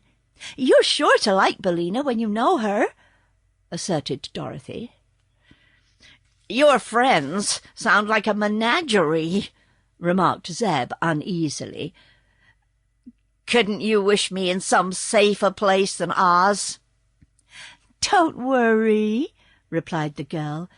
You'll just love the folks in Oz when you get acquainted. What time is it, Mr. Wizard? The little man looked at his watch, a big silver one that he carried in his vest pocket.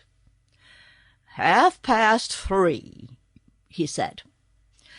Then we must wait for half an hour, she continued. But it won't take long after that to carry us all to the Emerald City. They sat silently thinking for a time. Then Jim suddenly asked, Are there any horses in Oz? Only one, replied Dorothy, and he's a sawhorse. A what?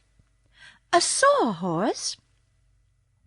Princess Ozma once brought him to life with a witch powder when she was a boy. Was Ozma once a boy? asked Zeb wonderingly. Yeah, a wicked witch enchanted her so she could not rule her kingdom. But she's a girl now, and the sweetest, loveliest girl in all the world. A sawhorse is a thing they saw boards on, remarked Jim with a sniff. It is when it's not alive, acknowledged the girl. But this sawhorse can trot as fast as you can, Jim, and he's very wise, too. Ah, I'll race the miserable wooden donkey any day in the week, cried the cab-horse. Dorothy did not reply to that. She felt that Jim would know more about the sawhorse later on. The time dragged wearily enough to the eager watchers. But finally the wizard announced that 4 o'clock had arrived. And Dorothy caught up the kitten and began to make the signal that had been agreed. And Dorothy caught up the kitten and began to make the signal that had been agreed upon to the far-away invisible Ozma. "Nothing seems to happen," said Zeb doubtfully. "Oh, we must give Ozma time to put on the magic belt," replied the girl. She had scarcely spoken the words when she suddenly disappeared from the cave, and with her went the kitten. There had been no sound of any kind, and no warning. One moment Dorothy sat beside them with the kitten in her lap, and a moment later the horse, the piglets, the wizard, and the boy were all that remained in the underground prison. "I believe we will soon follow her," announced the wizard in a tone of great relief, "for I know something about the magic of the fairyland that is called the Land of Oz. Let us be ready, for we may be sent for at any minute." He put the piglets safely away in his pocket again, and then he and Zeb got into the buggy and sat expectantly upon the seat. "Will it hurt?" asked the boy in a voice that trembled a little. "Not at all," replied the wizard. "It will all happen as quick as a wink." And that was the way it did happen.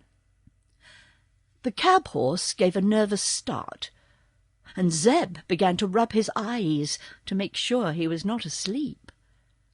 For they were in the streets of a beautiful emerald-green city, bathed in a grateful green light that was especially pleasing to their eyes, and surrounded by merry-faced people in gorgeous green and gold costumes of many extraordinary designs.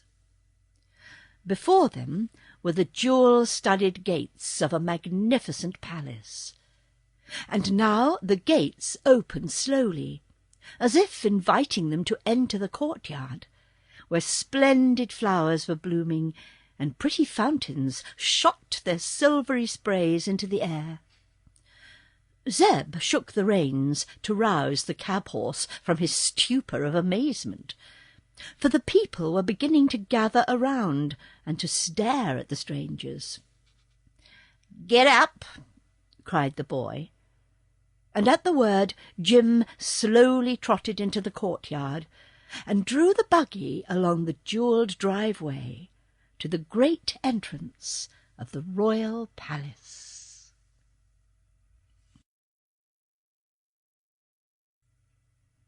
Old friends are reunited. Many servants, dressed in handsome uniforms, stood ready to welcome the new arrivals, and when the wizard got out of the buggy, a pretty girl in a green gown cried out in surprise, "Why, it's Oz, the wonderful wizard, come back again!" The little man looked at her closely, and then took both the maiden's hands in his and shook them cordially. "On my word," he exclaimed, "it's little Jelly Jam, as pert and pretty as ever." "Why not, Mr. Wizard?" asked Jellia, bowing low. "But I'm afraid you cannot rule the Emerald City as you used to, because now we have a beautiful princess whom everyone loves dearly." "And the people will not willingly part with her," added a tall soldier in a captain general's uniform. The wizard turned to look at him. "Did you not wear green whiskers at one time?" he asked. "Yes," said the soldier, "but I shaved them off long ago, and since then I have risen from a private to be the chief general of the royal armies." "That's nice," said the little man.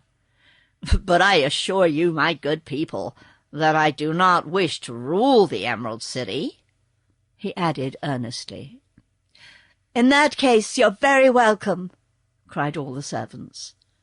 And it pleased the wizard to note the respect with which the royal retainers bowed before him. His fame had not been forgotten in the land of Oz by any means. "Where is Dorothy?"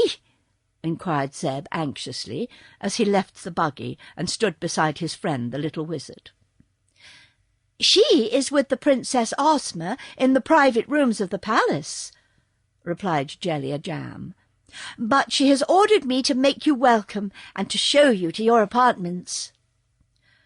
The boy looked around him with wondering eyes. Such magnificence and wealth as was displayed in this palace was more than he had ever dreamed of, and he could scarcely believe that all the gorgeous glitter was real and not tinsel. "What's to become of me?" asked the horse uneasily. He had seen considerable of life in the cities in his younger days, and knew that this regal palace was no place for him. It perplexed even Jellia Jam for a time to know what to do with the animal. The Green Maiden was much astonished at the sight of so unusual a creature, for horses were unknown in this land. But those who lived in the Emerald City were apt to be astonished by queer sights. So, after inspecting the cab-horse and noting the mild look in his big eyes, the girl decided not to be afraid of him. "There are no stables here," said the wizard, "unless some have been built since I went away." "We have never needed them before," answered Jellia, "for the Sawhorse lives in a room of the palace, being much smaller and more natural in appearance than this great beast you have brought with you." "Do you mean that I'm a freak?" asked Jim angrily. Oh, no," she hastened to say. "There may be many more like you in the place you came from, but in Oz any horse but a Sawhorse is unusual." This mollified Jim a little, and after some thought the Green Maiden decided to give the cab-horse a room in the palace, such a big building having many rooms that were seldom in use. So Zeb unharnessed Jim, and several of the servants then led the horse around to the rear, where they selected a nice apartment that he could have all to himself. Then Jellia said to the wizard, "Your own room, which was back of the great throne room, has been vacant ever since you left us. Would you like it again?" "Yes, indeed," returned the little man. "It will seem like being at home again, for I lived in that room for many, many years." He knew the way to it, and a servant followed him, carrying his satchel. Zeb was also escorted to a room so grand and beautiful that he almost feared to sit in the chairs or lie upon the bed, lest he might dim their splendour. In the closets he discovered many fancy costumes of rich velvets and brocades, and one of the attendants told him to dress himself in any of the clothes that pleased him, and to be prepared to dine with the Princess and Dorothy in an hour's time. Opening from the chamber was a fine bathroom, having a marble tub with perfumed water. So the boy, still dazed by the novelty of his surroundings, indulged in a good bath, and then selected a maroon velvet costume with silver buttons to replace his own soiled and much worn clothing. There were silk stockings and soft leather slippers with diamond buckles to accompany his new costume, and when he was fully dressed, Zeb looked much more dignified and imposing than ever before in his life. He was all ready when an attendant came to escort him to the presence of the princess. He followed bashfully, and was ushered into a room more dainty and attractive than it was splendid. Here he found Dorothy, seated beside a young girl so marvellously beautiful that the boy stopped suddenly with a gasp of admiration.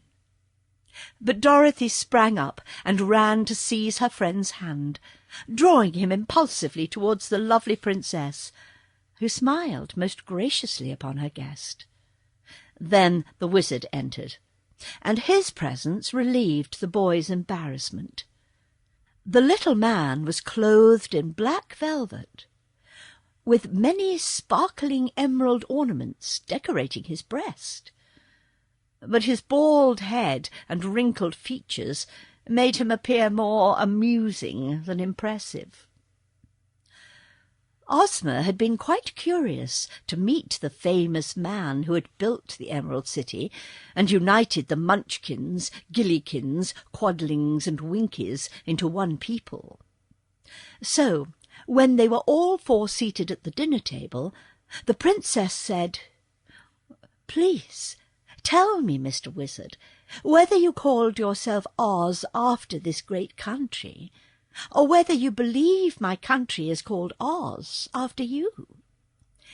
It is a matter that I have long wished to inquire about, because you are of a strange race, and my own name is Ozma. No one, I'm sure, is better able to explain this mystery than you." "That is true," answered the little wizard. "Therefore it will give me pleasure to explain my connection with your country. In the first place, I must tell you that I was born in Omaha, and my father, who was a politician, named me Oscar, Zoroaster, Thadrig, Isaac, Norman, Henkel, Emmanuel, Ambroise, Diggs. Diggs being the last name, because he could think of no more to go before it. Taken altogether, it was a dreadfully long name to weigh down a poor innocent child, and one of the hardest lessons I ever learned was to remember my own name. When I grew up, I just called myself O.Z., because the other initials were P-I-N-H-E-A-D, and that spelled Pinhead, which was a reflection on my intelligence. "Surely no one could blame you for cutting your name short," said Ozma sympathetically. "But didn't you cut it almost too short?" "Perhaps so," replied the wizard. "When a young man, I ran away from home and joined a circus. I used to call myself a wizard and do tricks of ventriloquism." "What does that mean?" asked the princess. "Throwing my voice into any object I pleased, to make it appear that the object was speaking instead of me. Also, I began to make balloon ascensions. On my balloon, and on all other articles I used in the circus, I painted the two initials, O.Z., to show that those things belonged to me. One day my balloon ran away with me and brought me across the deserts to this beautiful country. When the people saw me come from the sky, they naturally thought me some superior creature and bowed down before me. I told them I was a wizard and showed them some easy tricks that amazed them. And when they saw the initials painted on the balloon, they called me Oz." "Now I begin to understand," said the princess, smiling. At that time, continued the wizard, busily eating his soup while talking, there were 4 separate countries in this land, each one of the 4 being ruled by a witch. But the people thought my power was greater than that of the witches, and perhaps the witches thought so too, for they never dared oppose me.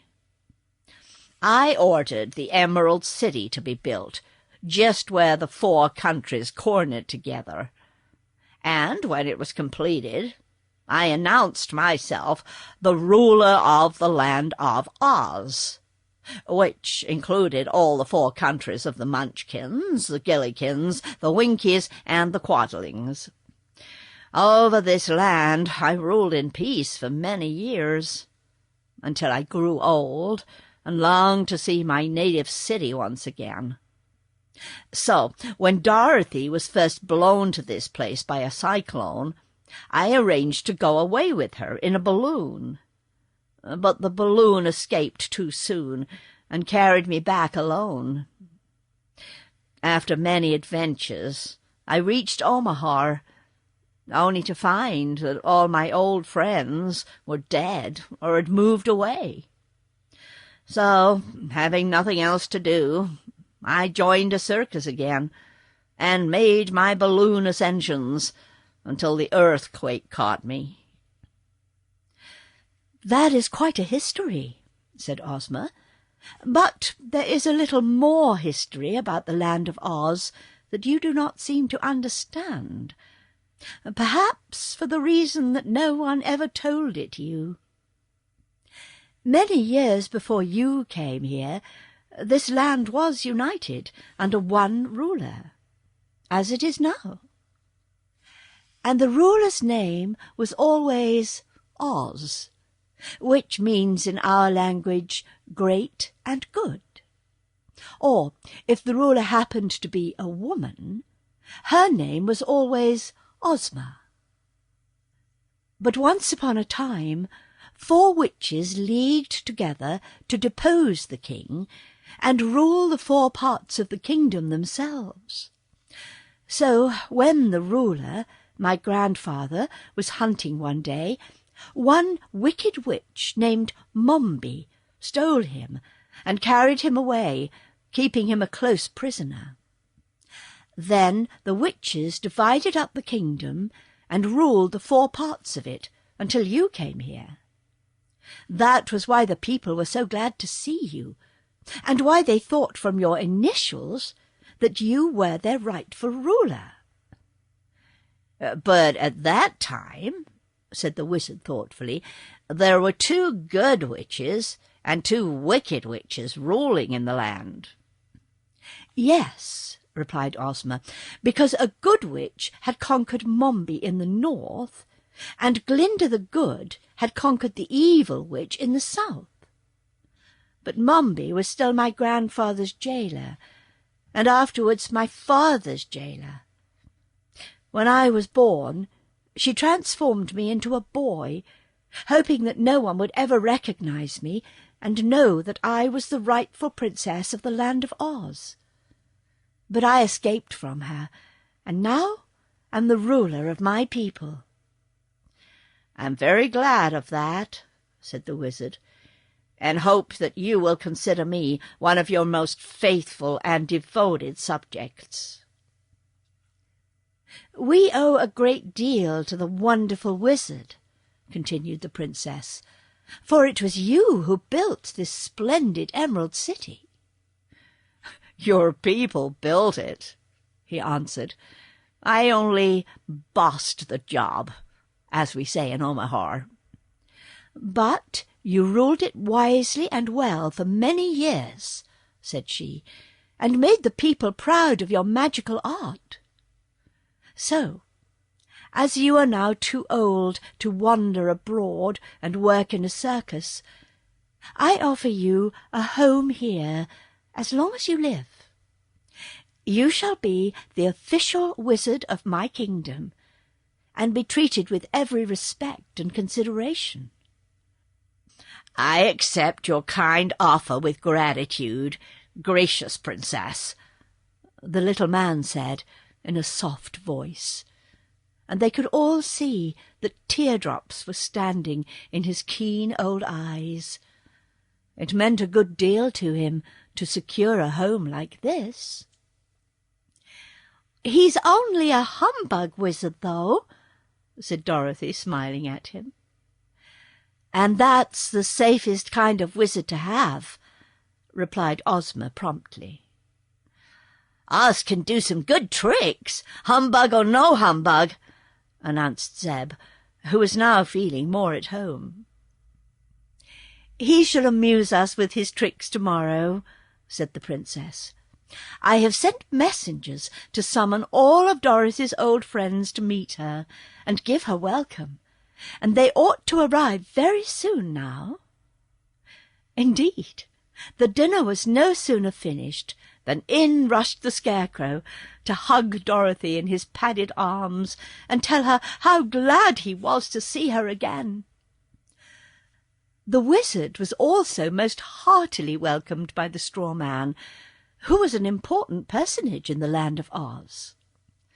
"How are your brains?" enquired the little humbug, as he grasped the soft stuffed hands of his old friend. "Working finely," answered the Scarecrow. "I'm very certain, Oz, that you gave me the best brains in the world, for I can think with them day and night when all other brains are fast asleep." "How long did you rule the Emerald City after I left here?" was the next question. Quite a while, until I was conquered by a girl named General Ginger. But Ozma soon conquered her, with the help of Glinda the Good, and after that I went to live with Nick Chopper, the Tin Woodman. Just then a loud cackling was heard outside, and when a servant threw open the door with a low bow, a yellow hen strutted in. Dorothy sprang forward and caught the fluffy fowl in her arms, uttering at the same time a glad cry. "Oh, Billina," she said, "how fat and sleek you've grown!" "Why shouldn't I?" asked the hen in a sharp, clear voice. "I live on the fat of the land, don't I, Ozma?" "You have everything you wish for," said the Princess. Around Billina's neck was a string of beautiful pearls, and on her legs were bracelets of emeralds.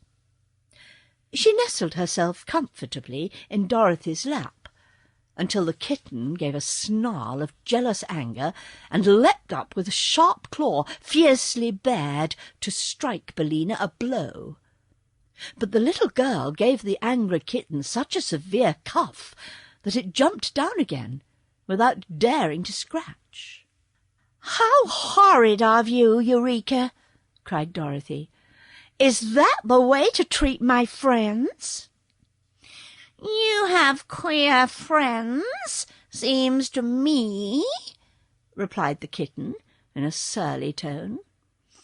"Seems to me the same way," said Billina scornfully, "if that beastly cat is one of them." "Look here," said Dorothy sternly, "I won't have any quarrelling in the land of Oz, I can tell you. Everybody lives in peace here, and loves everybody else. And unless you two, Billina and Eureka, make up and be friends, I'll take my magic belt and wish you both home again, immediately. So there."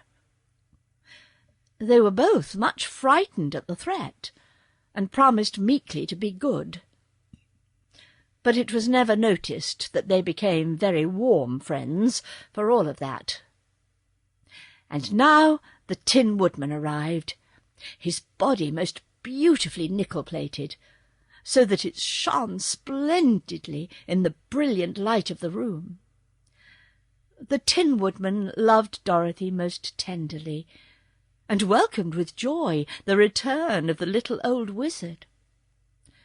"Sir," said he to the latter, I can never thank you enough for the excellent heart you once gave me. It has made me many friends, I assure you, and it beats as kindly and lovingly today as it ever did." "I'm glad to hear that," said the wizard. "I was afraid it would get mouldy in that tin body of yours." "Not at all," returned Nick Chopper. "It keeps finely, being preserved in my airtight chest."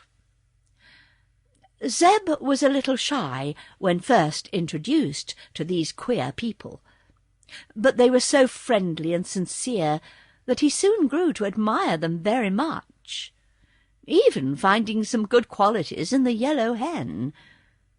But he became nervous again when the next visitor was announced. "This," said Princess Ozma, "is my friend Mr. H.M. Wogglebug, T.E., who assisted me one time when I was in great distress, and is now the Dean of the Royal College of Athletic Science." "Ah," said the wizard, "I'm pleased to meet so distinguished a personage." "H.M., said the Wogglebug pompously, "means highly magnified, and T.E. means thoroughly educated.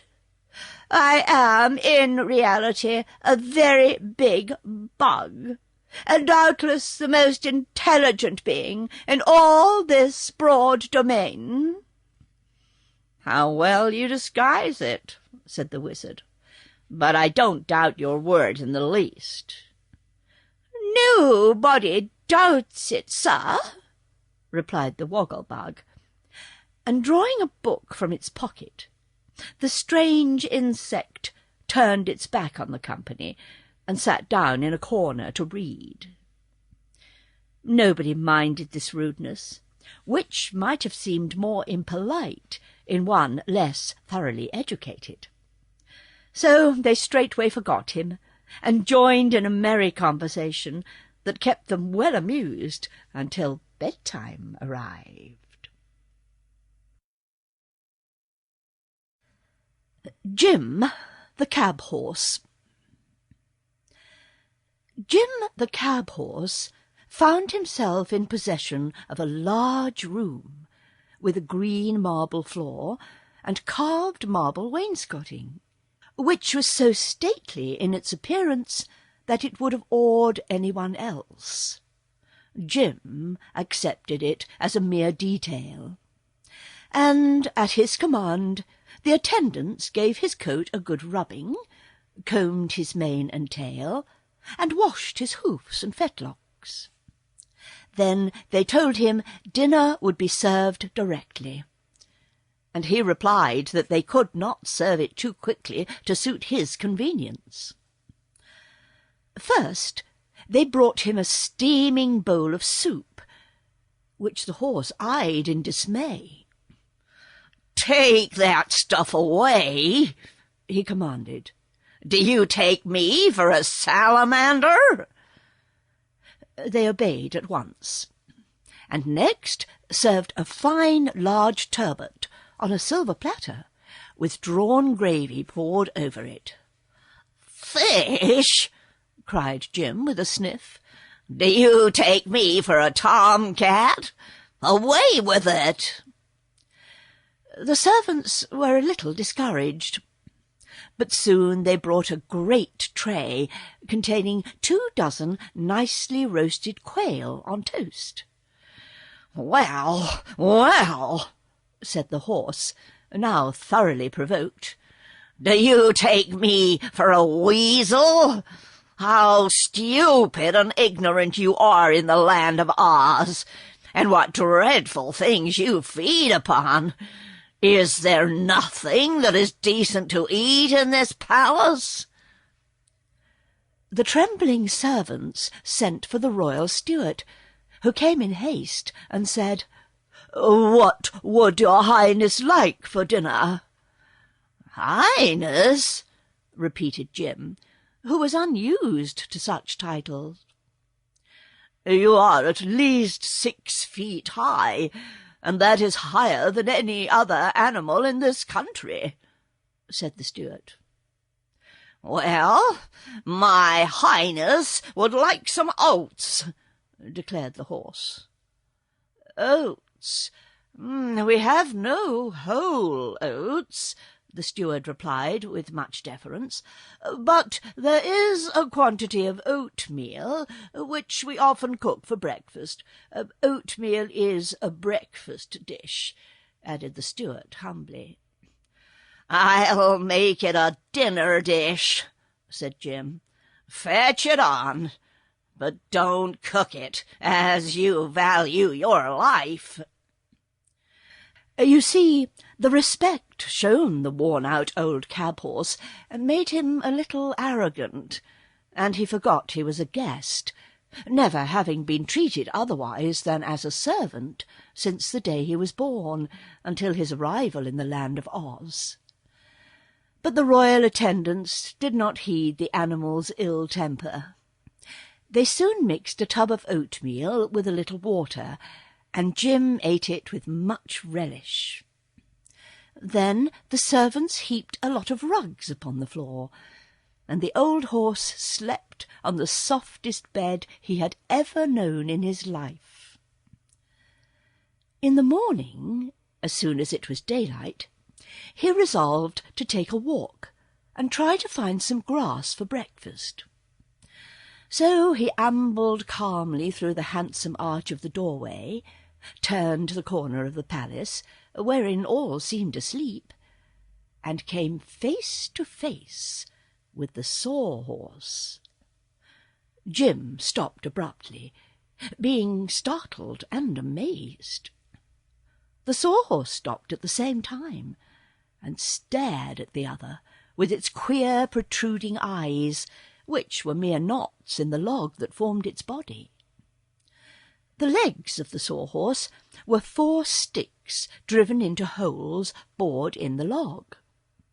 Its tail was a small branch that had been left by accident, and its mouth a place chopped in one end of the body, which projected a little and served as a head.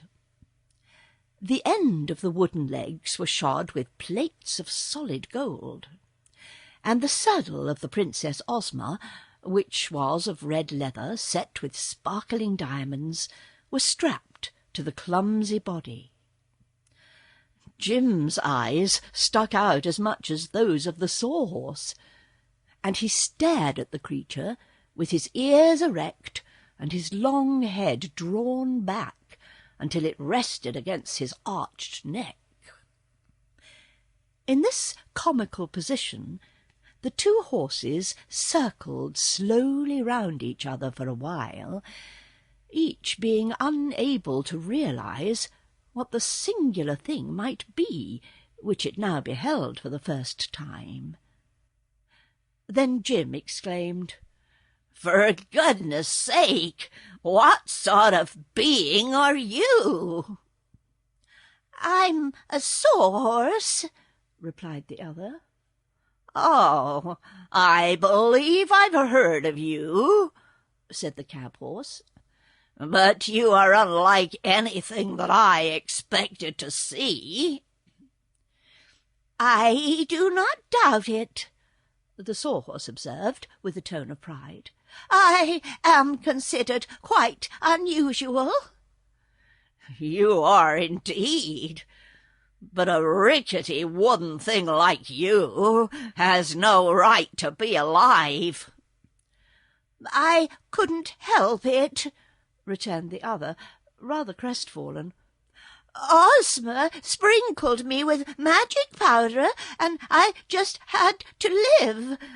I know I'm not much account, but I'm the only horse in all the land of Oz, so they treat me with great respect." "You? A horse?" "Oh, not a real one, of course. There are no real horses here at all, but I'm a splendid imitation of one." Jim gave an indignant neigh. "Look at me," he cried. "Behold, a real horse." The wooden animal gave a start, and then examined the other intently.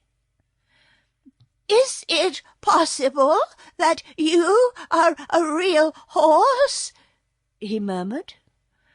"Not only possible, but true," replied Jim, who was gratified by the impression he had created. "It is proven by my fine points. For example, look at the long hairs on my tail, with which I can whisk away the flies." "The flies never trouble me," said the Sawhorse. "And notice my great strong teeth with which I nibble the grass." "It is not necessary for me to eat," observed the Sawhorse. "Also examine my broad chest, which enables me to draw deep, full breaths," said Jim proudly. "I have no need to breathe," returned the other. "No, you miss many pleasures," remarked the cab-horse pityingly. "You do not know the relief of brushing away a fly that has bitten you, nor the delight of eating delicious food, nor the satisfaction of drawing a long breath of fresh, pure air. You may be an imitation of a horse, but you're a mighty poor one." "Oh, I cannot hope ever to be like you," sighed the Sawhorse. "But I am glad to meet at last a real horse. You are certainly the most beautiful creature I ever beheld." This praise won Jim completely. To be called beautiful was a novelty in his experience. Said he, "Your chief fault, my friend, is in being made of wood, and that I suppose you cannot help. Real horses, like myself, are made of flesh and blood and bones." "I can see the bones all right," replied the Sawhorse, "and they are admirable and distinct. Also, I can see the flesh, but the blood, I suppose, is tucked away inside." "Exactly," said Jim. "What good is it?" asked the Sawhorse. Jim did not know, but he would not tell the Sawhorse that. "If anything cuts me," he replied, "the blood runs out to show where I am cut. Oh, you poor thing, you cannot even bleed when you are hurt." "But I am never hurt," said the Sawhorse. "Once in a while I get broken up some, but I am easily repaired and put in good order again, and I never feel a break or splinter in the least." Jim was almost tempted to envy the wooden horse for being unable to feel pain, but the creature was so absurdly unnatural that he decided he would not change places with it under any circumstances. "How did you happen to be shod with gold?" he asked. "Princess Ozma did that," was the reply, "and it saves my legs from wearing out. We've had a good many adventures together, Ozma and I, and she likes me." The cab-horse was about to reply, when suddenly he gave a start and a neigh of terror, and stood trembling like a leaf. For around the corner had come two enormous savage beasts, treading so lightly that they were upon him before he was aware of their presence. Jim was in the act of plunging down the path to escape, when the Sawhorse cried out, "Stop, my brother, stop, Real Horse! These are friends, and will do you no harm." Jim hesitated, eyeing the beasts fearfully. One was an enormous lion with clear, intelligent eyes, a tawny mane, bushy and well kept, and a body like yellow plush. The other was a great tiger, with purple stripes around his lithe body, powerful limbs, and eyes that showed through half-closed lids like coals of fire.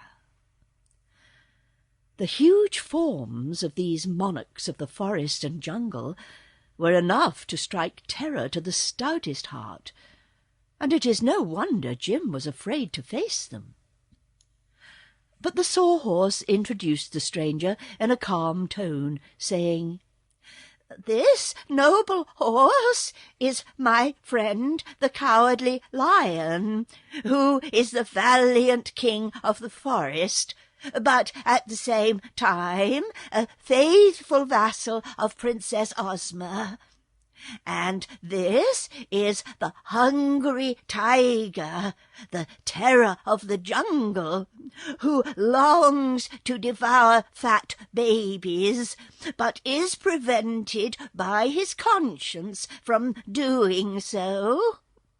These royal beasts are both warm friends of little Dorothy, and have come to the Emerald City this morning to welcome her to our fairyland."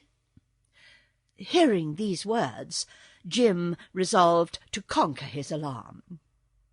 He bowed his head, with as much dignity as he could muster, towards the savage-looking beasts, who in return nodded in a friendly way.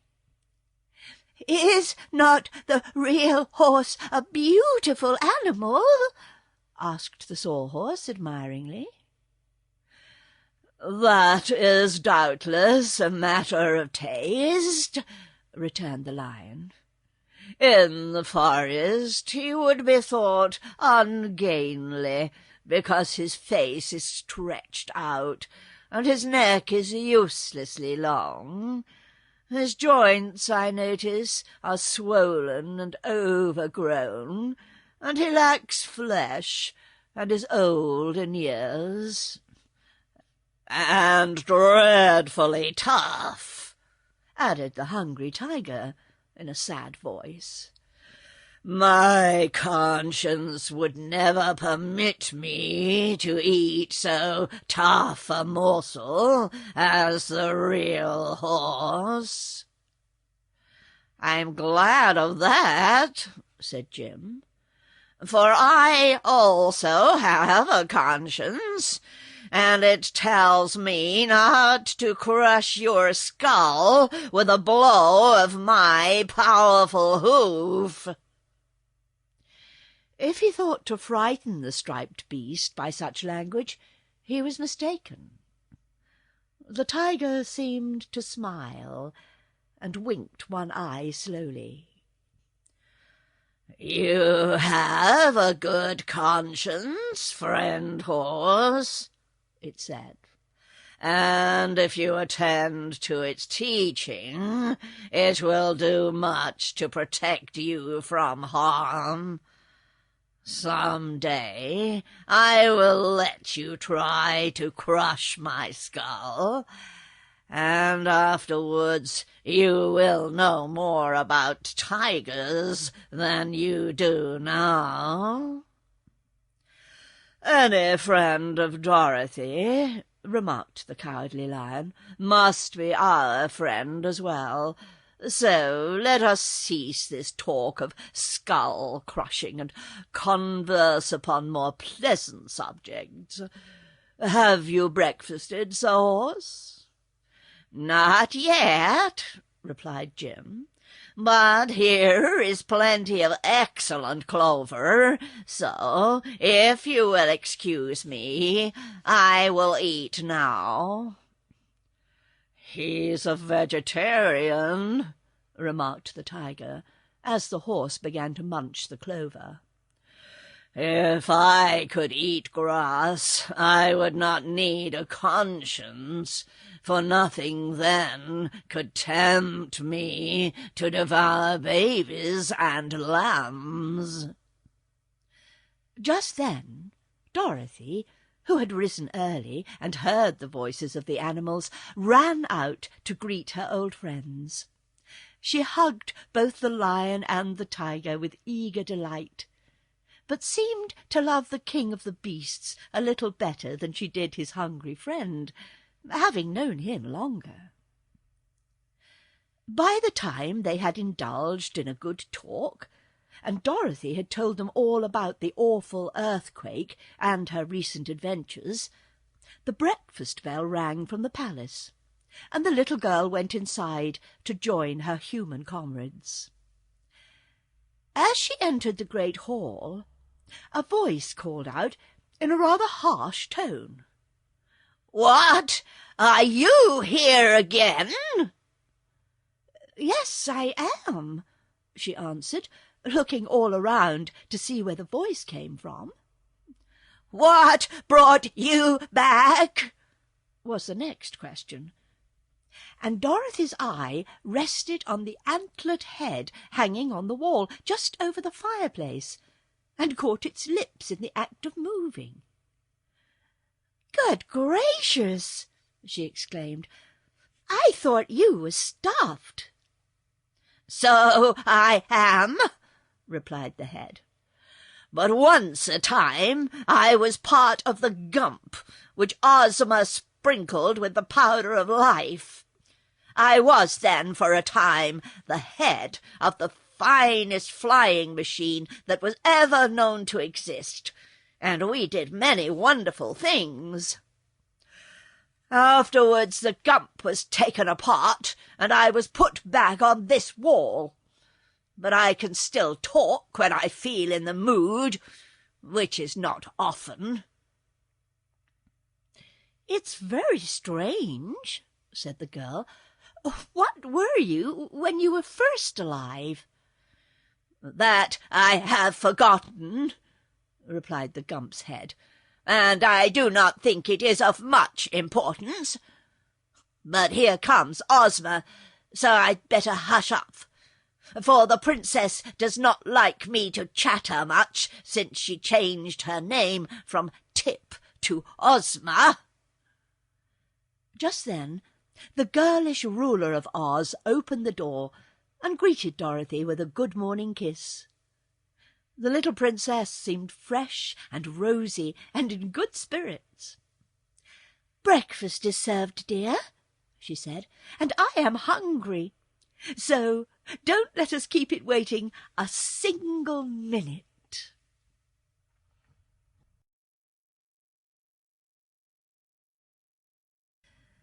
The 9 Tiny Piglets. After breakfast, Ozma announced that she had ordered a holiday to be observed throughout the Emerald City, in honour of her visitors. The people had learned that their old wizard had returned to them, and all were anxious to see him again, for he had always been a rare favourite.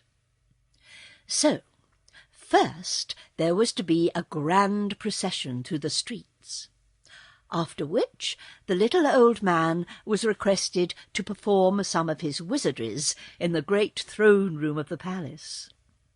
In the afternoon there were to be games and races. The procession was very imposing. First, came the Imperial Cornet Band of Oz, dressed in emerald velvet uniforms with slashes of pea-green satin and buttons of immense cut emeralds. They played the national air called the Oz-Spangled Banner, and behind them were the standard-bearers with the royal flag. This flag was divided into 4 quarters, one being coloured sky blue, another pink, a third lavender, and the 4th white. In the centre was a large emerald green star, and all over the 4 quarters were sewn spangles that glittered beautifully in the sunshine. The colours represented the 4 countries of Oz, and the green star the Emerald City. Just behind the royal standard-bearers came the Princess Ozma in her royal chariot, which was of gold, encrusted with emeralds and diamonds set in exquisite designs. The chariot was drawn on this occasion by the Cowardly Lion and the Hungry Tiger, who were decorated with immense pink and blue bows. In the chariot rode Ozma and Dorothy, the former in splendid raiments and wearing her royal coronet, while the little Kansas girl wore around her waist the magic belt she had once captured from the Gnome King.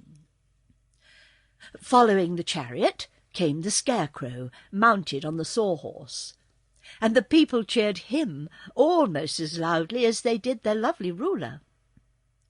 Behind him stalked with regular jerky steps the famous machine man called Tick-Tock, who had been wound up by Dorothy for the occasion. Tick-Tock moved by clockwork, and was made all of burnished copper. He really belonged to the Kansas girl, who had much respect for his thoughts after they had been properly wound and set going. But as the copper man would be useless in any place but a fairy country, Dorothy had left him in the charge of Ozma, who saw that he was suitably cared for. There followed another band after this, which was called the Royal Court Band, because the members all lived in the palace. They wore white uniforms with real diamond buttons, and played "What is Oz without Ozma?" very sweetly. Then came Professor Wogglebug, with a group of students from the Royal College of Scientific Athletics. The boys wore long hair and striped sweaters, and yelled their college yell at every other step they took, to the great satisfaction of the populace, who were glad to have this evidence that their lungs were in good condition. The brilliantly polished Tin Woodman marched next, at the head of the Royal Army of Oz, which consisted of 28 officers, from generals down to captains. There were no privates in the army, because all were so courageous and skilful that they had been promoted one by one until there were no privates left. Jim and the buggy followed, the old cab-horse being driven by Zeb, while the wizard stood up on the seat and bowed his bald head to right and left in answer to the cheers of the people, who crowded thick about him. Taken altogether, the procession was a grand success, and when it had returned to the palace, the citizens crowded into the great throne-room to see the wizard perform his tricks. The first thing the little humbug did was to produce a tiny white piglet from underneath his hat, and pretend to pull it apart, making 2.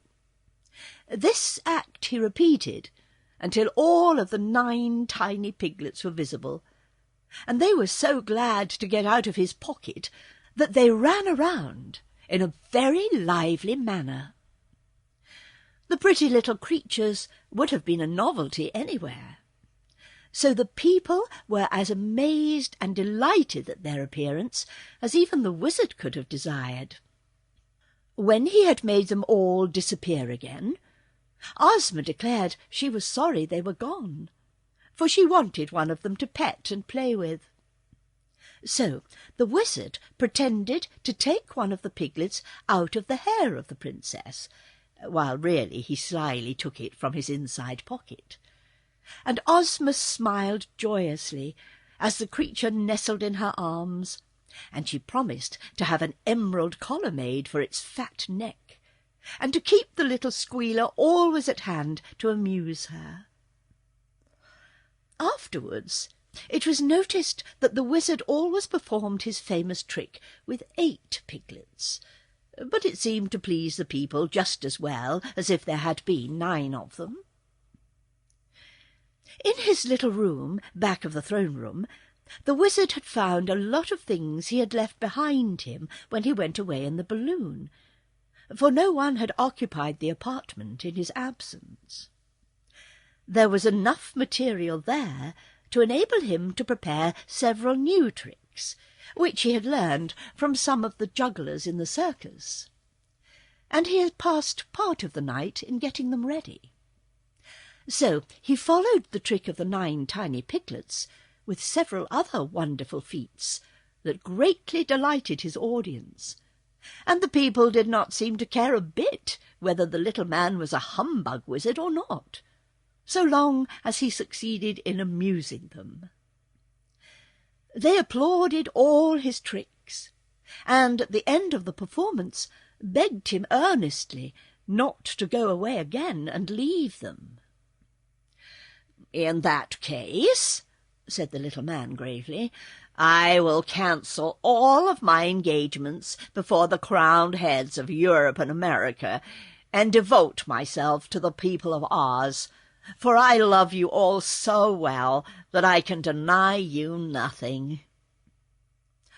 After the people had been dismissed with this promise, our friends joined Princess Ozma at an elaborate luncheon in the palace, where even the tiger and the lion were sumptuously fed, and Jim, the cab-horse, ate his oatmeal out of a golden bowl, with several rows of rubies, sapphires, and diamonds set around the rim of it.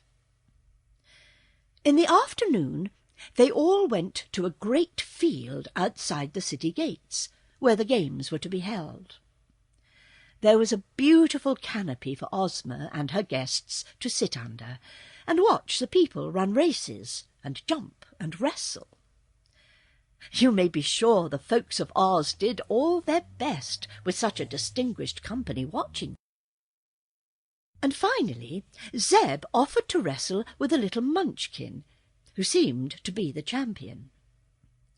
In appearance he was twice as old as Zeb, for he had long pointed whiskers and wore a peaked hat with little bells around the brim of it, which tinkled gaily when he moved.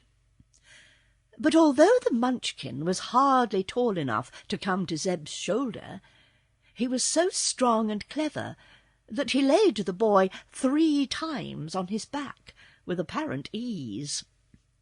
Zeb was greatly astonished at his defeat, and when the pretty princess joined her people in laughing at him, he proposed a boxing match with the Munchkin, to which the little Ozite readily agreed. But the first time that Zeb managed to give him a sharp box on the ears, the Munchkin sat down upon the ground and cried until the tears ran down his whiskers because he had been hurt. This made Zeb laugh in turn, and the boy felt comforted to find that Ozma laughed as merrily at her weeping subject as she had at him. Just then the Scarecrow proposed a race between the Sawhorse and the Cab-horse, and although the others were delighted at the suggestion, the Sawhorse drew back, saying, "Such a race would not be fair." "Of course not," added Jim, with a touch of scorn. Those little wooden legs of yours are not half as long as my own." "It isn't that," said the Sawhorse modestly, "but I never tire, and you do." "Bah!" cried Jim, looking with great disdain at the other. "Do you imagine, for instance, that such a shabby imitation of a horse as you are can run as fast as I?" "I don't know, I'm sure," replied the Sawhorse. "That is what we're trying to find out," remarked the Scarecrow. "The object of a race is to see who can win it, or at least that is what my excellent brains think." "Once, when I was young," said Jim, "I was a racehorse, and defeated all who dared to run against me. I was born in Kentucky, you know, where all the best and most aristocratic horses come from." "But you're too old now, Jim," suggested Zeb. "Old? Why, I feel like a colt today," replied Jim. "I only wish there was a real horse here for me to race with. I'd show the people a fine sight, I can tell you." "Then why not race with the Sawhorse?" inquired the Scarecrow. "He's afraid," said Jim. "Oh, no," answered the Sawhorse. "I merely said it wasn't fair. But if my friend, the real horse, is willing to undertake the race, I am quite ready." So they unharnessed Jim and took the saddle off the Sawhorse, and the two queerly matched animals were stood side by side for the start. "When I say go," Zeb called to them, "you must dig out and race until you reach those 3 trees you see over yonder. Then circle round them and come back again. The first one that passes the place where the princess sits shall be named the winner. Are you ready?" "I suppose I ought to give the wooden dummy a good start of me," growled Jim. "Never mind that," said the Sawhorse. "I'll do the best I can." "Go!" cried Zeb. And at the word the 2 horses leapt forward, and the race was begun. Jim's big hoofs pounded away at a great rate, and although he did not look very graceful, he ran in a way to do credit to his Kentucky breeding. But the Sawhorse was swifter than the wind. Its wooden legs moved so fast that their twinkling could scarcely be seen, and although so much smaller than the cab-horse, it covered the ground much faster. Before they had reached the trees, the Sawhorse was far ahead, and the wooden animal returned to the starting place and was being lustily cheered by the Ozites before Jim came panting up to the canopy where the princess and her friends were seated.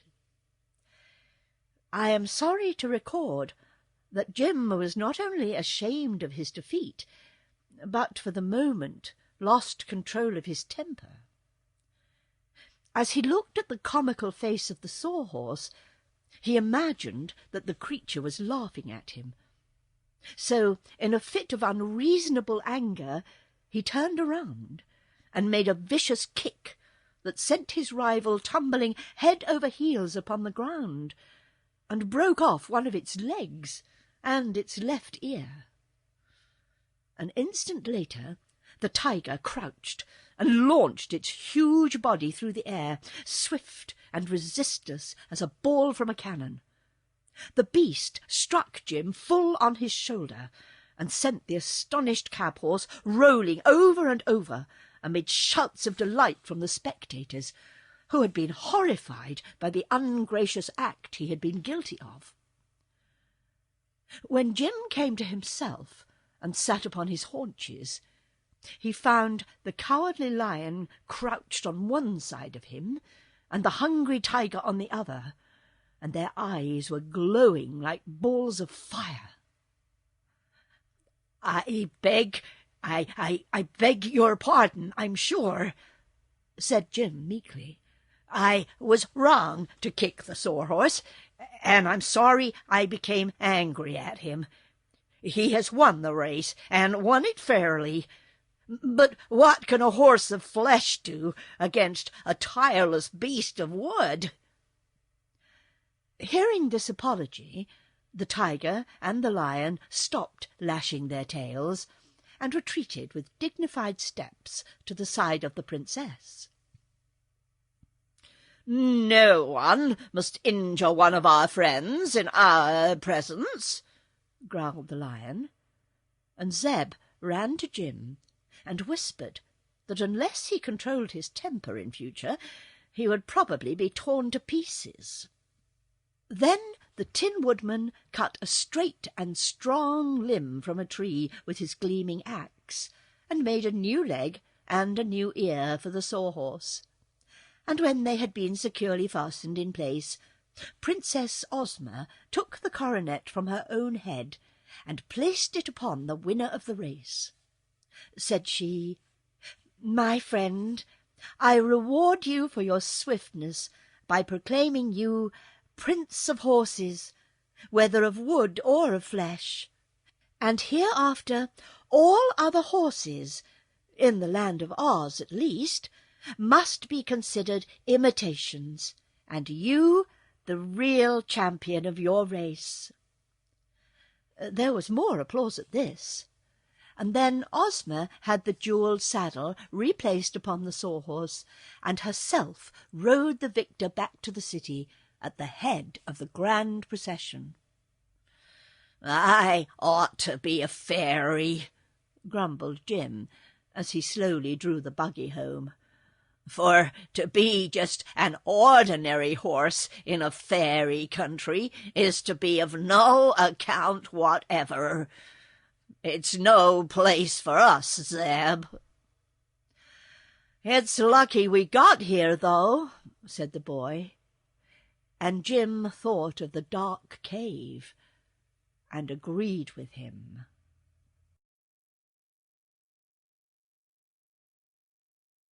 The Trial of Eureka, the Kitten.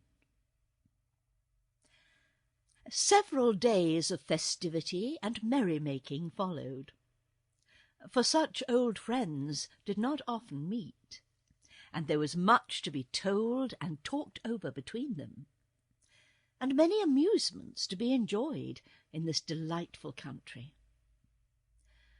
Ozma was happy to have Dorothy beside her, for girls of her own age with whom it was proper for the princess to associate were very few, and often the youthful ruler of Oz was lonely for lack of companionship. It was the third morning after Dorothy's arrival, and she was sitting with Ozma and their friends in a reception-room talking over old times, when the princess said to her maid, "Please go to my boudoir, Jellia, and get the white piglet I left on the dressing-table. I want to play with it." Jellia at once departed on the errand, and she was gone so long that they had almost forgotten her mission, when the green-robed maiden returned with a troubled face. "The piglets are not there, your Highness," said she. "Not there?" exclaimed Ozma. "Are you sure?" "I have hunted every part of the room," the maid replied. "Was not the door closed?" asked the princess. "Yes, your Highness, I'm sure it was, for when I opened it, Dorothy's white kitten crept out and ran up the stairs." Hearing this, Dorothy and the wizard exchanged startled glances, for they remembered how often Eureka had longed to eat a piglet. The little girl jumped up at once. "Come, Ozma," she said anxiously. "Let us go ourselves and search for the piglet." So the two went to the dressing-room of the princess, and searched carefully in every corner, and among the vases and the baskets and the ornaments that stood about the pretty boudoir. But not a trace could they find of the tiny creature they sought. Dorothy was nearly weeping by this time, while Ozma was angry and indignant.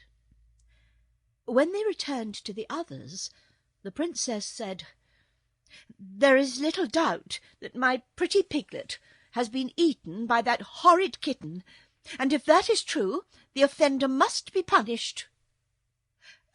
I don't believe Eureka would do such a dreadful thing," cried Dorothy, much distressed. "Go and get my kitten, please, Jellier, and we'll hear what she has to say about it." The Green Maiden hastened away, but presently returned and said, "The kitten will not come. She threatened to scratch my eyes out if I touched her." "Where is she?" asked Dorothy. "Under the bed in your own room," was the reply. So Dorothy ran to her room and found the kitten under the bed. "Come here, Eureka," she said. "I won't," answered the kitten in a surly voice. "Oh, Eureka, why are you so bad?" The kitten did not reply. "If you don't come to me right away," continued Dorothy, getting provoked, "I'll take my magic belt and wish you to the country of the Gurgles." "Why do you want me?" asked Eureka, disturbed by this threat. "You must go to Princess Ozma. She wants to talk to you." "All right," returned the kitten, creeping out. "I'm not afraid of Ozma or anyone else."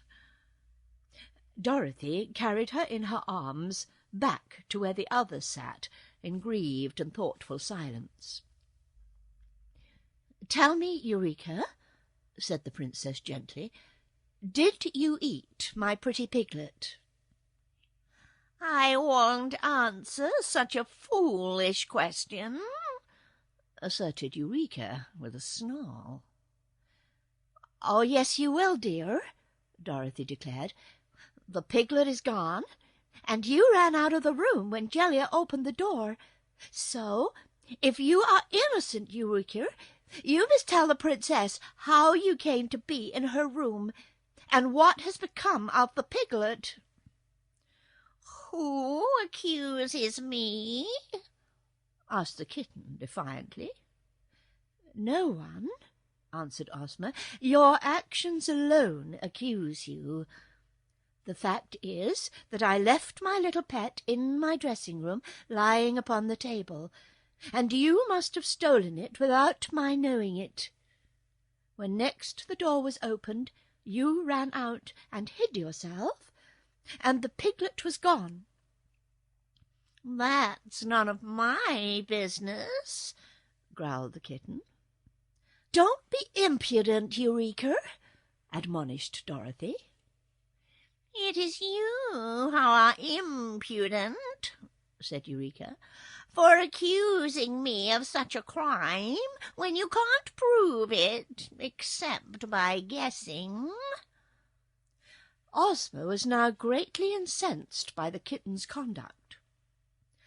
She summoned her captain-general, and when the long, lean officer appeared, she said, "Carry this cat away to prison, and keep her in safe confinement until she is tried by law for the crime of murder."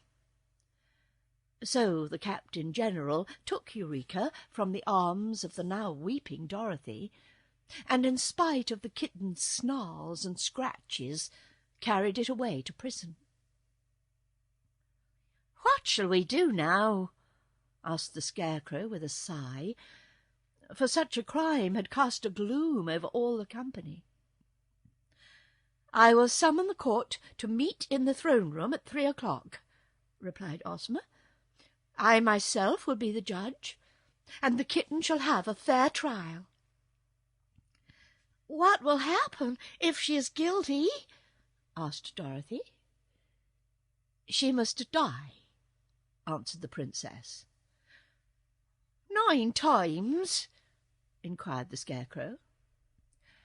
"As many times as is necessary," was the reply.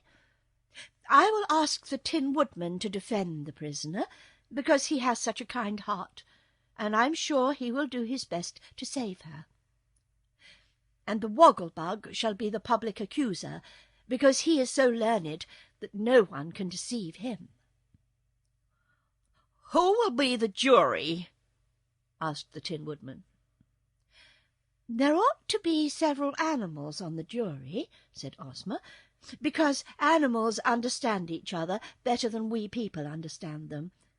So the jury shall consist of the Cowardly Lion, the Hungry Tiger, Jim the Cab Horse, the Yellow Hen, the Scarecrow, the Wizard, Tick-Tock the Machine Man, the Sawhorse, and Zeb of Hugson's Ranch.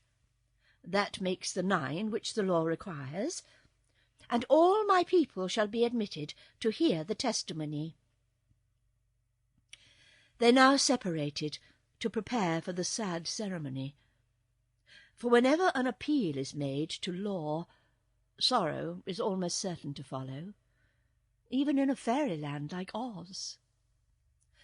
But it must be stated that the people of that land were so generally well behaved that there was not a single lawyer among them, and it had been years since any ruler had sat in judgment upon an offender of the law. The crime of murder being the most dreadful crime of all, tremendous excitement prevailed in the Emerald City when the news of Eureka's arrest and trial became known. The wizard, when he returned to his own room, was exceedingly thoughtful. He had no doubt Eureka had eaten his piglet, but he realized that a kitten cannot be depended upon at all times to act properly, since its nature is to destroy small animals, and even birds, for food. And the tame cat that we keep in our houses today is descended from the wild cat of the jungle, a very ferocious creature indeed. The wizard knew that if Dorothy's pet was found guilty and condemned to death, the little girl would be made very unhappy. So, although he grieved over the piglet's sad fate as much as any of them, he resolved to save Eureka's life. Sending for the Tin Woodman, the wizard took him into a corner and whispered, "My friend, it is your duty to defend the white kitten and to try to save her. But I fear you will fail, because Eureka has long wished to eat a piglet, to my certain knowledge, and my opinion is that she has been unable to resist the temptation. Yet her disgrace and death would not bring back the piglet, but only serve to make Dorothy unhappy. So I intend to prove the kitten's innocence by a trick." He drew from his inside pocket one of the 8 tiny piglets that were remaining, and continued, "This creature you must hide in some safe place, and if the jury decides that Eureka is guilty, you may then produce this piglet and claim it is the one that was lost. All the piglets are exactly alike, so no one can dispute your word. This deception will save Eureka's life, and then we may all be happy again." "I do not like to deceive my friends," replied the Tin Woodman. "Still, my kind heart urges me to save Eureka's life, and I can usually trust my heart to do the right thing. So I will do as you say, friend wizard." After some thought, he placed the little pig inside his funnel-shaped hat, and then put his hat upon his head, and went back to his room to think over his speech to the jury.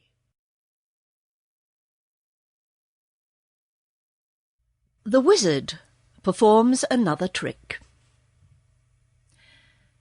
At 3 o'clock the throne-room was crowded with citizens, men, women, and children, being eager to witness the great trial.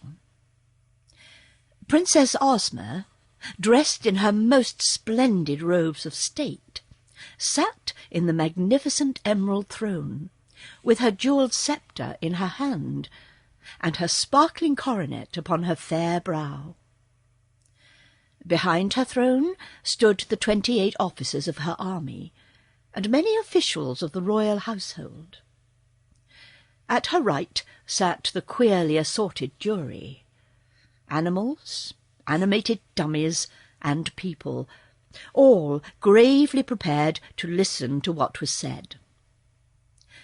The kitten had been placed in a large cage just before the throne, where she sat upon her haunches and gazed through the bars at the crowds around her with seeming unconcern.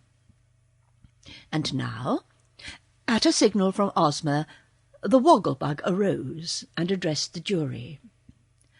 His tone was pompous, and he strutted up and down in an absurd attempt to appear dignified. "Your Royal Highness and fellow citizens," he began, "the small cat you see, a prisoner before you, is accused of the crime of first murdering and then eating our esteemed ruler's fat piglet, or else first eating and then murdering it. In either case, a grave crime has been committed which deserves a grave punishment." "Do you mean my kitten must be put in a grave?" asked Dorothy. "Don't interrupt, little girl," said the Wogglebug. "When I get my thoughts arranged in good order, I do not like to have anything upset them or throw them into confusion." "If your thoughts were any good, they wouldn't become confused," remarked the Scarecrow earnestly. "My thoughts are always—" "Is this a trial of thoughts or of kittens?" demanded the Wogglebug. "It's a trial of one kitten," replied the Scarecrow, "but your manner is a trial to all of us." "Let the public accuser continue," called Ozma from her throne, "and I pray you, do not interrupt him." "The criminal who now sits before the court, licking her paws," resumed the Wogglebug, "has long desired to unlawfully eat the fat piglet, which was no bigger than a mouse. And finally she made a wicked plan to satisfy her depraved appetite for pork. I can see her in my mind's eye." "What's that?" asked the Scarecrow. "I say I can see her in my mind's eye." "The mind has no eye," declared the Scarecrow. "It's blind."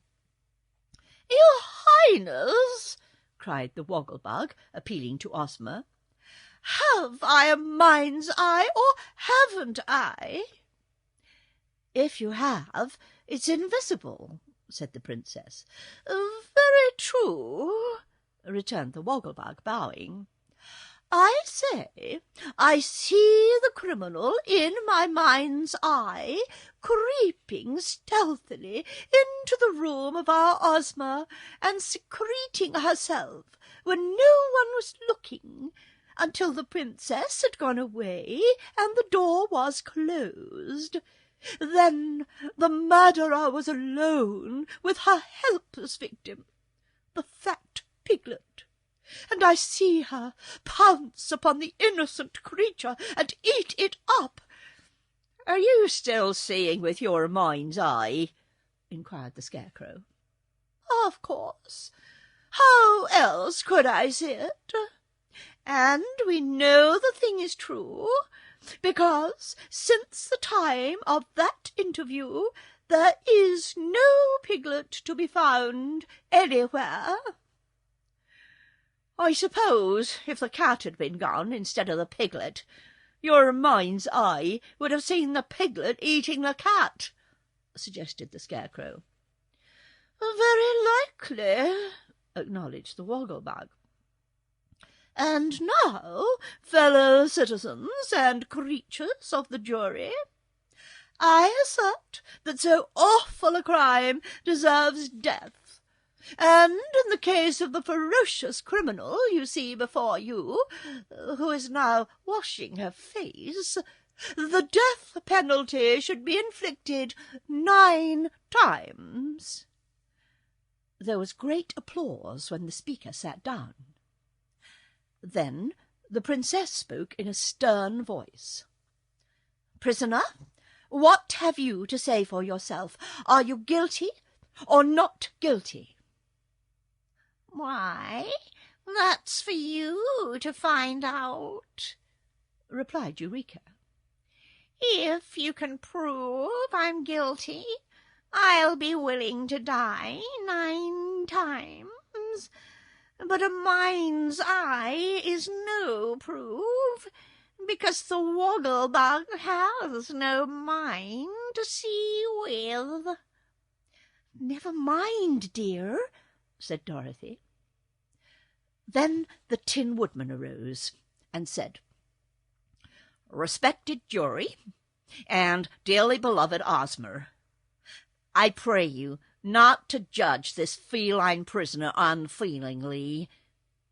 I do not think the innocent kitten can be guilty, and surely it is unkind to accuse a luncheon of being a murder. Eureka is the sweet pet of a lovely little girl who we all admire, and gentleness and innocence are her chief virtues. Look at the kitten's intelligent eyes." Here Eureka closed her eyes sleepily. "Gaze at her smiling countenance." Here Eureka snarled and showed her teeth. "Mark the tender pose of her soft, padded little hands." Here Eureka bared her sharp claws and scratched at the bars of the cage. Would such a gentle animal be guilty of eating a fellow creature? No, 1,000 times no. "Oh, cut it short," said Eureka. "You've talked long enough." "I'm trying to defend you," remonstrated the Tin Woodman.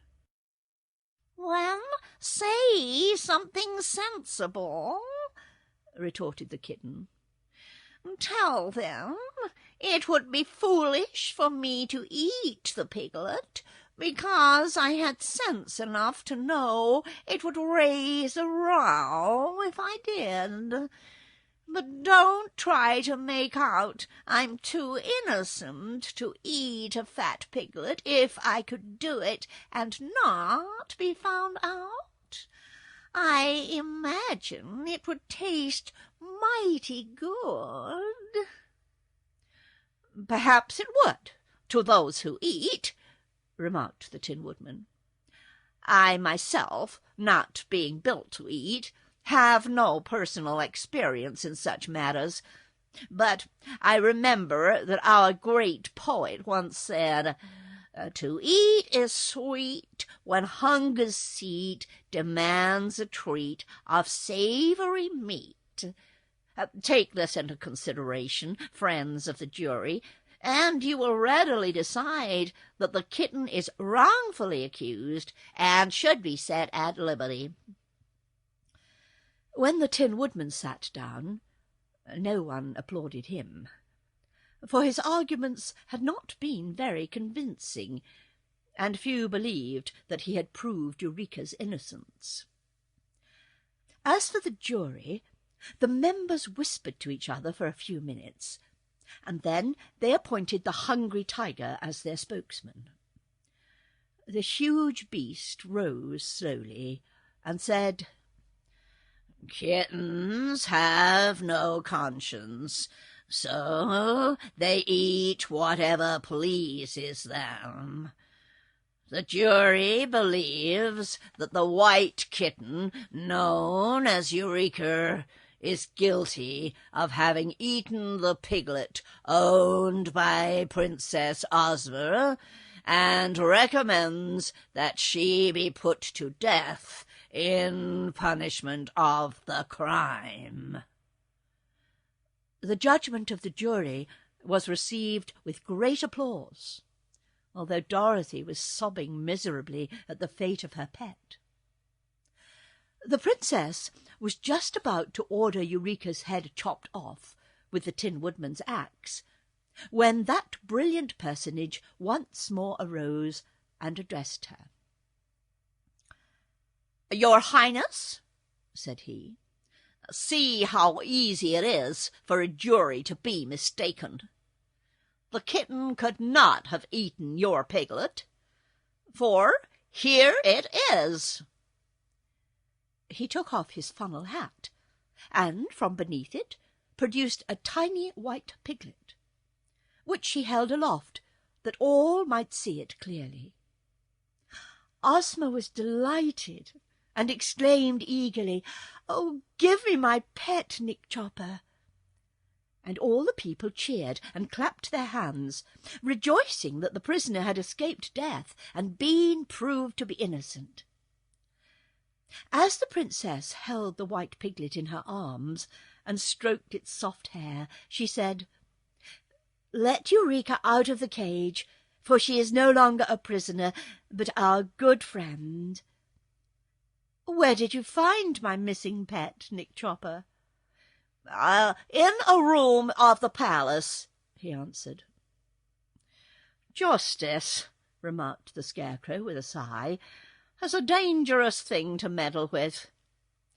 If you hadn't happened to find the piglet, Eureka would surely have been executed."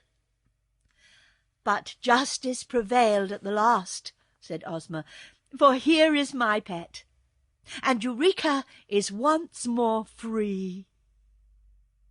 "I refuse to be free," cried the kitten in a sharp voice, "unless the wizard can do his trick with 8 piglets. If he can produce but 7, then this is not the piglet that was lost, but another one." "Hush, Eureka!" warned the wizard. "Don't be foolish," advised the Tin Woodman, "or you may be sorry for it." "The piglet that belonged to the princess wore an emerald collar," said Eureka, loudly enough for all to hear. "So it did!" exclaimed Ozma. "This cannot be the one the wizard gave me." "Of course not. He had 9 of them altogether," declared Eureka.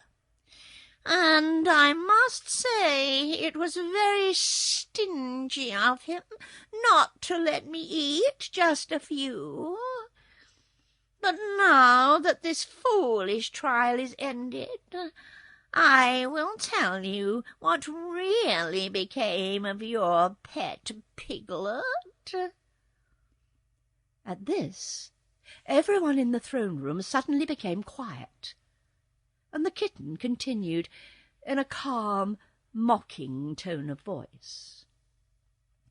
"I will confess that I intended to eat the little pig for my breakfast, so I crept into the room where it was kept while the princess was dressing, and hid myself under a chair. When Ozma went away, she closed the door and left her pet on the table. At once I jumped up and told the piglet not to make a fuss, for he would be inside of me in half a second. But no one can teach one of these creatures to be reasonable. Instead of keeping still so I could eat him comfortably, he trembled so with fear that he fell off the table into a big vase that was standing on the floor.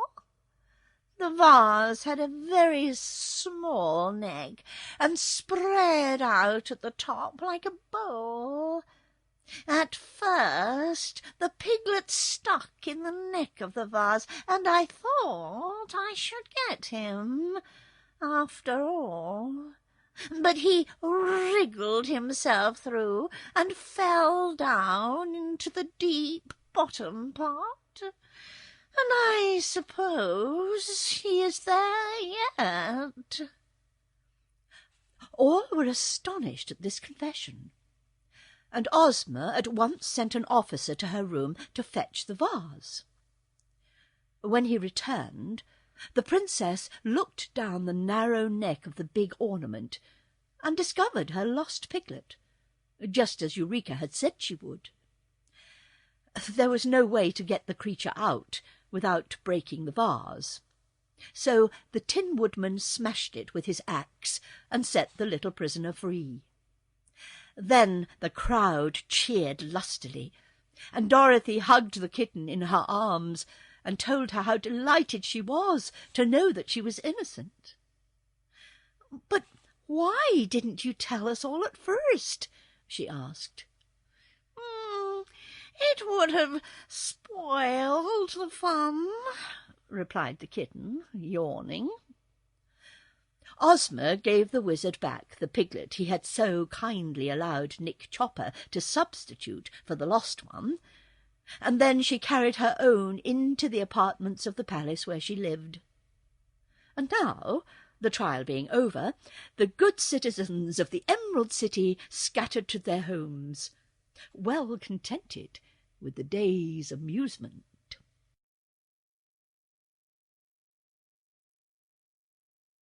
Zeb returns to the ranch. Eureka was much surprised to find herself in disgrace. But she was, in spite of the fact that she had not eaten the piglet. For the folks of Oz knew the kitten had tried to commit the crime, and that only an accident had prevented her from doing so. So therefore even the hungry tiger preferred not to associate with her. Eureka was forbidden to wander around the palace, and was made to stay in confinement in Dorothy's room. So she begged her mistress to send her to some other place where she could enjoy herself better. Dorothy was herself anxious to get home, so she promised Eureka they would not stay in the land of Oz much longer. The next evening, after the trial, the little girl begged Ozma to allow her to look in the enchanted picture, and the princess readily consented. She took the child to her room and said, "Make your wish, dear, and the picture will show the scene you desire to behold." Then Dorothy found, with the aid of the enchanted picture, that Uncle Henry had returned to the farm in Kansas, and she also saw that both he and Aunt Em were dressed in mourning, because they thought their little niece had been killed by the earthquake. "Oh, really?" said the girl anxiously. "I must get back as soon as possible to my own folks." Zeb wanted to see his home, and although he did not find anyone mourning for him, the sight of Hugson's ranch in the picture made him long to get back there. "This is a fine country, and I like all the people that live in it," he told Dorothy. "But the fact is, Jim and I don't seem to fit into a fairyland, and the old horse has been begging me to go home again ever since he lost the race. So, if you can find a way to fix it, we'll be much obliged to you." "Ozma can do it easily," replied Dorothy. "Tomorrow morning I'll go to Kansas, and you can go to California." That last evening was so delightful that the boy will never forget it as long as he lives. They were all together, except Eureka, in the pretty rooms of the princess, and the wizard did some new tricks, and the Scarecrow told stories, and the Tin Woodman sang a love song in a sonorous metallic voice, and everybody laughed and had a good time. Then Dorothy wound up Tick-Tock, and he danced a jig to amuse the company. After which the Yellow Hen related some of her adventures with the Gnome King in the land of Eve. The princess served delicious refreshments to those who were in the habit of eating, and when Dorothy's bedtime arrived, the company separated, after exchanging many friendly sentiments. Next morning they all assembled for the final parting, and many of the officials and courtiers came to look upon the impressive ceremonies. Dorothy held Eureka in her arms and bade her friends a fond good-bye. "You must come again sometime," said the little wizard, and she promised she would, if she found it possible to do so. "But Uncle Henry and Aunt Em need me to help them," she added, "so I can't ever be very long away from the farm in Kansas." Ozma wore the magic belt, and when she had kissed Dorothy farewell, and had made her wish, the little girl and her kitten disappeared in a twinkling. "Where is she?" asked Zeb, rather bewildered by the suddenness of it. "Greeting her uncle and aunt in Kansas by this time," returned Ozma with a smile. Then Zeb brought out Jim, all harnessed to the buggy, and took his seat. "I'm much obliged for all your kindness," said the boy, "and very grateful to you for saving my life and sending me home again after all the good times I've had. I think this is the loveliest country in the world, but not being fairies, Jim and I feel we ought to be where we belong, and that's at the ranch. Goodbye, everybody." He gave a start and rubbed his eyes. Jim was trotting along the well-known road, shaking his ears and whisking his tail with a contented motion. Just ahead of them were the gates of Hugson's ranch, and Uncle Hugson now came out and stood with uplifted arms and wide-open mouth, staring in amazement. "Goodness gracious! It's Zeb! And Jim, too!" he exclaimed. "Where in the world have you been, my lad?" "Why, in the world, Uncle," answered Zeb, with a laugh. The end.